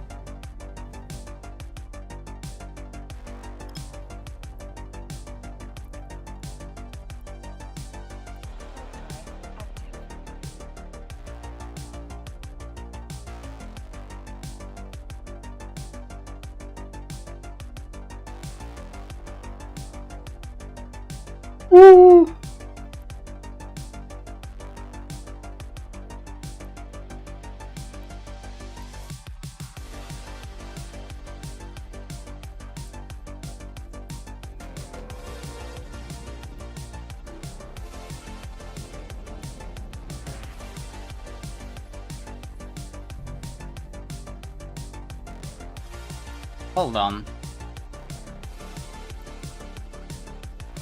No, agency wouldn't. Agency cannot see signatures that I ignored. It's gonna show me fucking combat sites and wormholes again. Using agency is not the option here.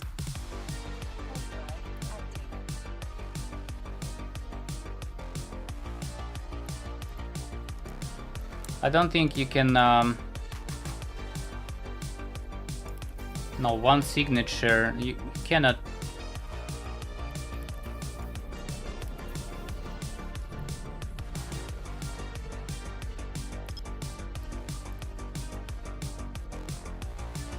No bookmarks.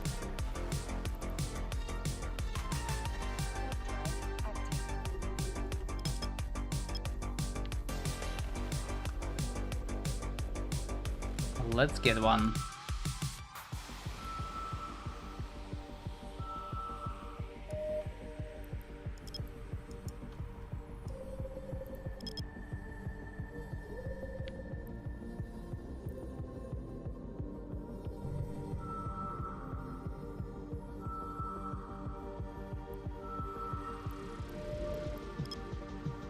Relic 2.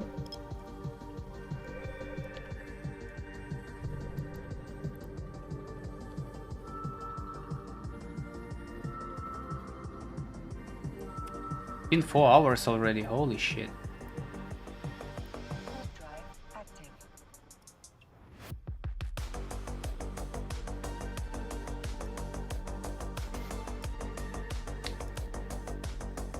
Not exactly 4 hours. I think it's about 3:30, I would say, pure scanning. And I've got what? Let's say 650. It's not bad, I think.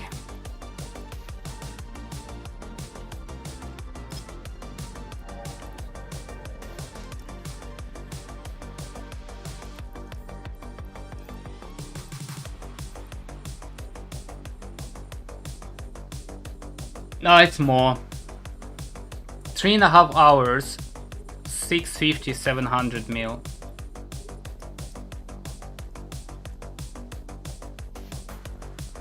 Slightly more.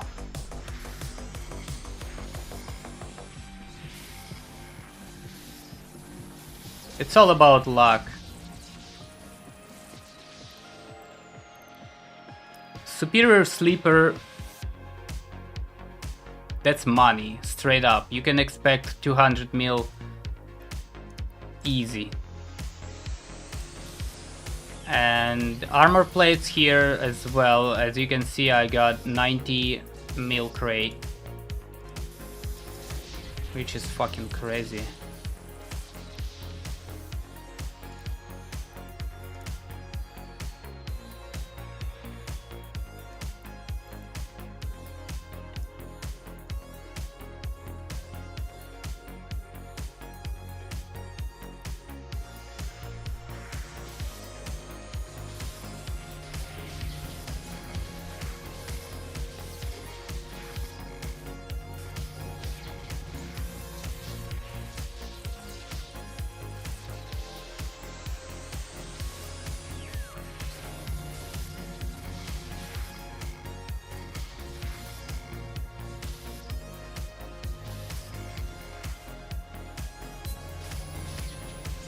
Where is it?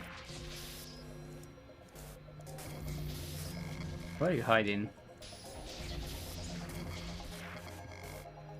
You piece of shit. I started here.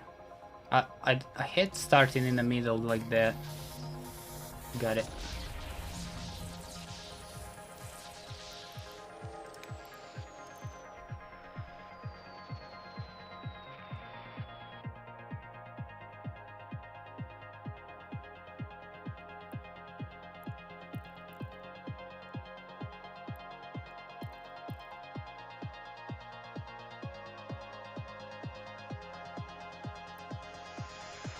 Also, no covered site in this place. I don't know.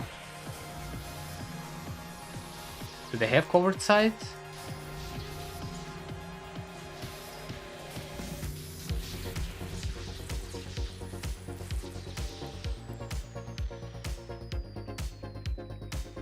I think they should have covered sites as well.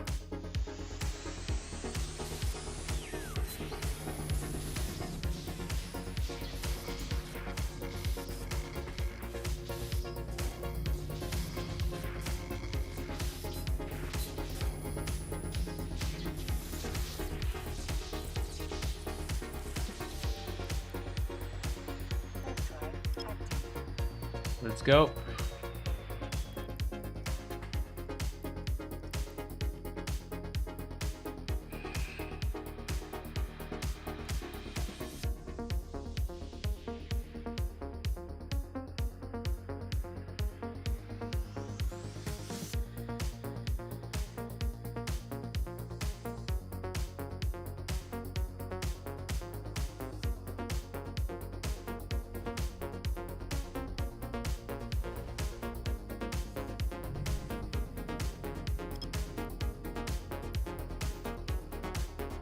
Yeah, this shit just spawns behind. I've been here. Something spawned.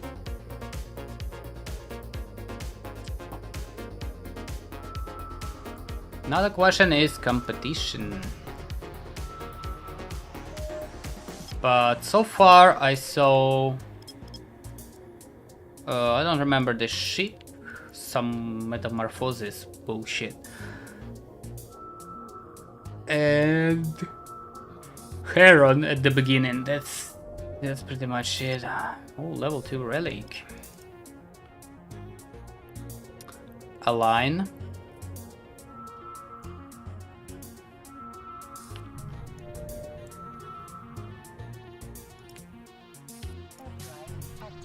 I don't see ships.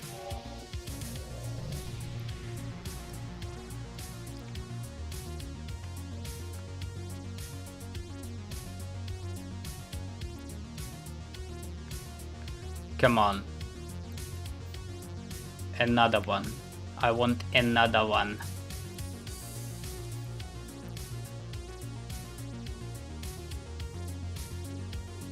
At least 60 mil in a crate.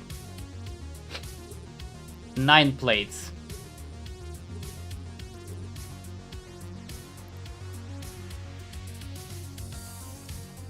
One plate. Come on, man, you can do better.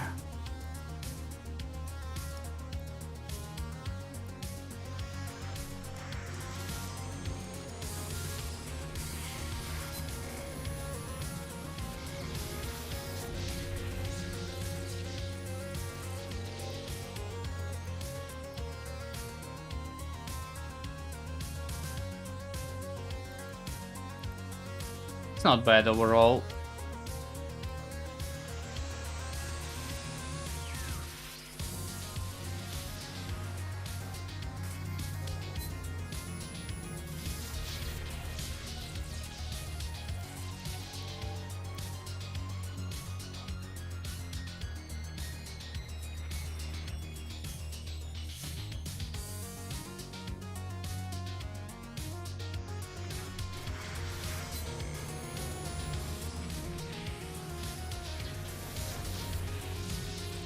Bro, these 5-second hacks, I love it.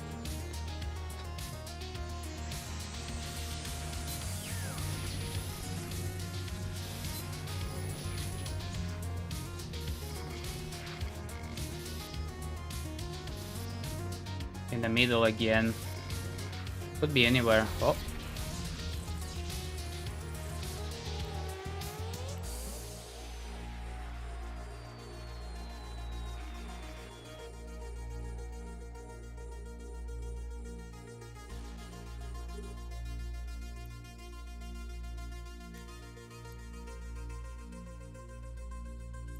Another 4 mil. Cool. Nice relic.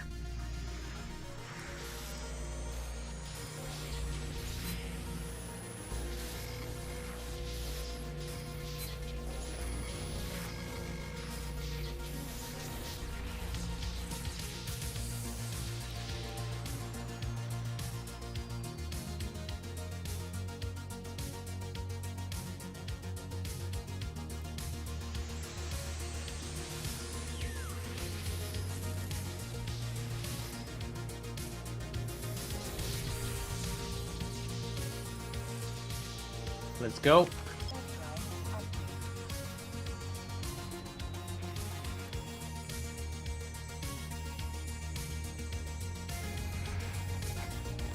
Confirmed buzzard. Where is that? Ah, you sneaky bastard. Stealing relics.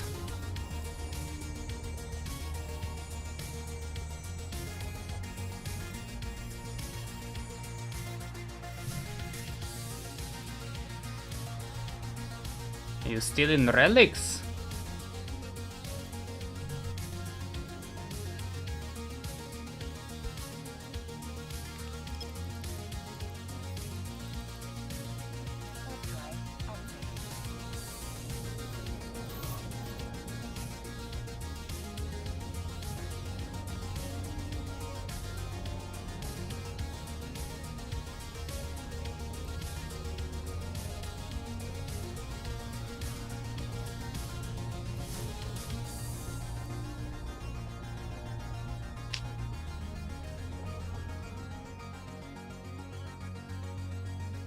I guess it's good.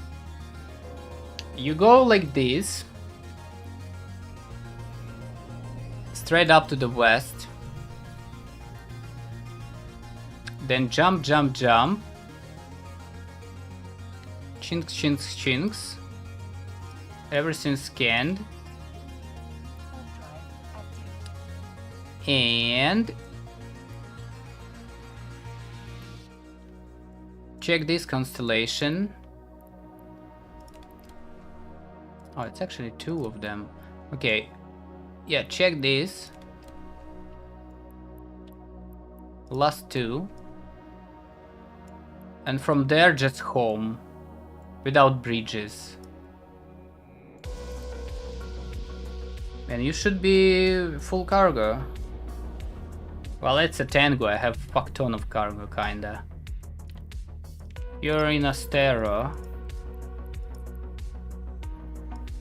You'll be full cargo before that. Overdrive active.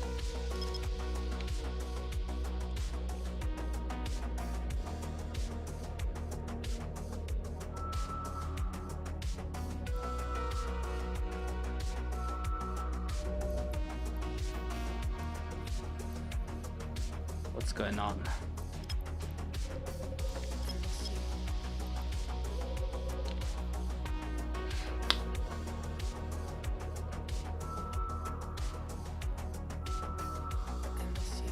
The nullifier model works when you go in a warp gate and it's already bubble, yeah.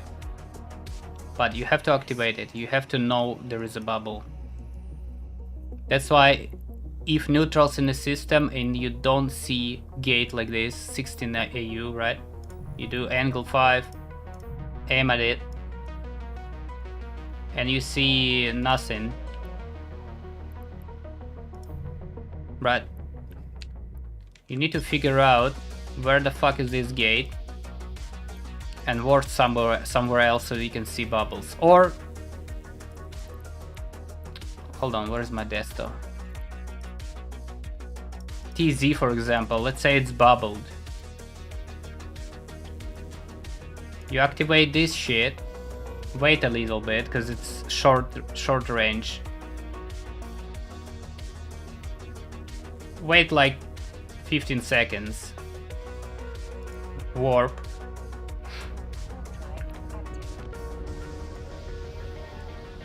Even if it's like 10 bubbles, doesn't matter, you're gonna arrive at the gate. And then you have 30 seconds cooldown. That's why you need to wait. So it goes into cooldown. Because when you jump, you still have your cooldown. And if bubbles here, you still need to wait for it. And you can activate these modules while cloaked like this.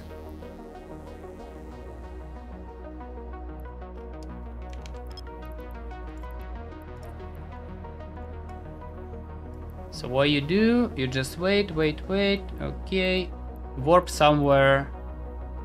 I don't know where I need to warp. I need bookmark. Let's go moon. You go moon. Activate all this shit. I mean, activate this before cloak. And get the fuck out. No one's gonna catch you. Unless you appear close to some drones for some reason, or it's a big gate camp with a bunch of bullshit in space, and somehow you appear close to something, then it's trouble.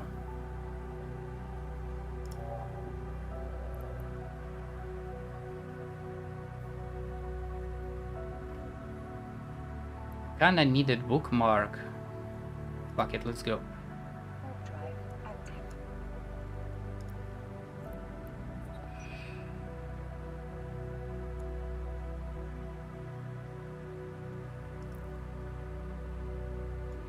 So what I do if I go to the system like this, and even if it's one neutral in a local, and I don't see him, I assume like this.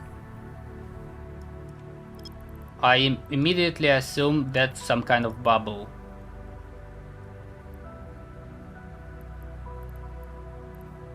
Right, so I go like this, the warp, Overdrive active. cloak, get my probes, scan.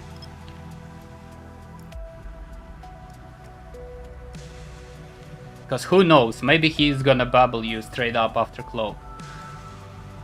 Which is just, how you call it, precaution. Samir, don't break your car.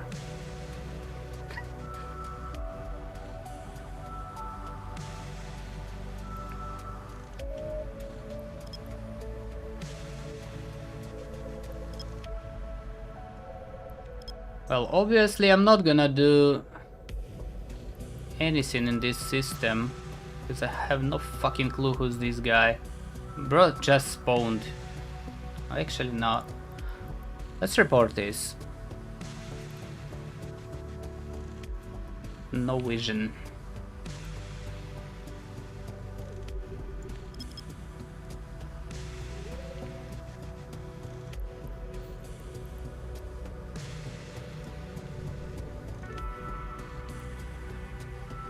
Okay, I need to figure out where I wanna go.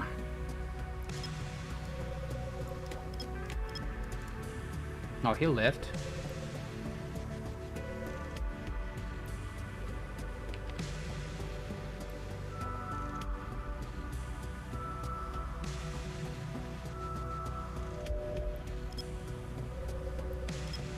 Could be wormholer.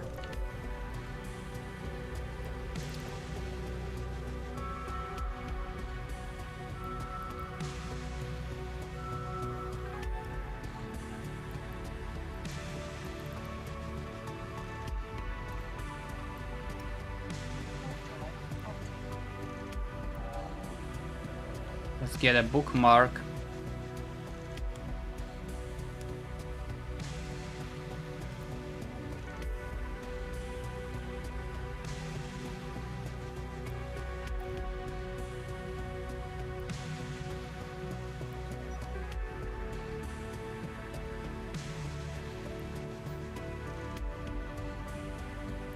Alright, it's time for 60 mil crate again.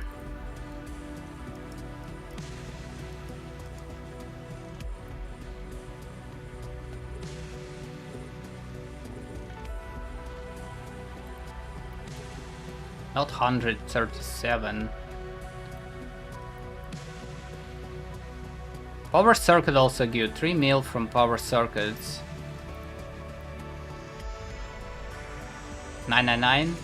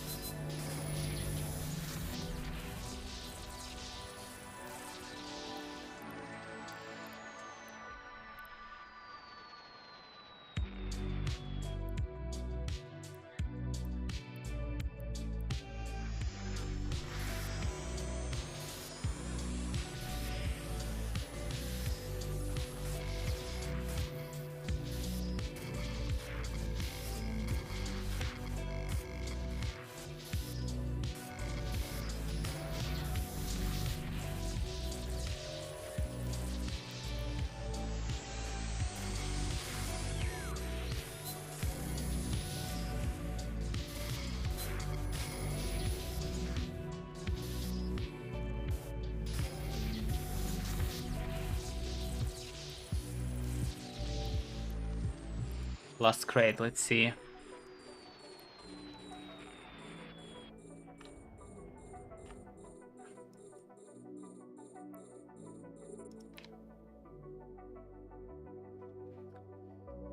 Ugh. 3 mil.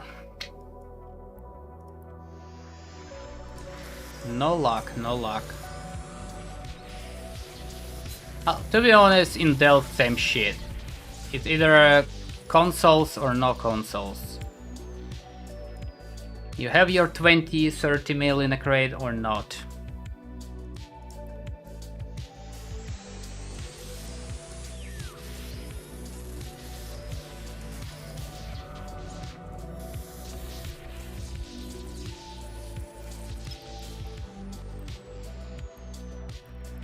Okay, let's get on a spot. Overdrive active.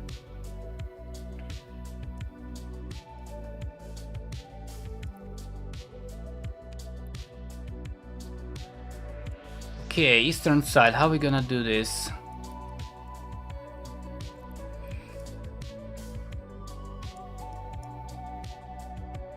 "5A. Going here, then what? It's still Paragon. Whoa, whoa, whoa. Add waypoint. 5C pocket. Go here as well. Hmm.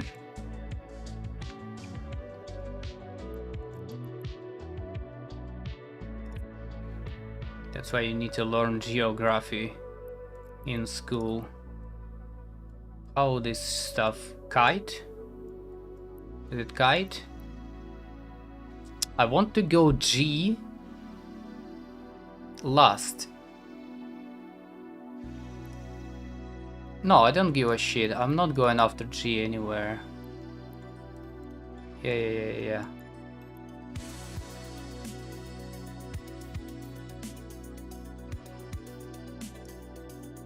Or maybe.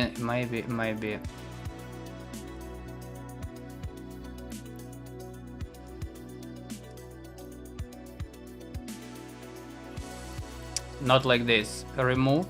We're going after 33 IR 9T.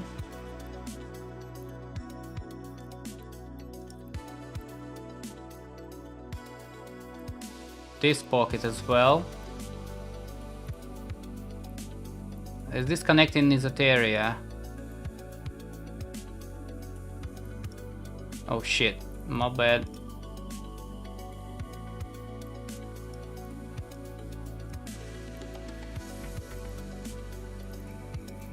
And G last.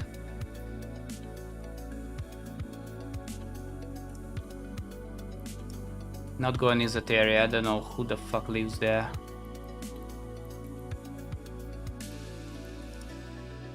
Who lives here? Some reloaded guys.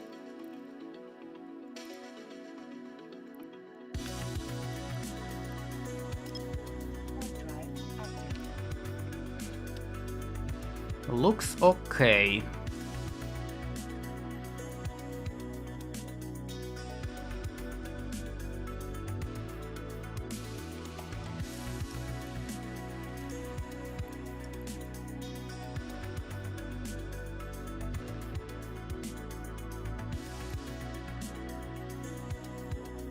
They need more bridges here.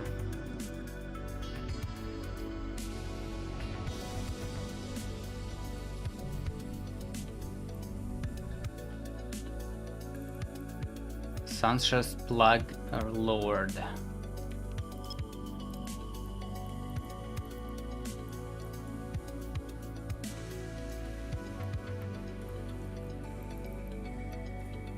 Overdrive active.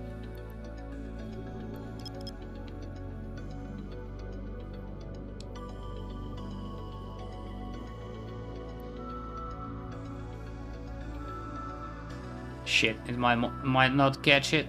Eh.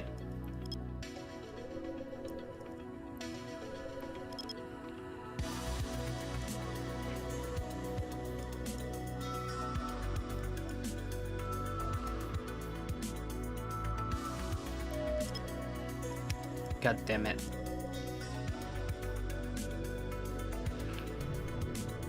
I forgot to bookmark. I'll bookmark on my way back.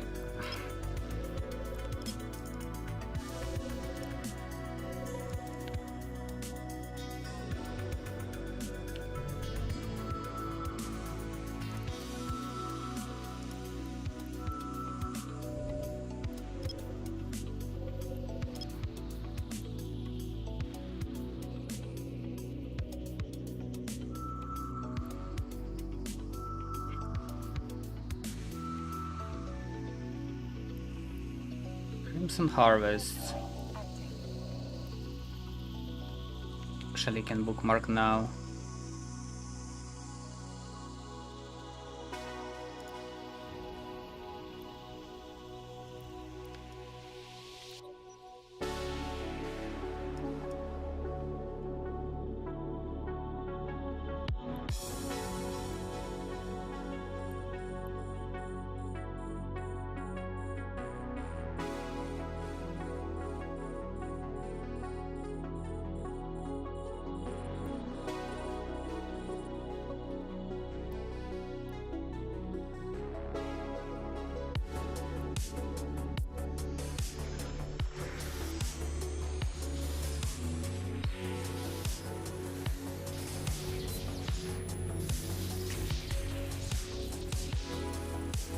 Vengeance, Cold Iron.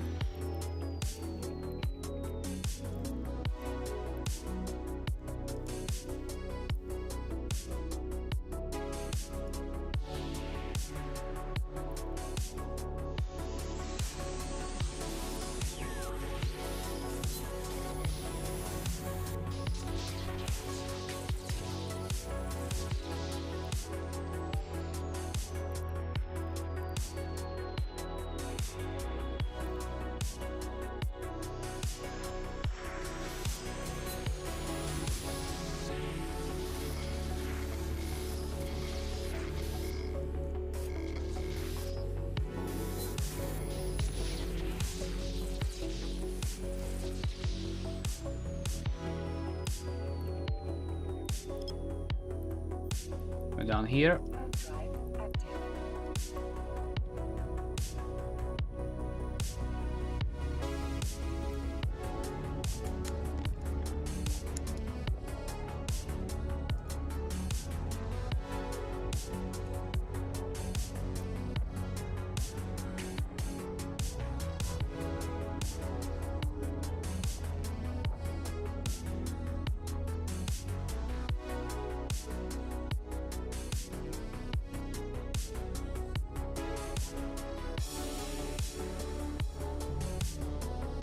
What is this piece of shit doing here?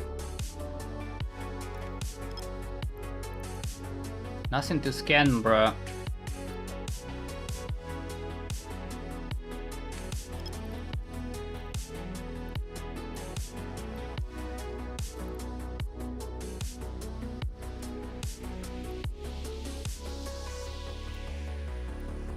Warp drive active.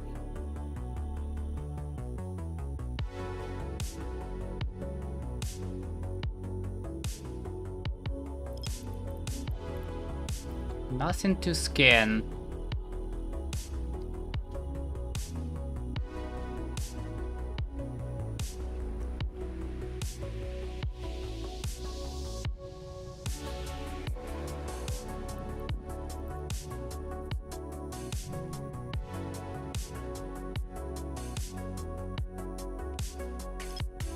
Not big system, he is clocked somewhere.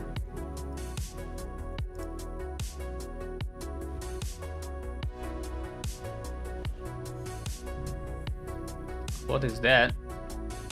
Storm? Thunderstorm.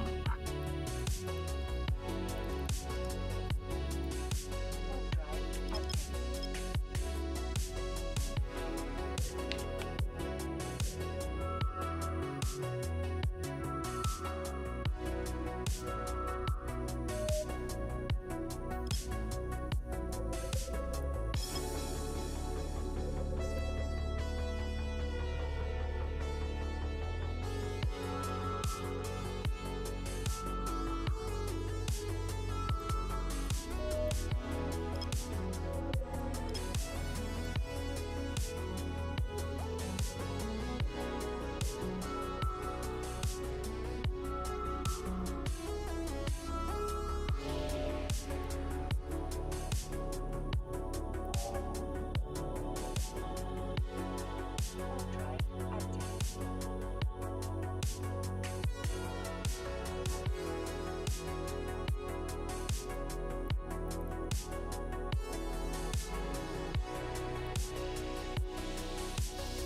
He created his own corporation.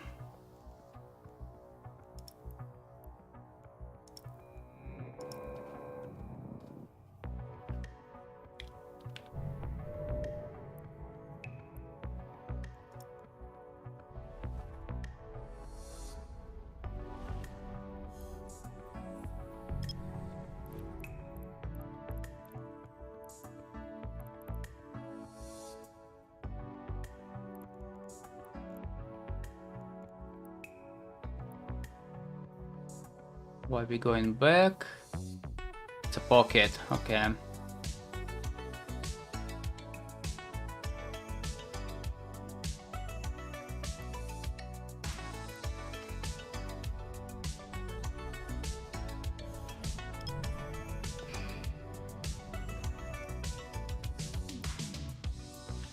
Warp drive active. Reduction in ship explosive resistances. Bonus to ship shield hit points. Bonus ship capacity. Signature radius.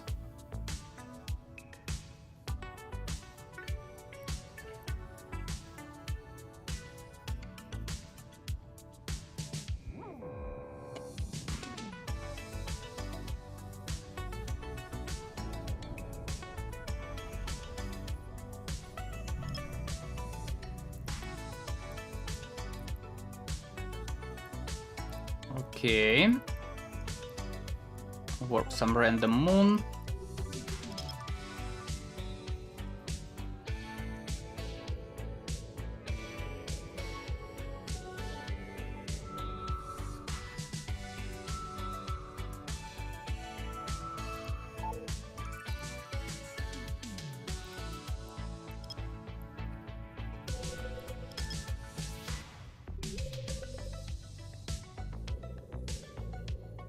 That's a very weird signal, unless it was far away.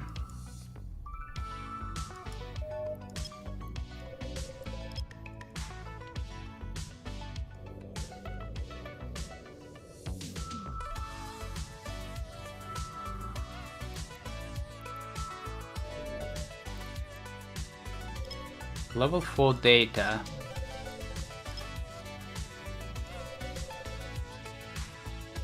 Standard sleeper and I'm going home. Come on. Actually going home soon. Too much cargo.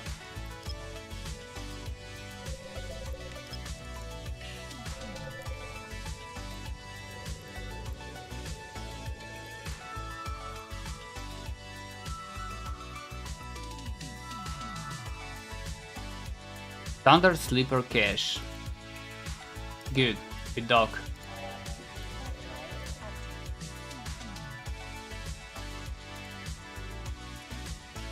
Reduction ship's explosive res. Show me. 66. That's not bad. Bonus to ship's shield hit points. Capacitor, ship signature. Docking request accepted. We good, we good. Should be fine. I don't need explosive resistance. Unless it's a covert side.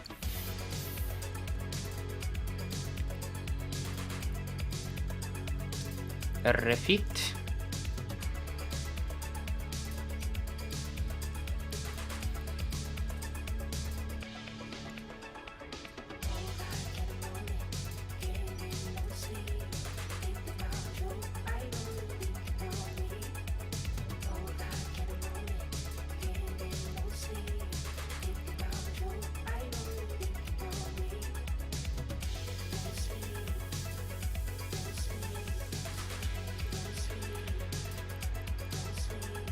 Stack.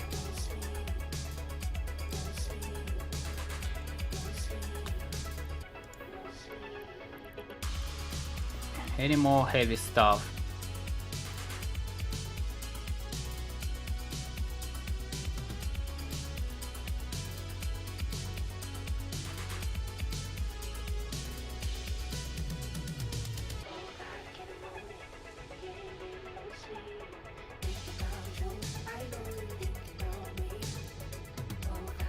How long basic radiance? 1 day? I don't have biology. Oh no, that's a different character.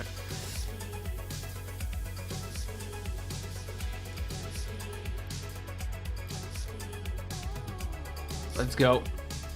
Actually, hold on. I need a drink.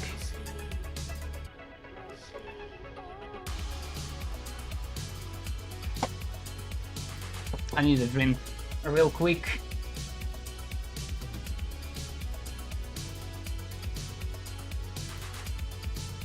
Bareback.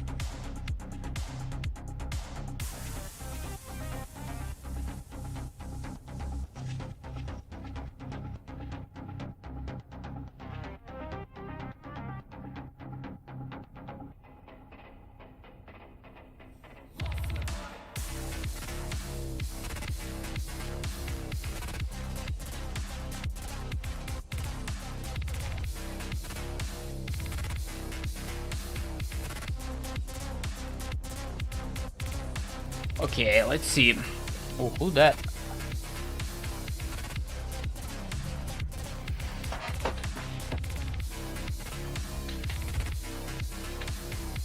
Let's see how much we can get from the standard sleeper. Let's put blue loot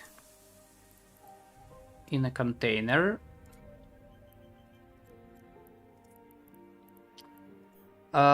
Not sure I can put all the isotropic here. No. Fuck the isotropic. Warp drive active. We should be 10% tankier here. 11.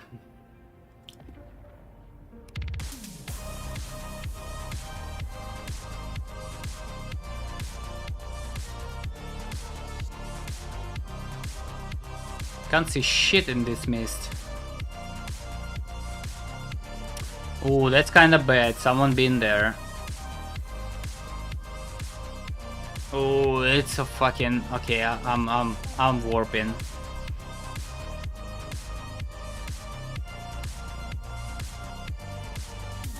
Overload.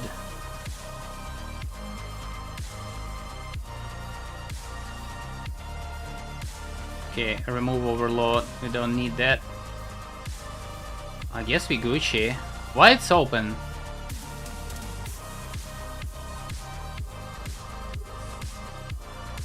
I swear people just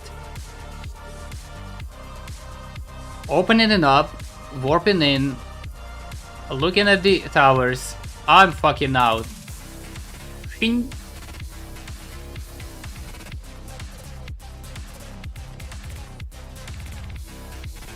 Which is good. More loot for me.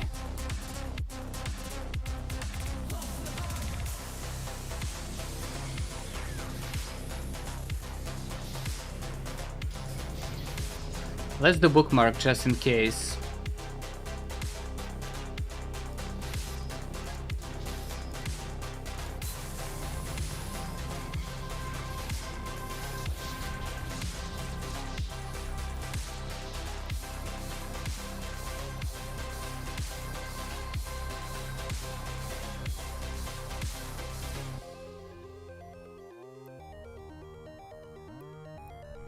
So I expect about 120 mil from this.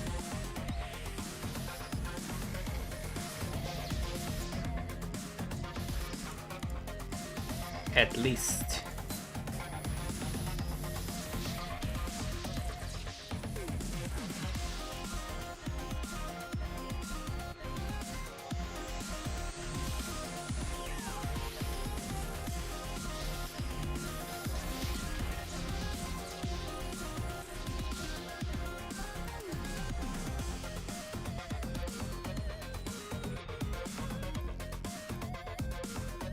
Am I in a fleet? Yeah.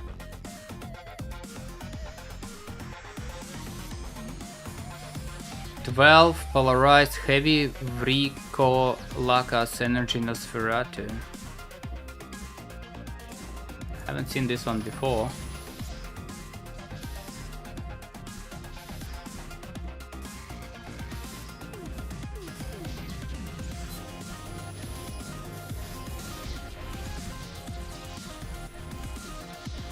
Second-hand parts.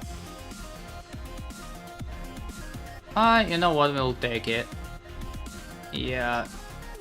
Why not?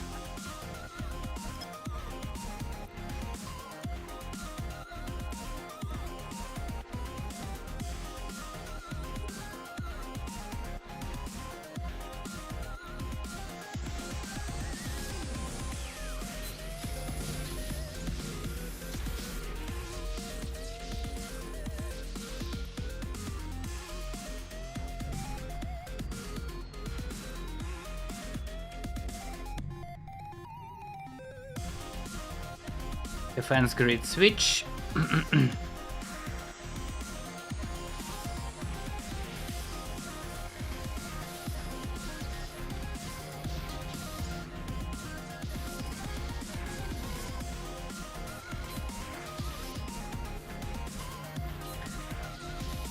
Broski, where is it?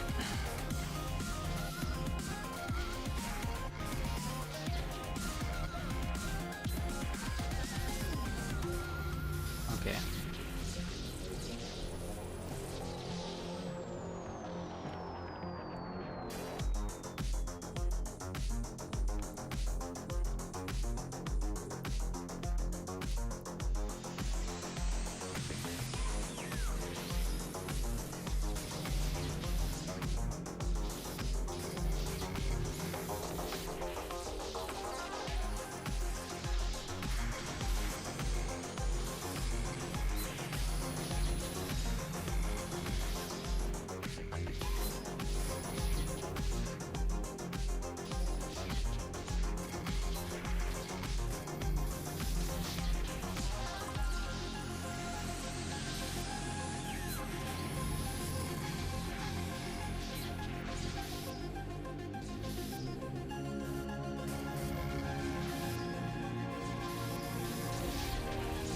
Okay, I got all the coordinates, let's go.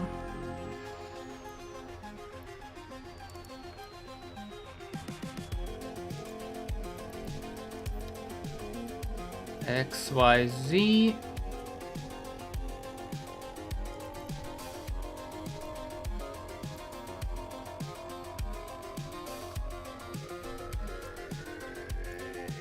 Update. 180.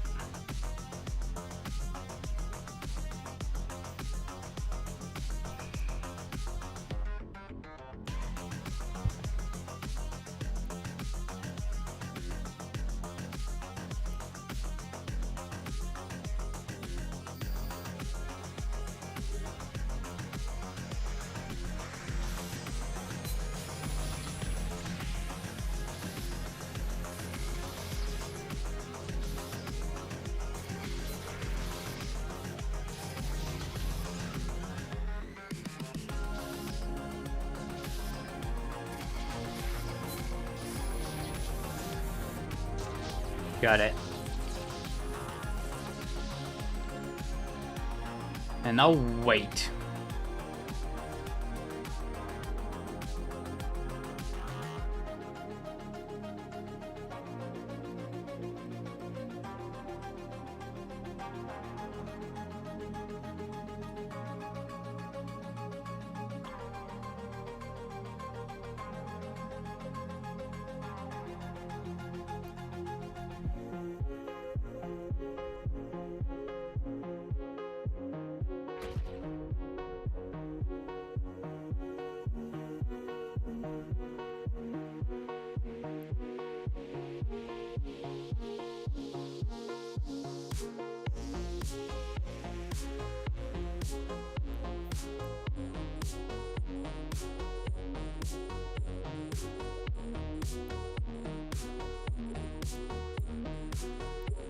Okay, let's see what we've got.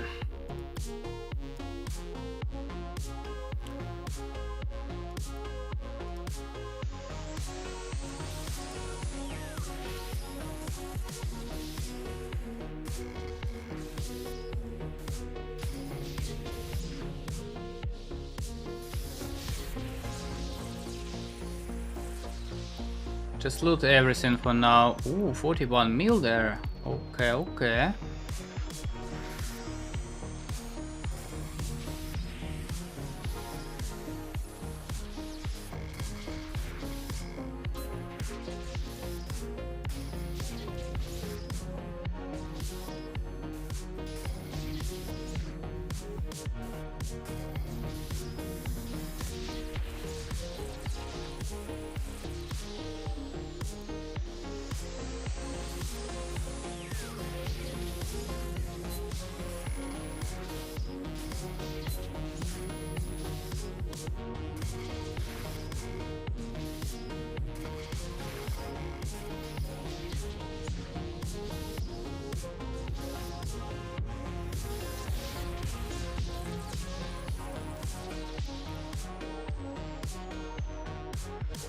That's great.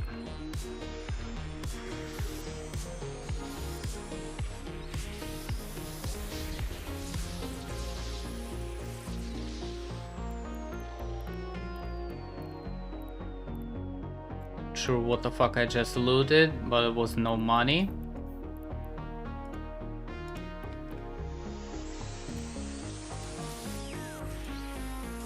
Plus 25, okay.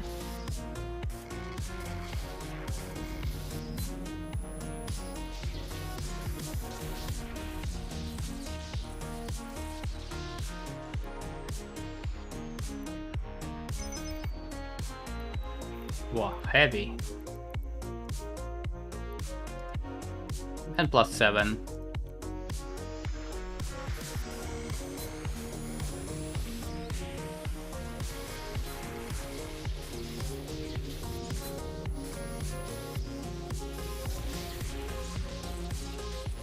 Large, that's bullshit. No one's buying it.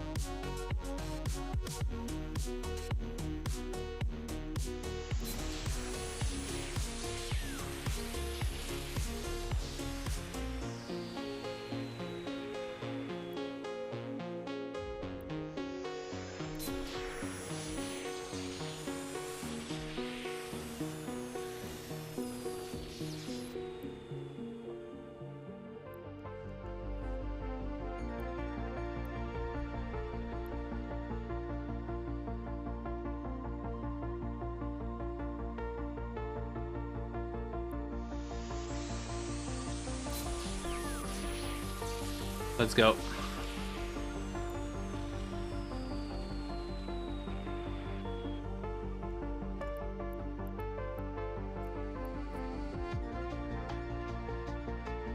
What I've got so far?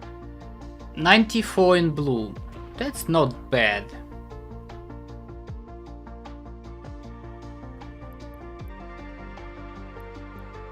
That is not bad.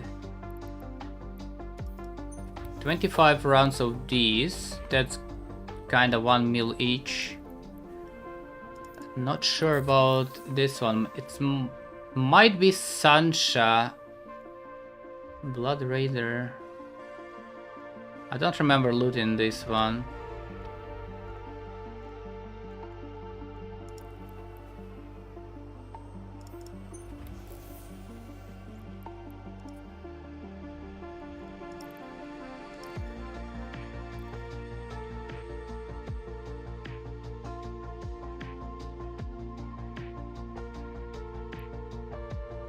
Okay, Rift up.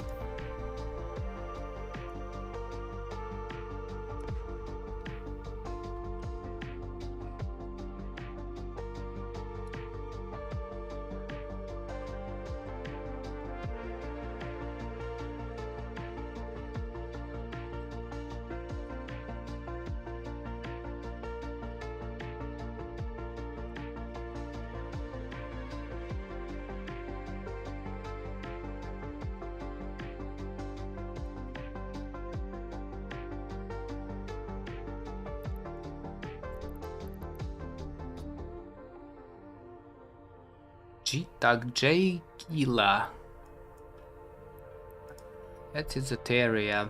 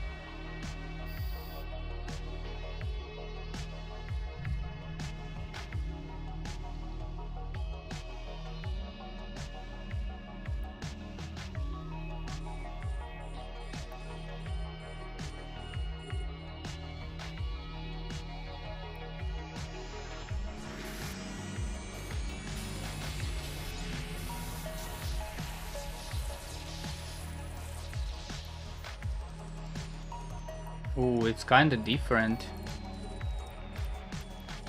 Maybe not. Oh, I'm fucking tripping.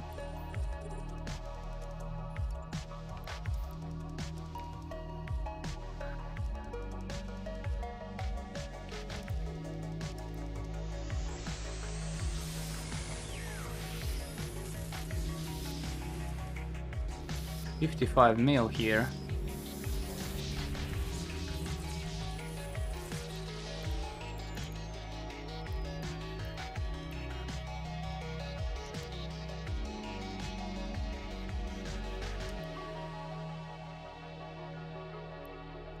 $18 to $3.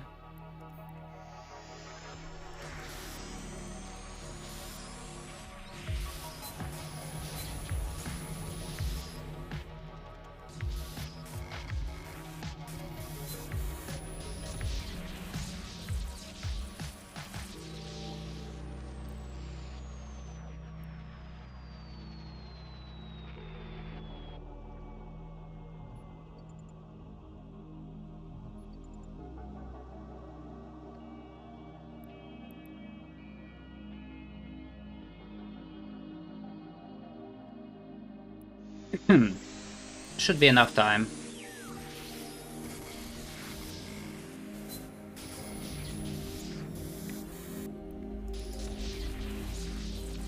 Overheat and go. Zoom.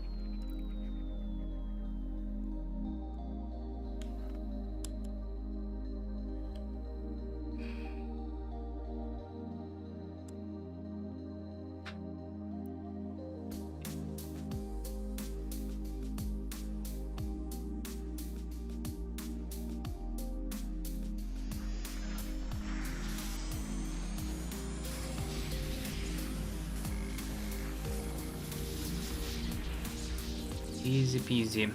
Alright, let's go home.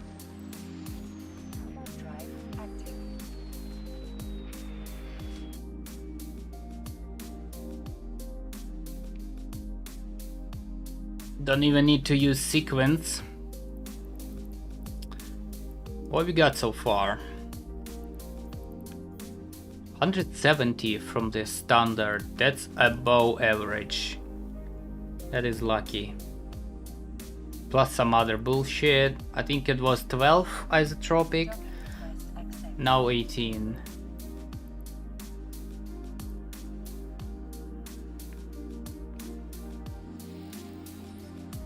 Very good, very good.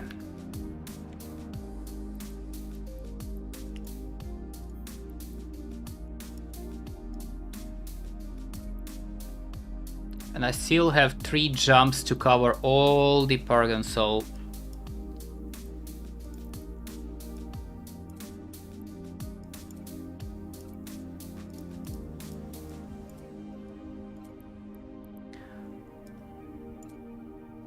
What? Not enough space?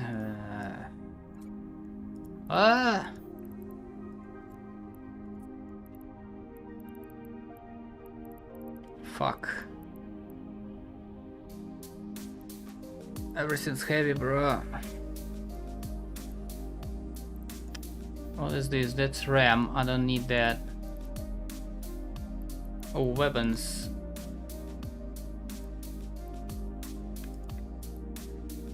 $20. No thank you. $50. What the fuck is this shit? Get the fuck out. $50.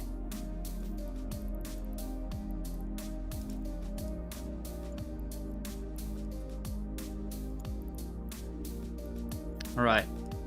Now we should be fine. Yep.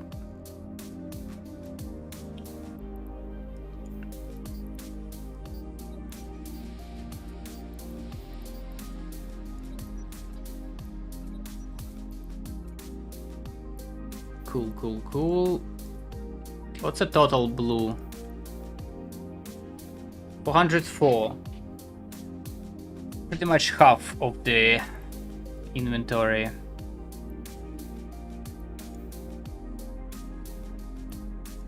Pretty much half. I don't think we have nanite compounds in Delve. Definitely don't have armor plates. We don't have current pumps and defective current pumps.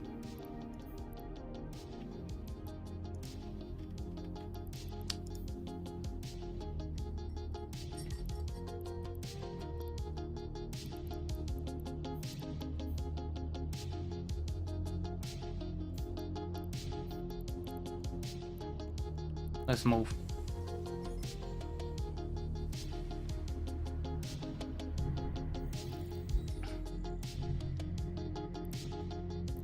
Still have some space. A little bit. You know what? This bookmark, edit, rename to deep. Why the fuck not?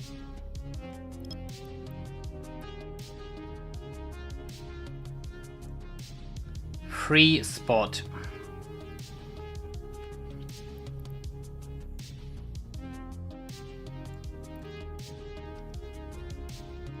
I'm kinda damaged.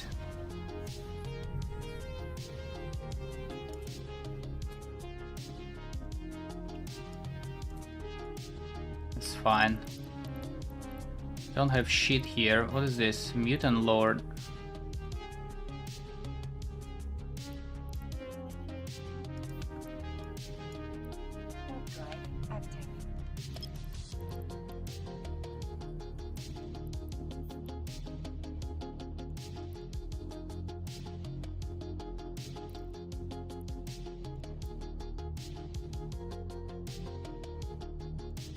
That was in pandemics.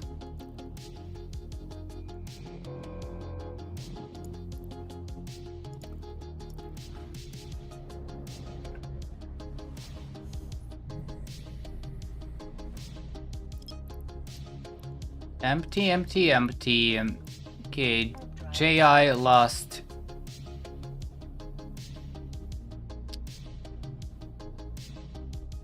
Reduction in ship explosive resistances, 25% bonus ship. What the fuck?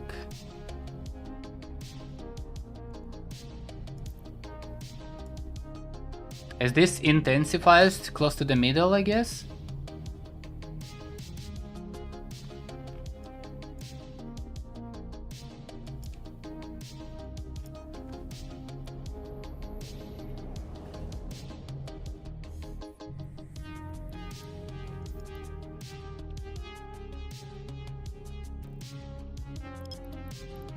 Okay, cool. We have nothing. 4 jumps, they say. Why is that? Oh, if I go through these...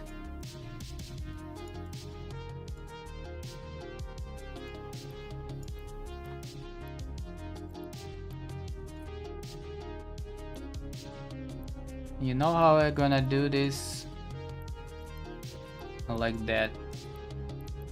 Go.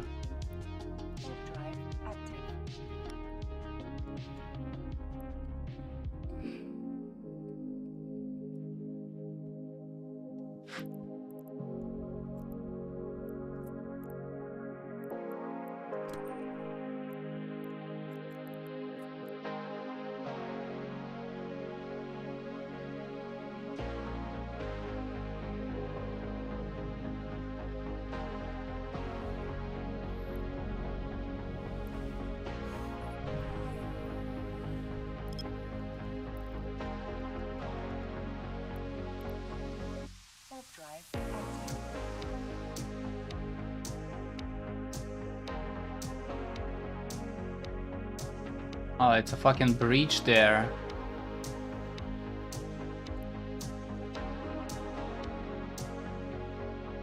Okay.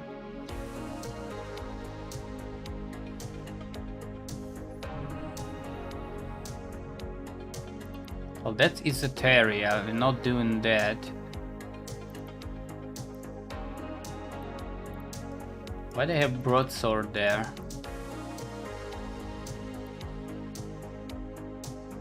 Ah, the killing Mr.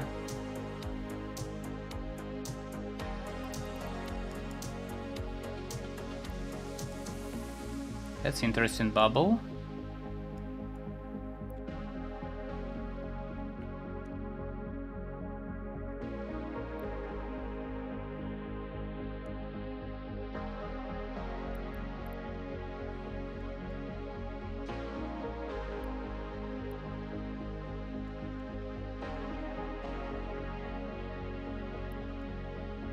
I need to go there, yo.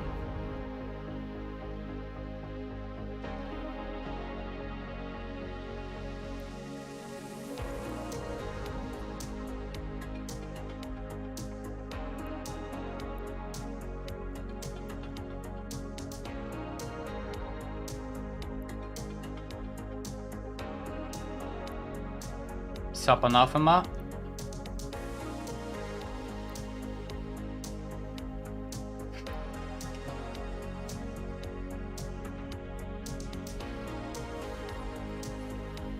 Are they catching it here? Let's see, broadsword.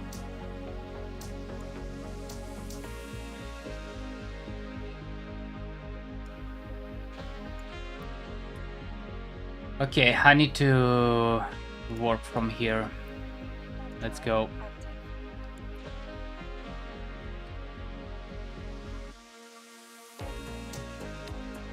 You guys have fun.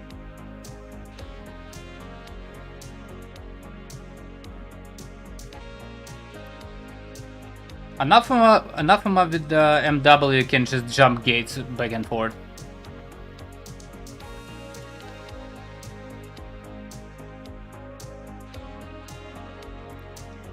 This guy doesn't give a shit about Anathema. He's just doing his usual autopiloting.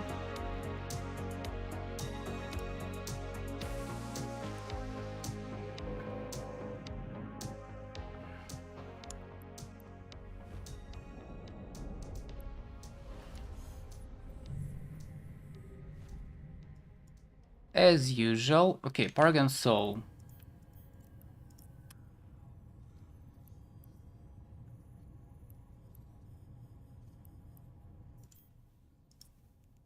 Warp drive active.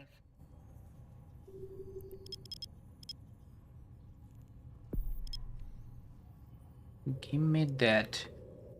What was it? Music died.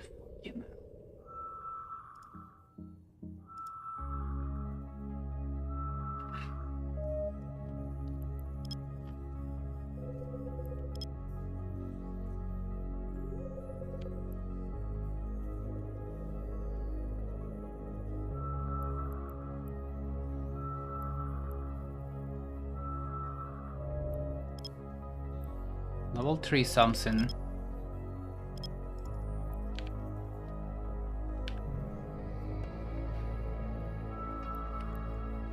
They actually caught Bomber. What?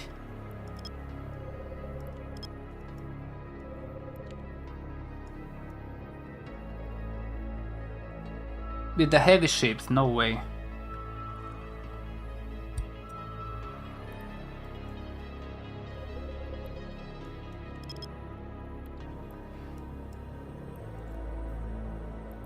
Fine.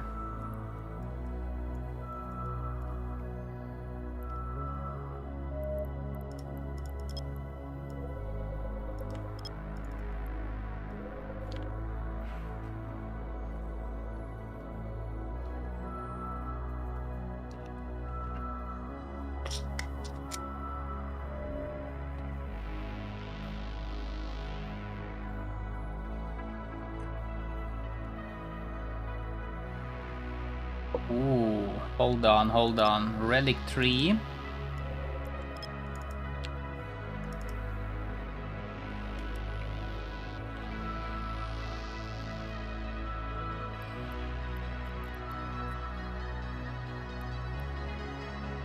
We're going Relic first.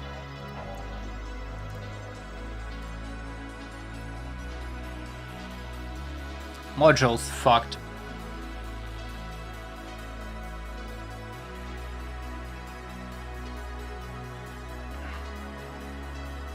I don't really like Relic 3. Can's too far away.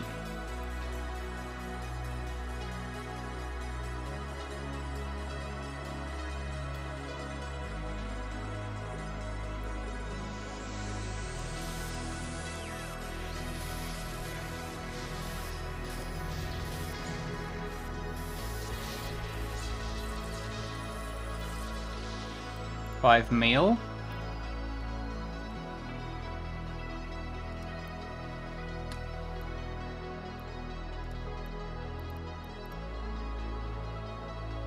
Come on, you can do better.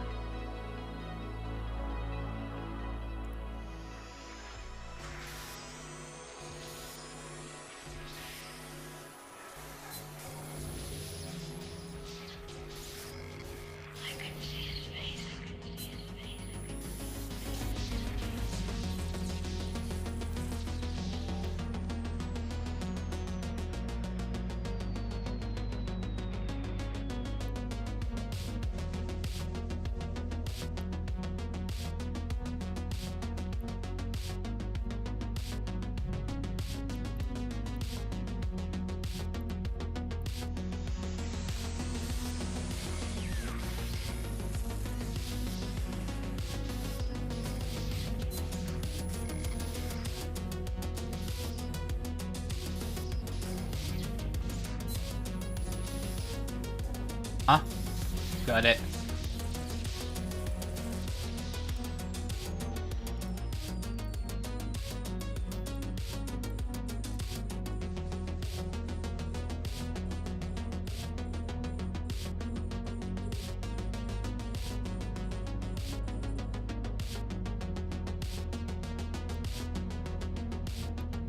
$1 mil and $1 mil. Almost 2.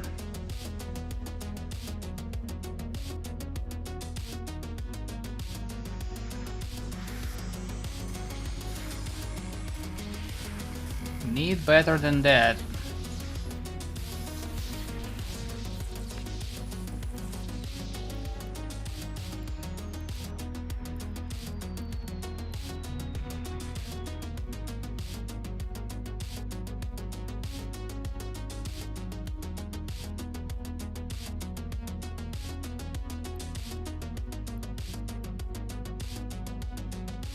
All hope for the last crate.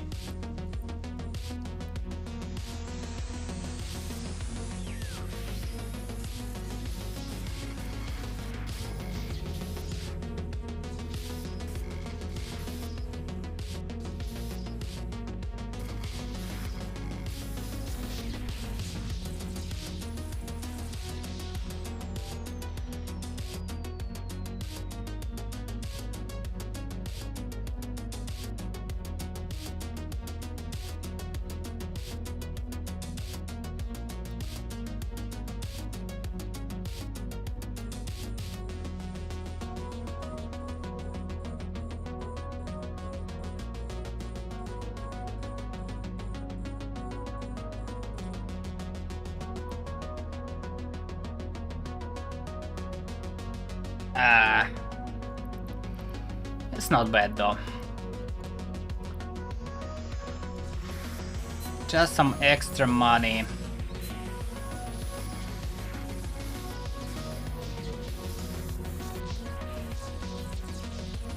And what was that? Crimson.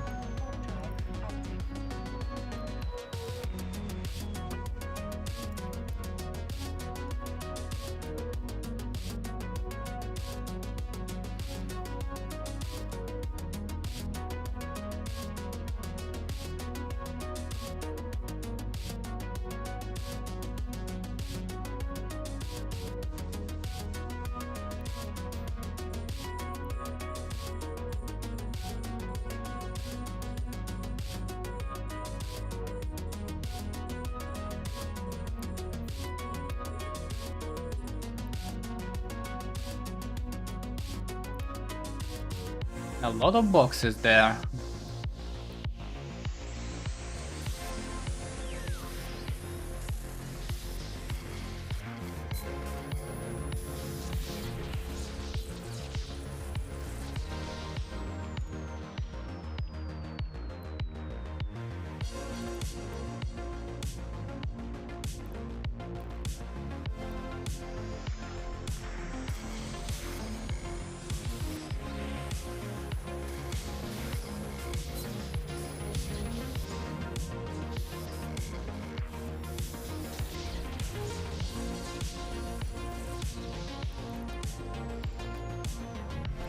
I'll be taking that.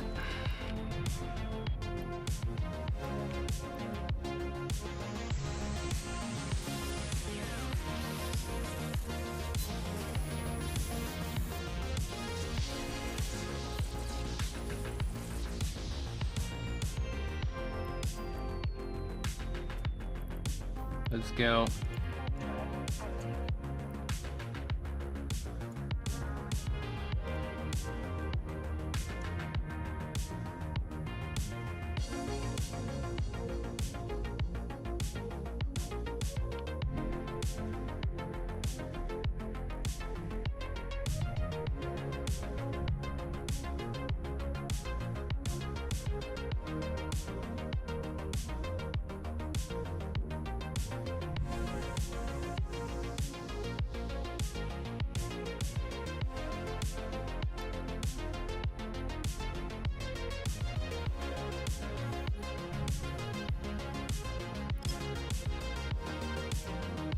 That's probably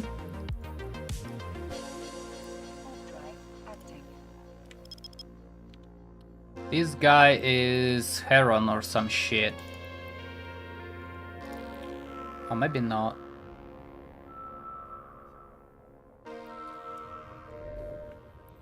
Data 1, not doing that.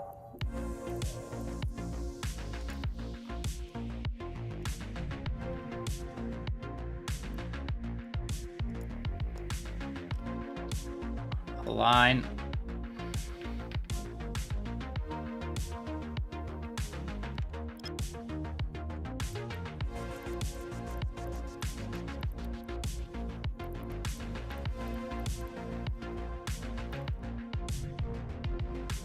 I don't know what is this guy doing, but he's kind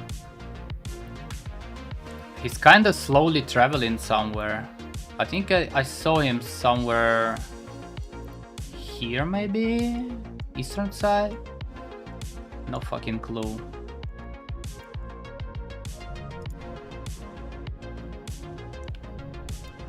That's weird.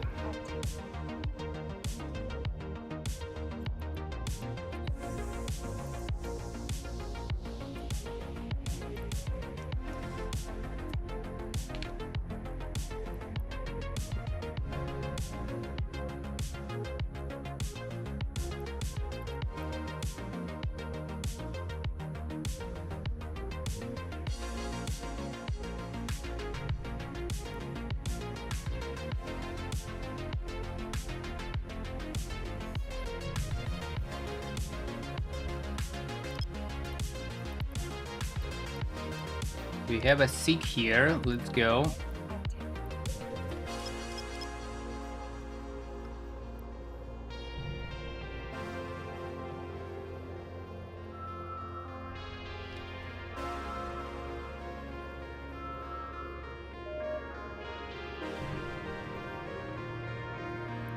I don't see scanner ships.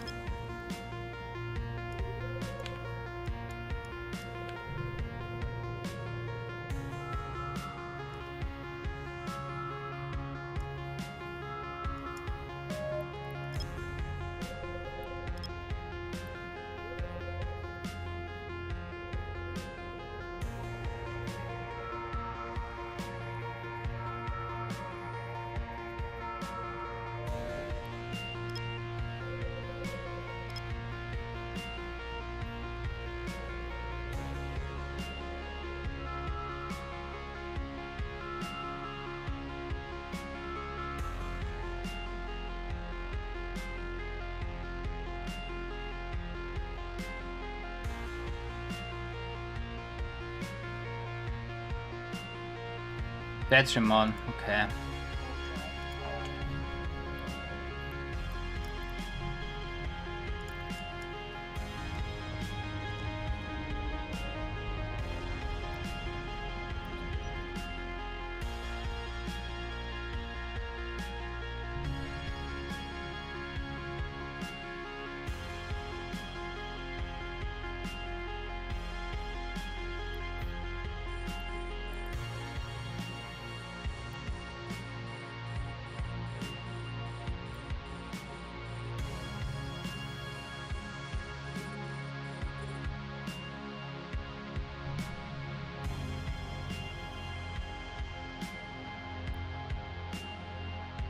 $5 mil.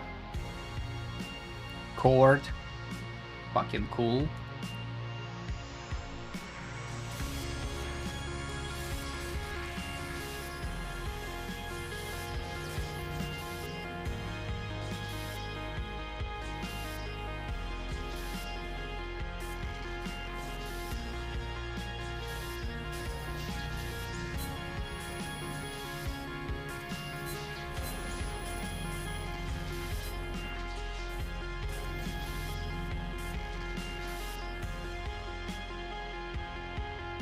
Huh? Where is this crap? Got it.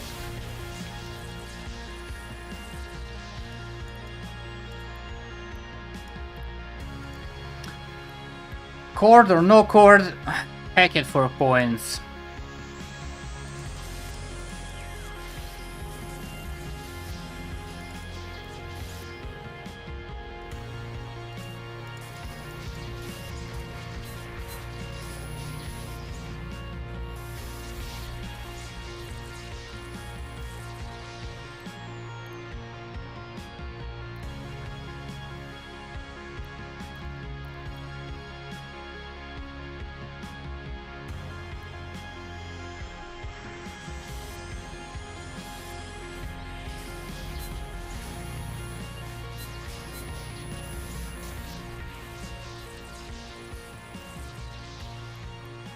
Don't need that and that. Garabalis. Okay. Warp drive active.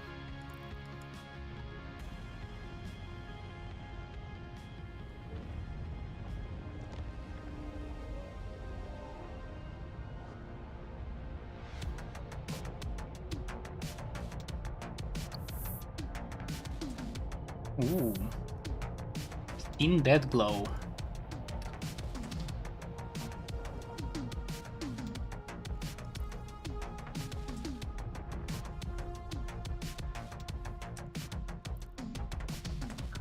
$40 Tetrim on sides more to get 900 points. 40. Warp drive active. Alright, that's the last one.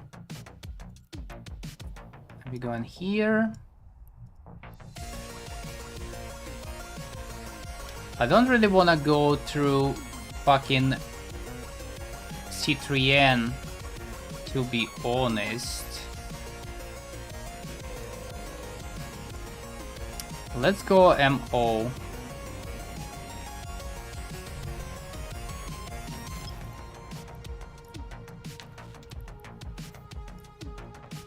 Warp drive active.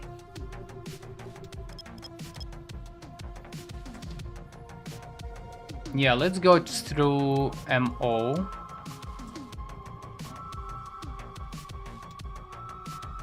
And then what?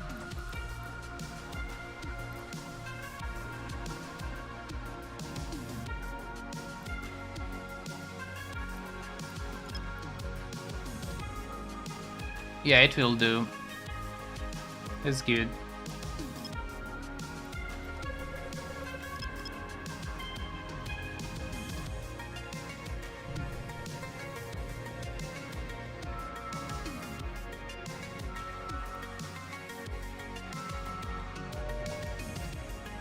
God damn combat side.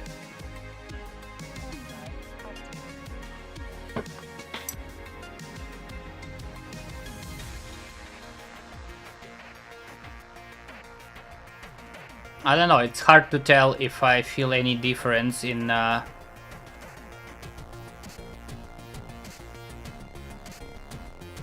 doing Paragon Soul or Delve plus period. It's really hard to tell. Maybe I got unlucky on blades, I don't know.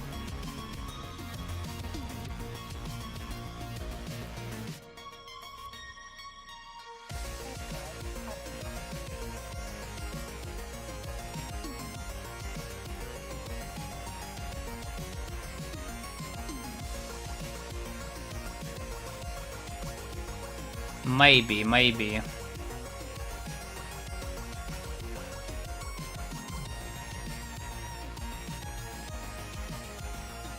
I've done 2 sleeper sides with more than average loot, so that's lucky as well.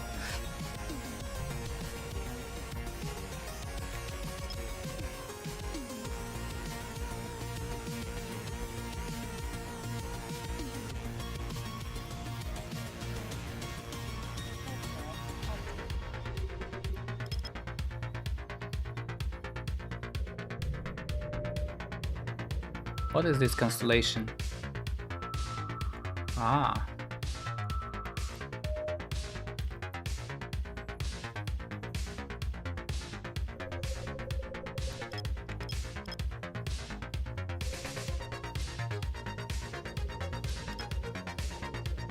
The bottom one.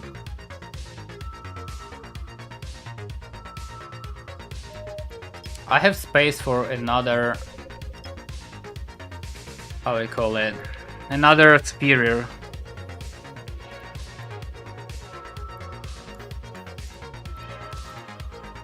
And that's it.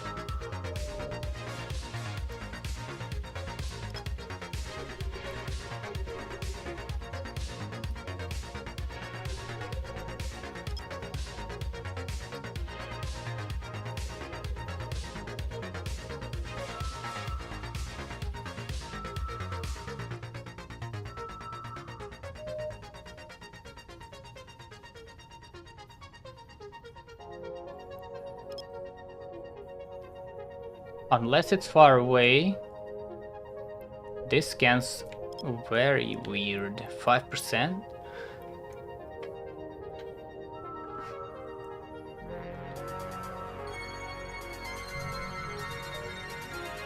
Ah, shit. Okay.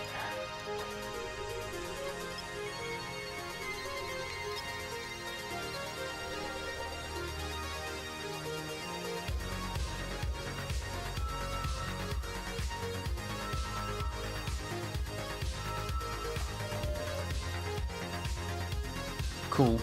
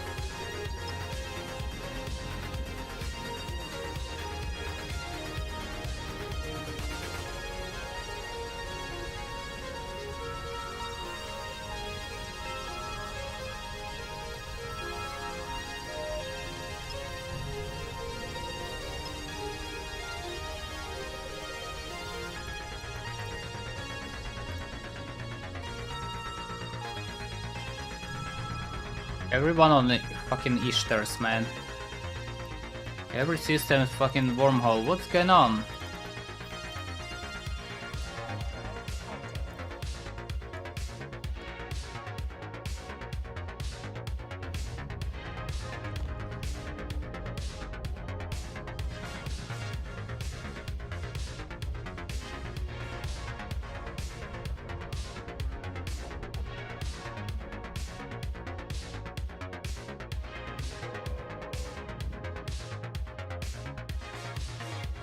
Am I paying too much? 72k for this ship?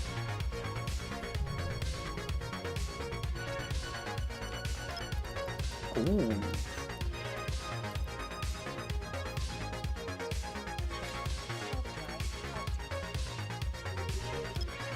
Where I just jumped though? Okay, constellation. Aha.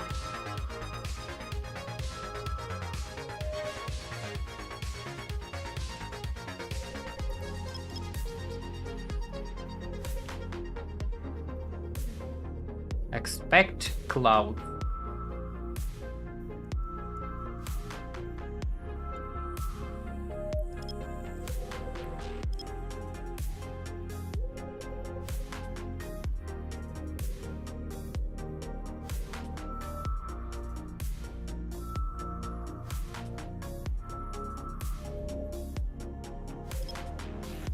Data 3.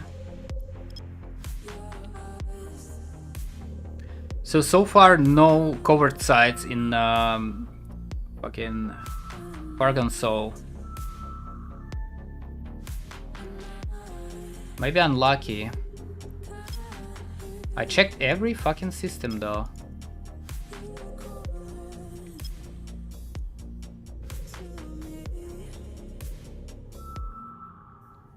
There's no way they don't spawn there, like no way.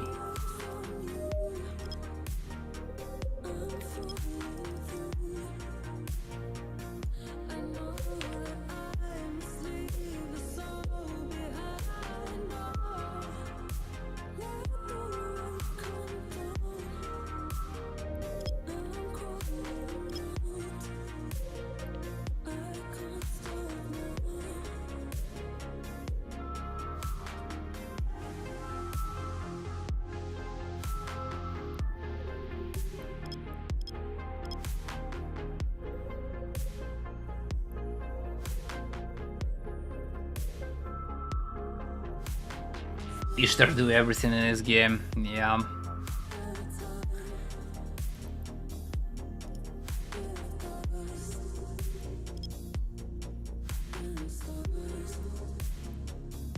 So I saw this Ishtar in Paragon.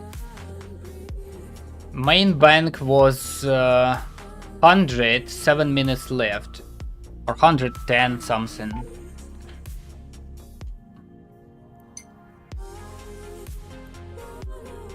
And that's, I assume, he's just alone doing his shit. And for, what is it, payout every 2 hours, every 3 hours, 2.5? 100 mil for this? Nah. That's some AFK shit.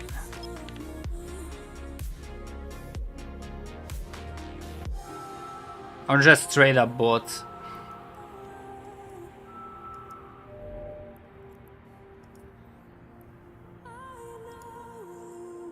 Warp drive active.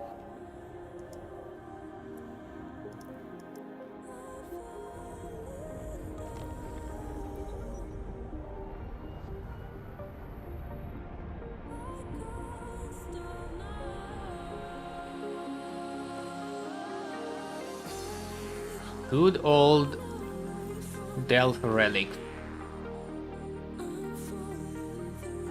Slightly different composition, but this one is the same, I think.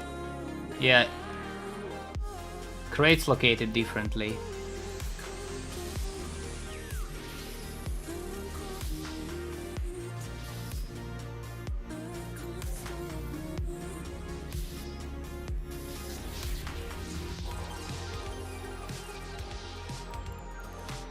So what was this so expensive here?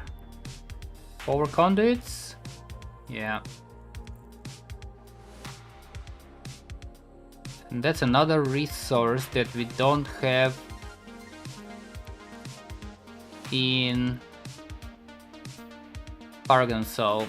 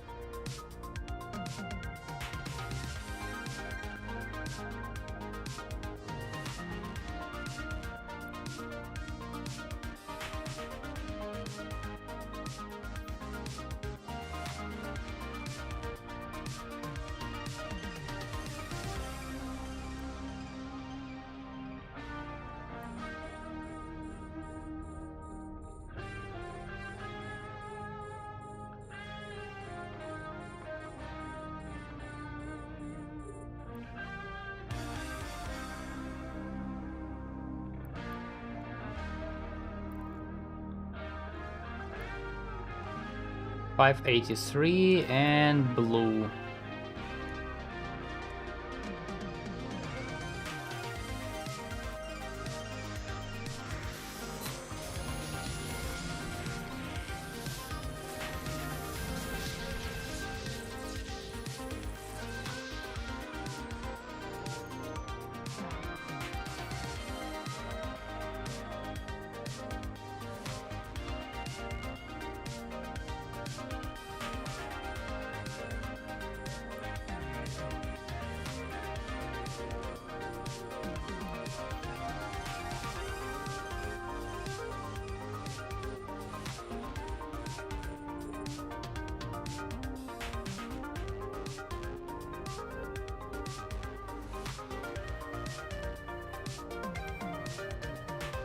Cedar console 6 mil.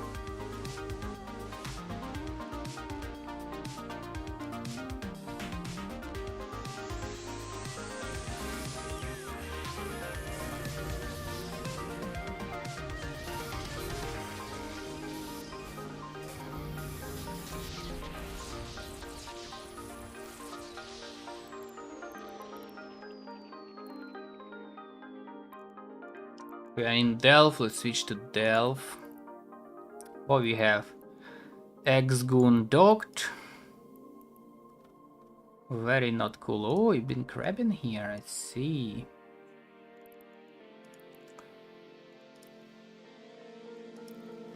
Mr. Crab. Ooh, he's old. ISK double service. Okay, bruh. Okay, bruh. Ooh, Redeemer skill notice. Cool, cool.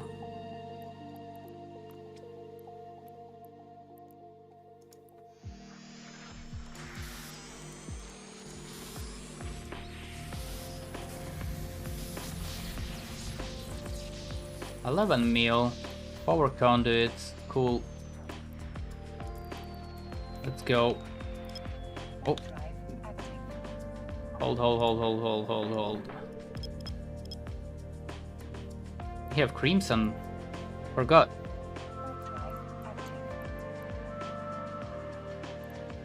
My brain mushed already. I'm missing stuff.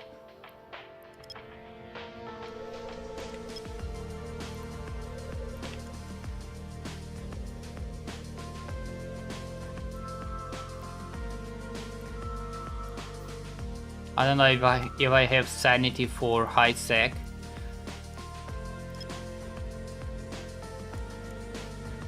That's another monument. Okay.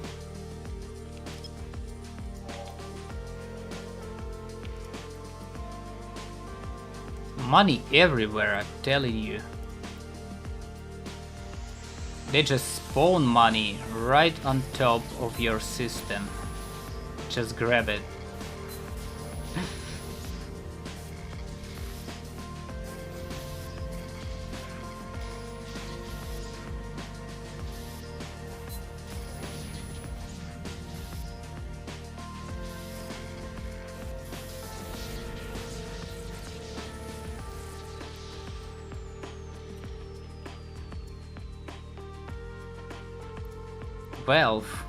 For what?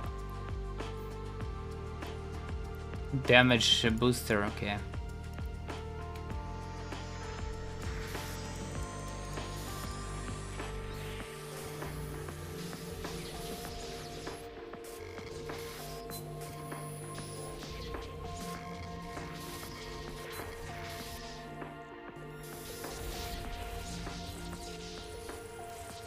Oh, that's a lot of bullshit.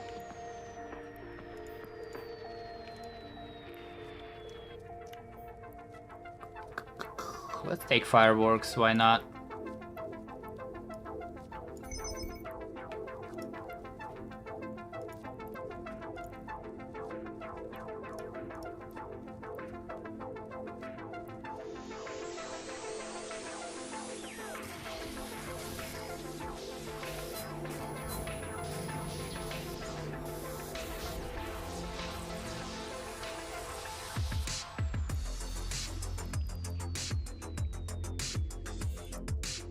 Getting heavy. Let's go.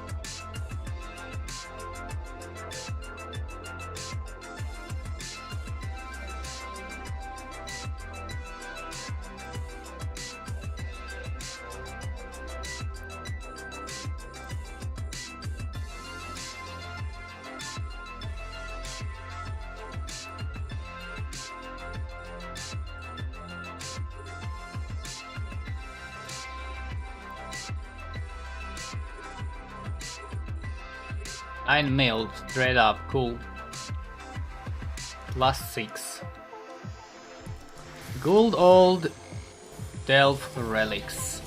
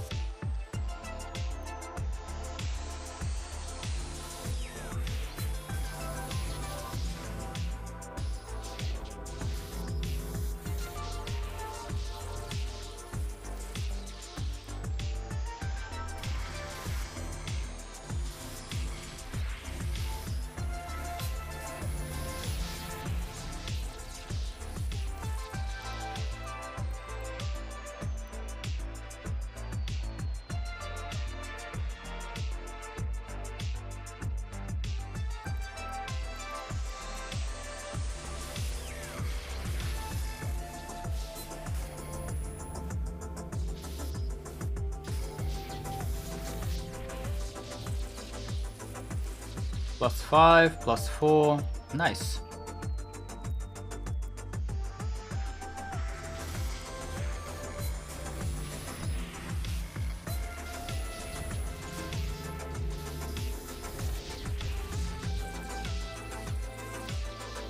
I think this crate is dog shit.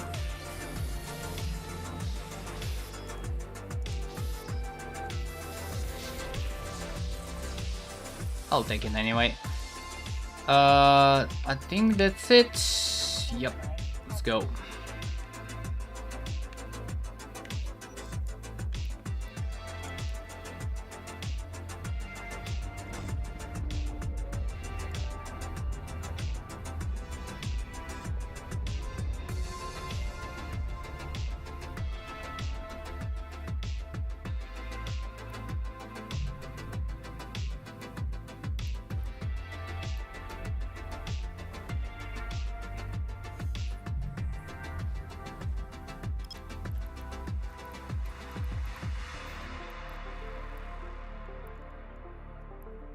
Did I not click?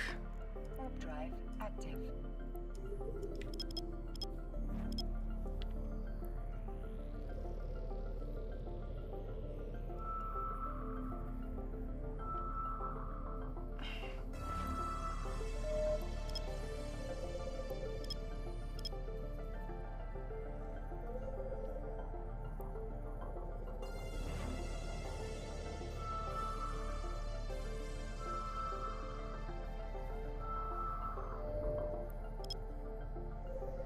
Nice. Another relic. I don't know, Delph kinda weird.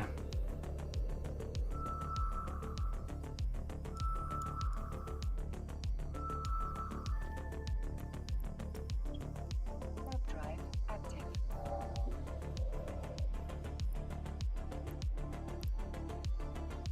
I think it's a bait. Delph trying to hold me back, so I don't go Paragon Soul every time.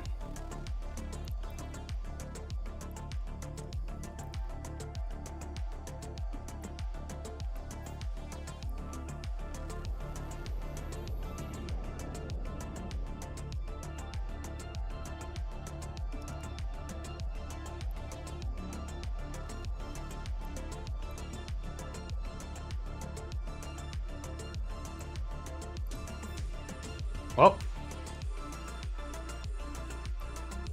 expert piloting.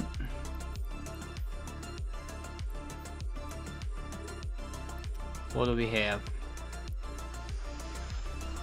9 mil straight up.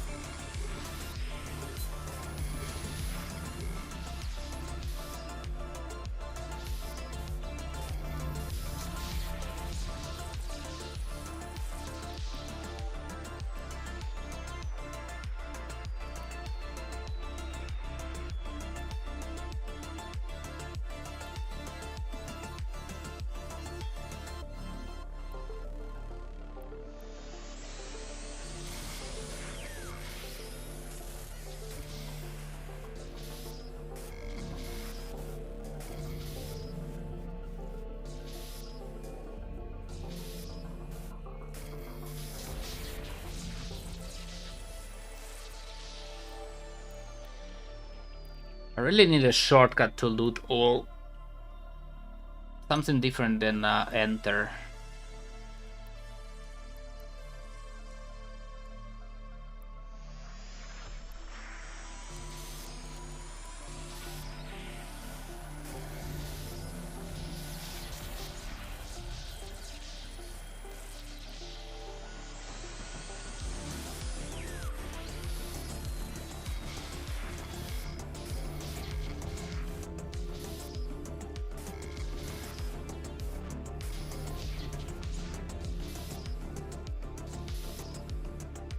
What am I missing? It cannot be here. Got it.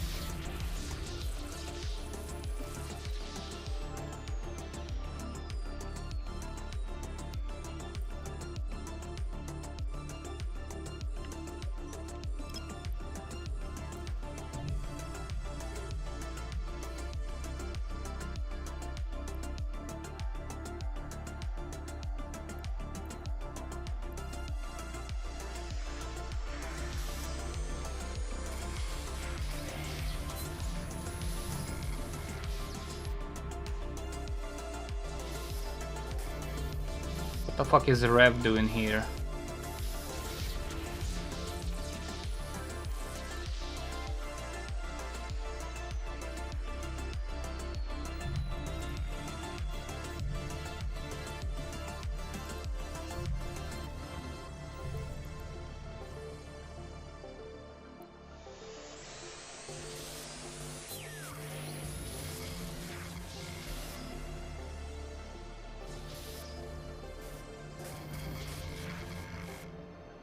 Where is that?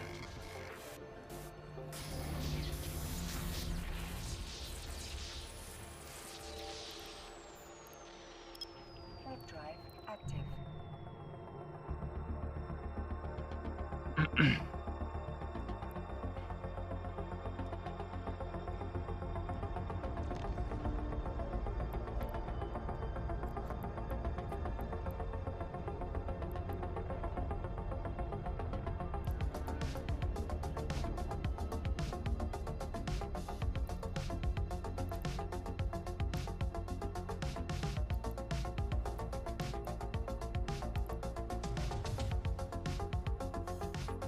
Ishtar.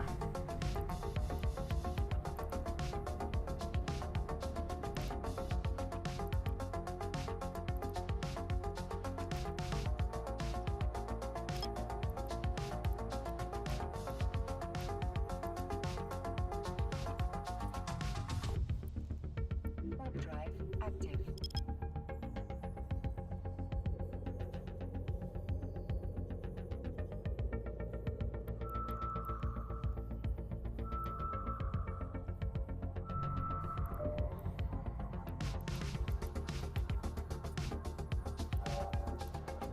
Almost home.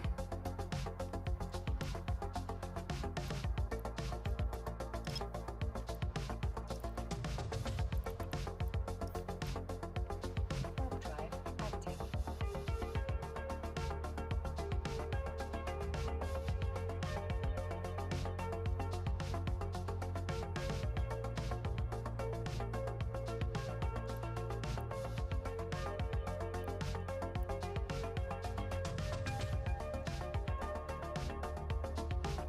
Another way to make money is doing fucking heavens and selling expeditions.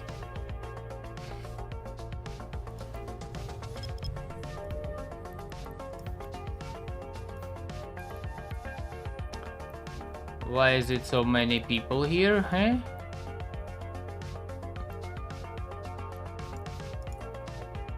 Warp drive active.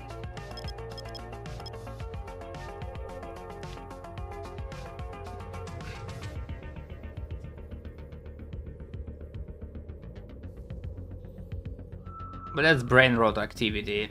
Sitting on a, I don't know, on a heavens 24/7 is... That's some... Requires some mental stamina, I don't know.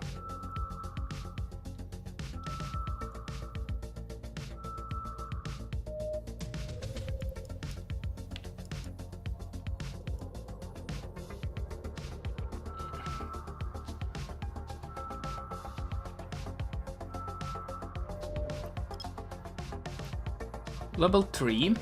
Come on, covered side.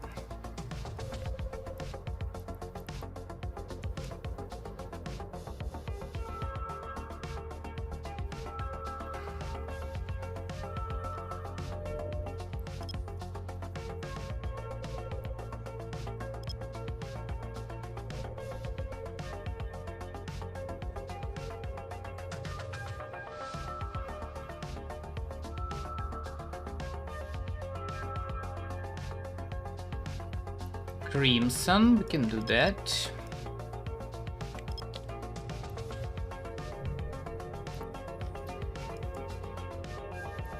Saline.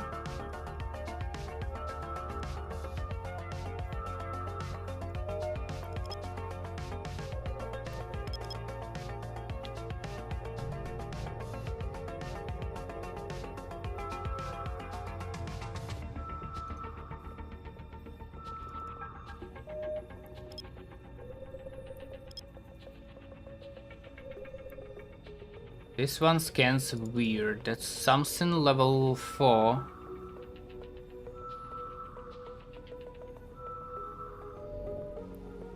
Huh. Interesting. Relic 3. Align to the relic.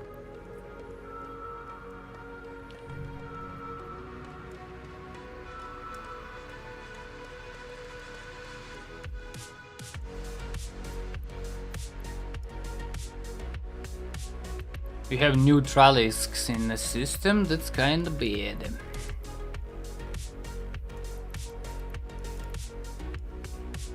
Oh, someone reported it already.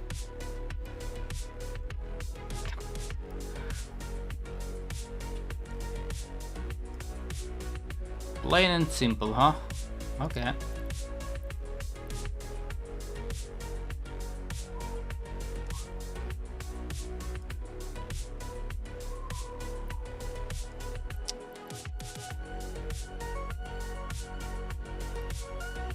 Moonfire.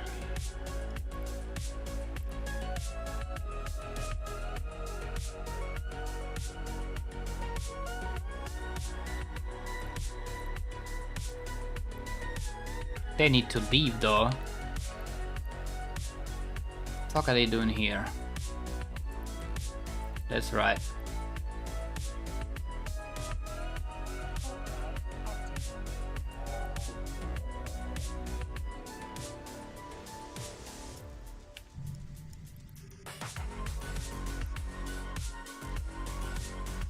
Drake, Navy, and Select. Alright.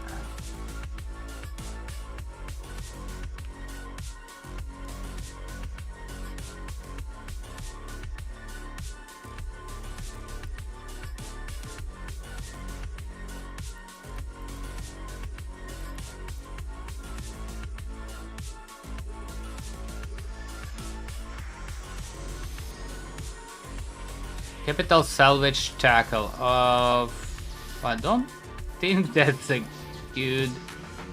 I'll take it just for a collection.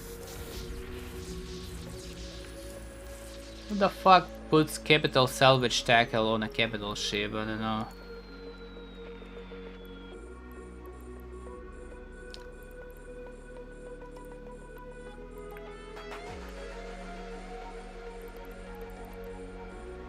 What it does.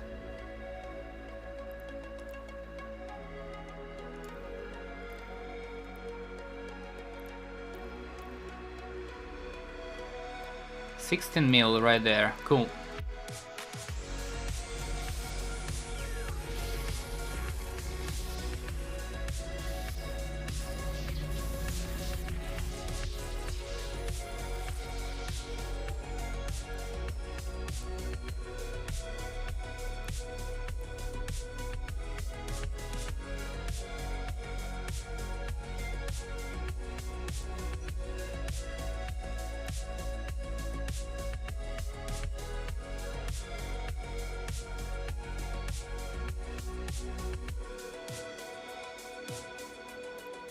They're going J, tac L. Where is that? Ah, they decided to roam around. Okay.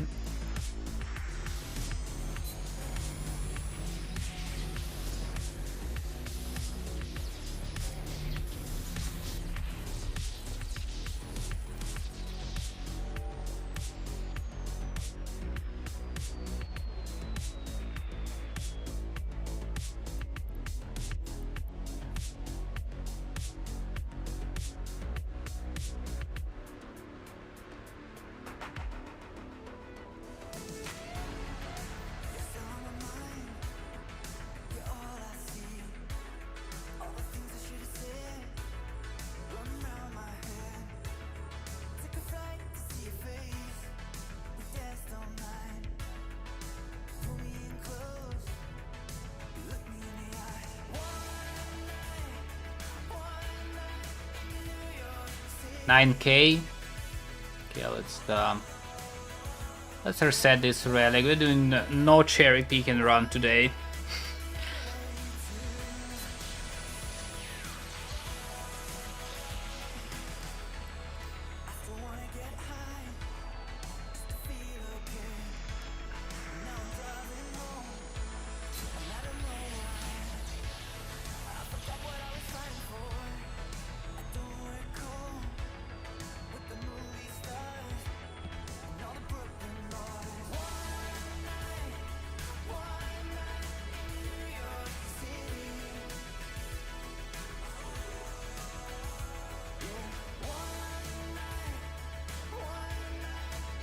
Come on, man, what the fuck is this?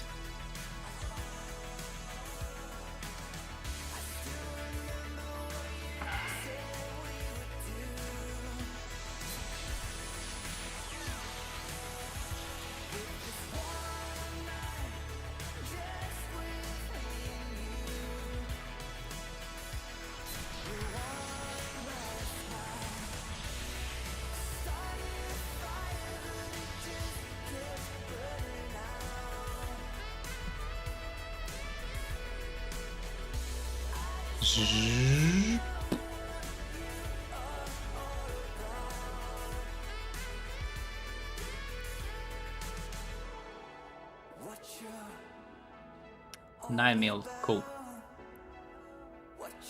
I'll take it.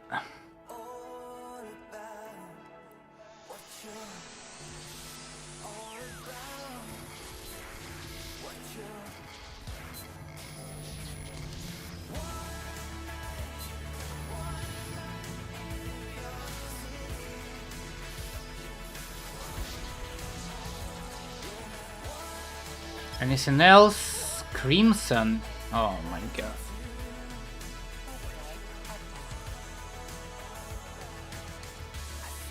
My brain is melting already with this. What was that? 6-hour scan? I don't know. It's a good money though. I got like what?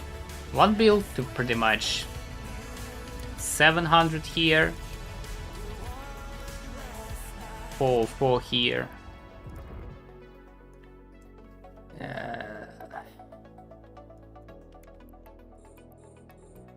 I think a little bit of brain motion in high sec. A few missions. I need to park first.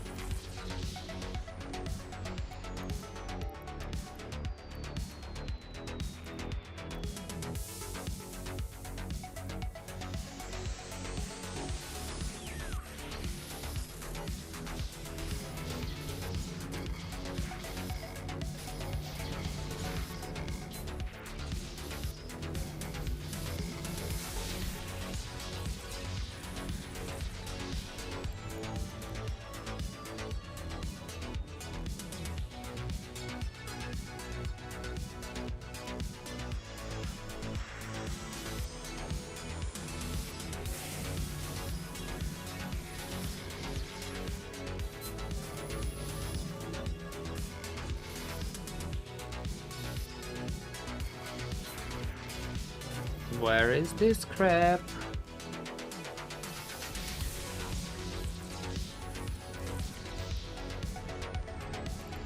Go.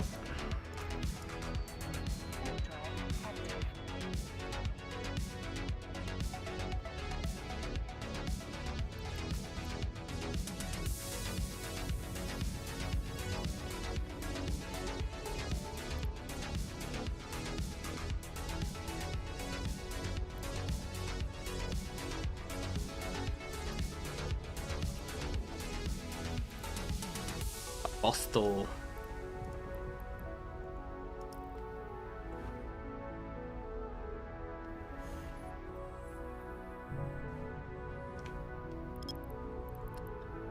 Nothing here. And that's actually good. I really wanna go 1DQ.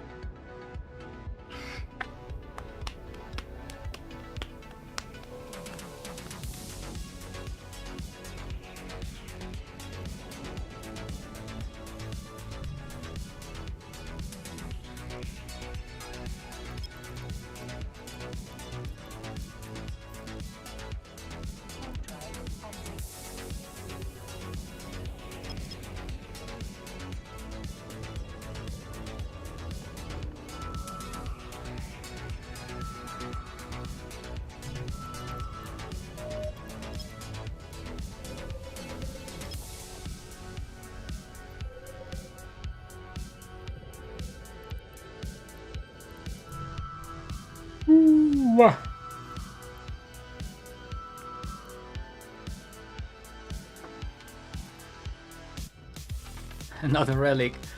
Can't say no to free money.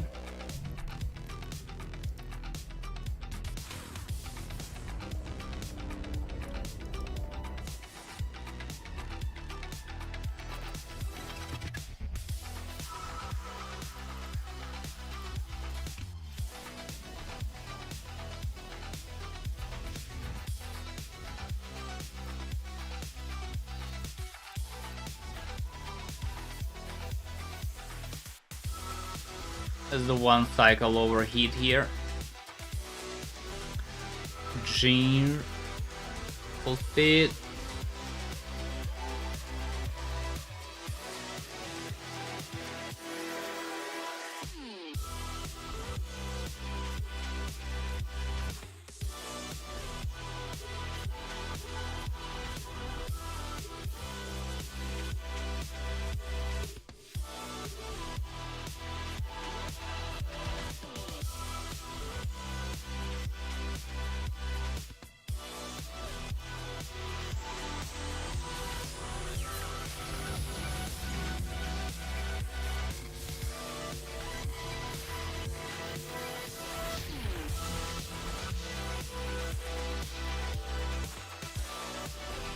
Hold on, what was that?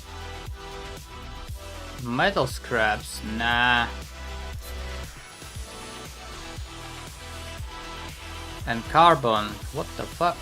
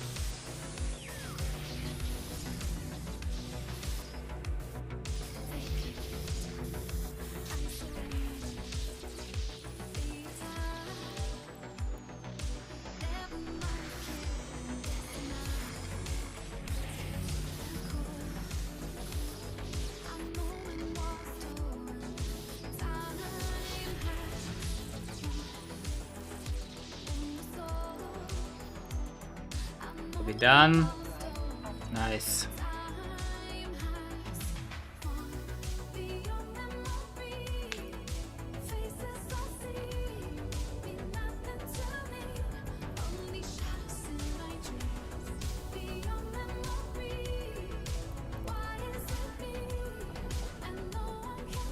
What is this red dream?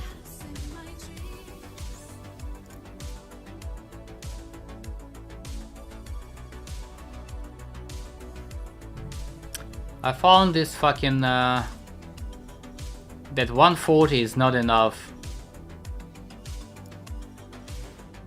No, all this range is fucking dog shit. 140 tracking is not enough to scare off interceptor. I don't know why it's so stupid. Oh my god, 3 signatures here, really?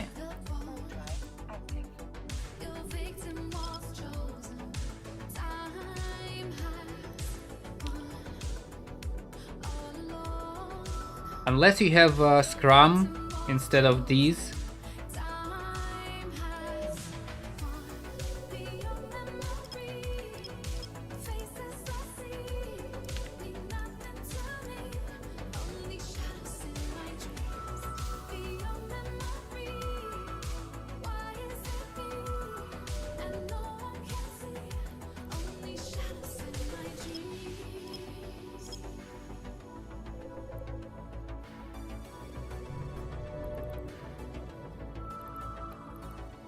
How am I doing on planetary stuff?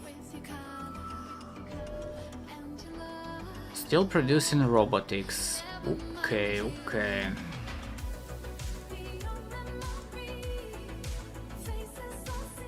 Biocells for 20 mil.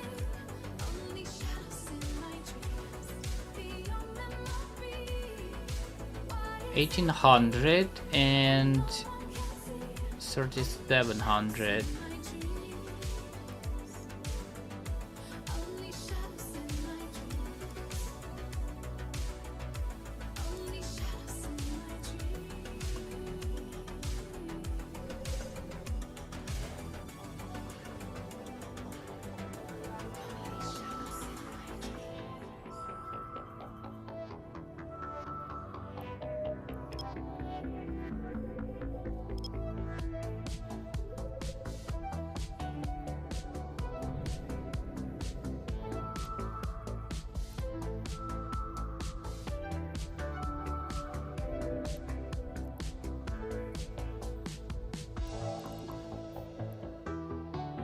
Drive active. Get the fuck out.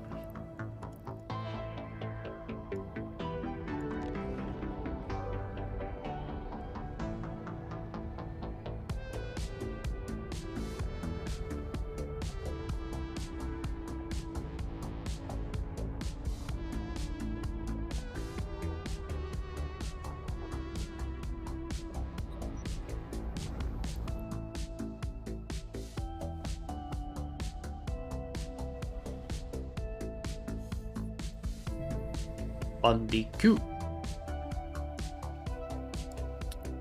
Ishtar's on a gate, that's kinda cool. Drive active.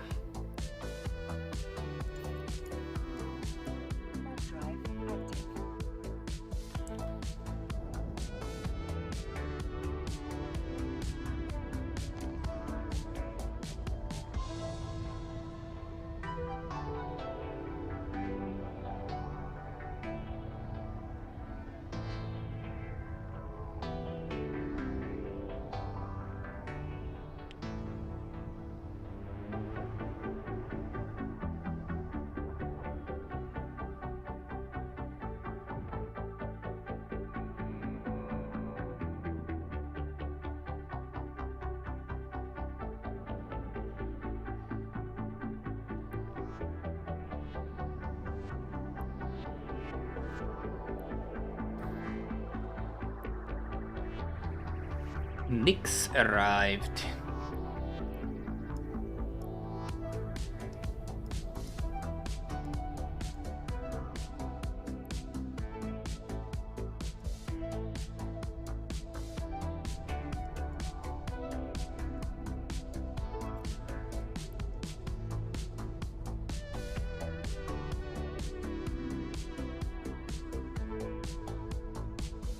And we repaired. Cool.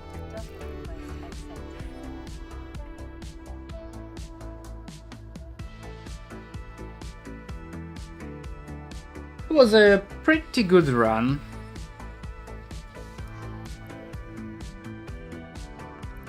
Pretty good run. Let's see total. If I can put this here though, hold on. What's the weight? 64. Alright. 1.151, maybe slightly less. Remove that. Pretty much remove boosters.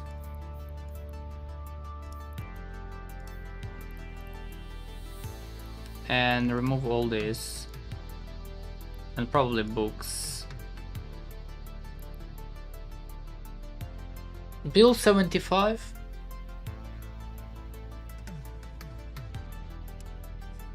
It's alright. I think I got unlucky on fucking armor plates. I got unlucky on armor plates.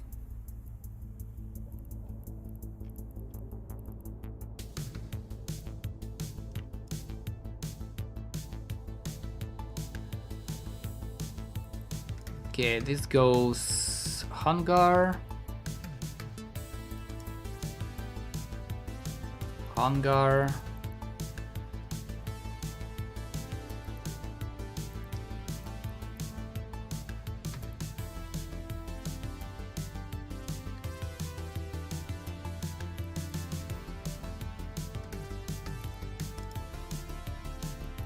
Close here as well.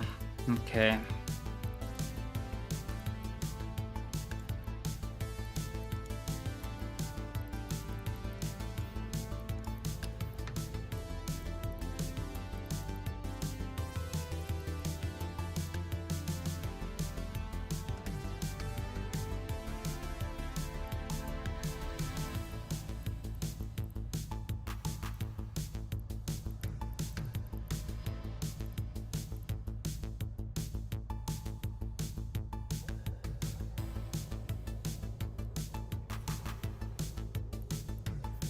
Well, we have 6.8 so far. I think that's 6 streams. Every stream like 800 to 1 bill, I would say.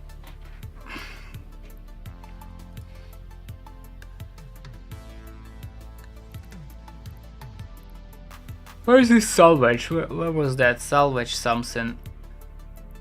Capital salvage. Holy shit.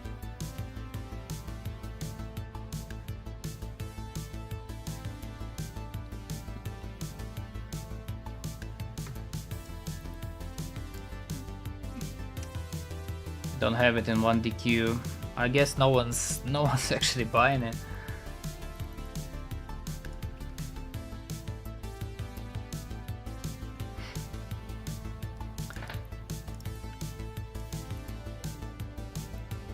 Blue loot 2.5.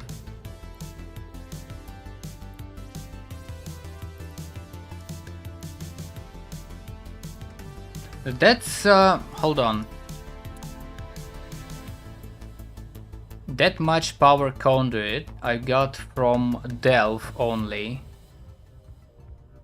And that's for 5-6 runs. That's a 5-6 runs. And this power conduit is pretty much same as armor plates in drop rate, I think. Because that's the most expensive stuff in Delve.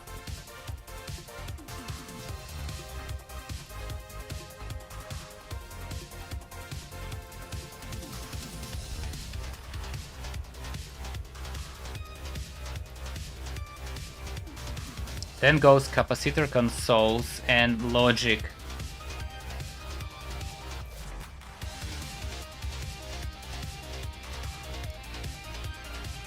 That's a big number, to be honest.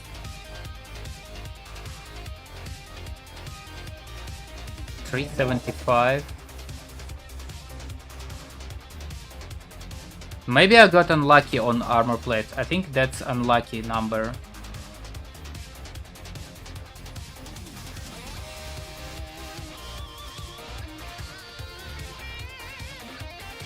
I'm pretty sure. Well, we'll do a few more Paragon Soul runs in the future. I mean, the next one is Paragon Soul 100%.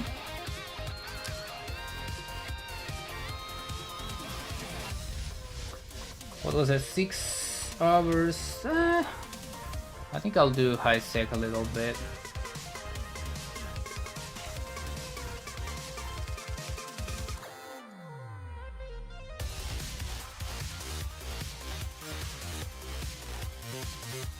Maybe a few missions.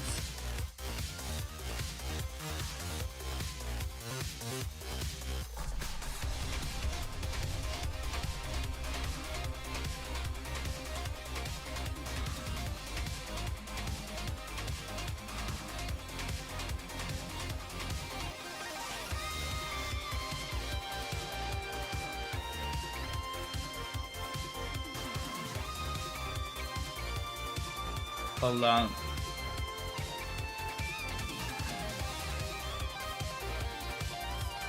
Grab that. Grab that.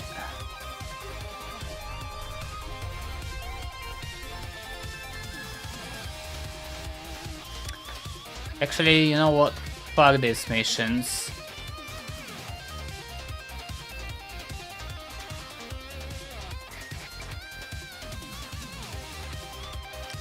I need to go cheetah. Put some stuff on sale. Where's Cheetah?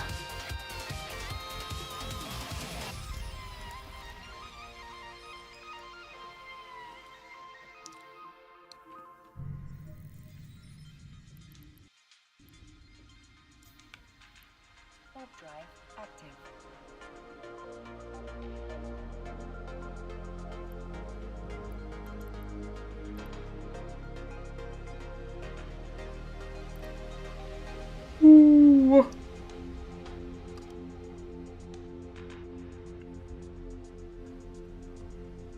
Put some stuff on sale, collect orders, and what? Active. And leave char in Jita. Next time I load, I put stuff on sale again, and go back to agent's location.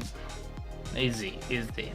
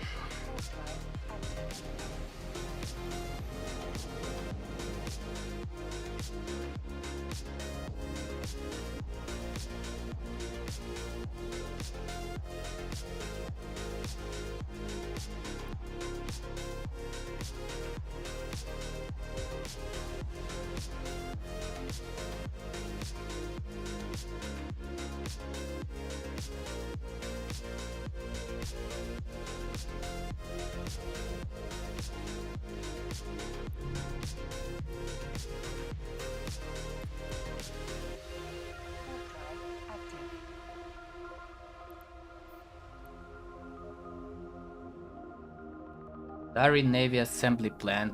Now let's check what it's called. Sell price, sell tax. Last time it was 144, I think.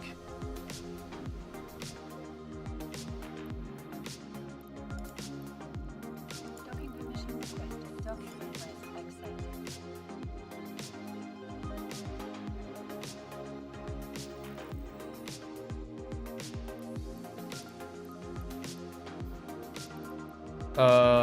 That's too much. Let's see, this one sell 3 days or 3 months, doesn't matter. 143.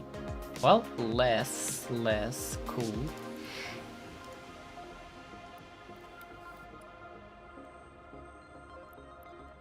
Okay, deliver.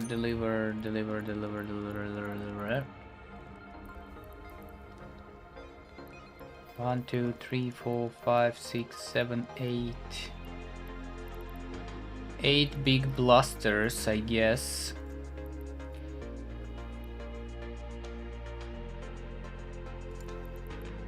View market details. 14. Sell. Immediate.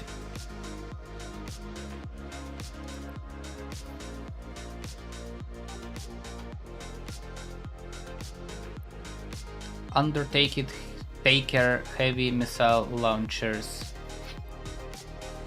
View details.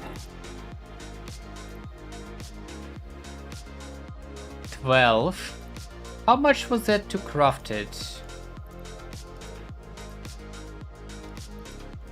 View in industry. How much I paid you? For one.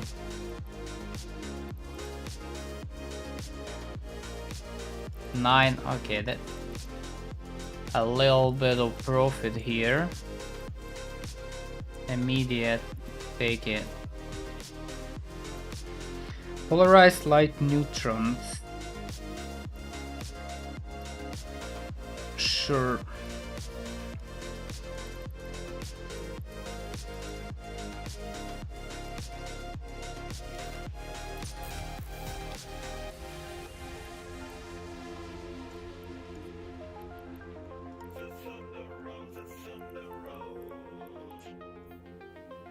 Okay, 8 polarized big cannons, right?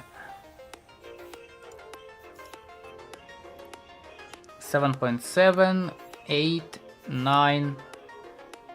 Give me 8 orders of this. Buy. Start 1, start 2, 3, 4, 5, 6, 7, 8.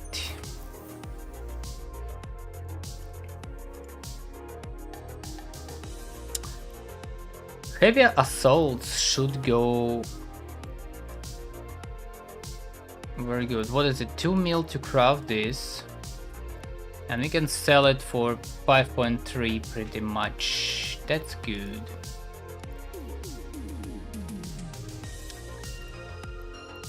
And I believe I learned a lot of Talokan technology left one day. What is it? What's this shit? Takmali. That's a nice reactor control. And this multi-spectrum here, that's Talokan. We're learning it. This multi-spectrum goes for very good price. And to craft it, I think we need what? If we buy everything, that's like 5 mil. Finding contracts. No contracts from this. I guess that's super rare. Why does it cost so much? Hold on, let me compare this. Let's go EM resistance first. What is called? Pose. Pose 29.3. Same as tier 2. I guess less CPU.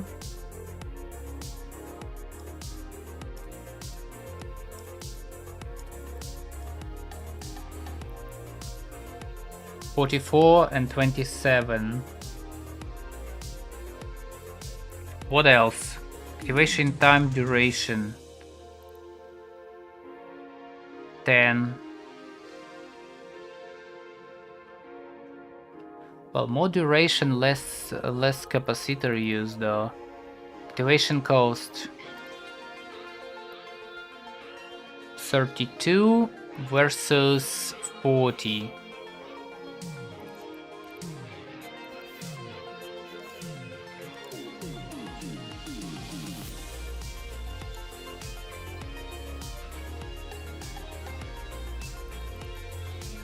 I guess it's just CPU use. Super low. Anyway, that's gonna be a nice chunk of money.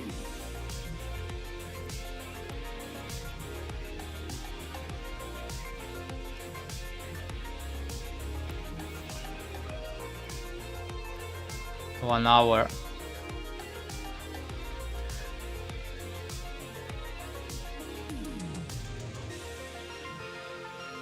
Yeah, I'm gonna be chilling for today. That was a nice run.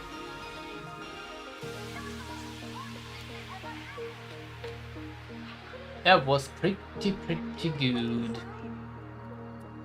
I'm out.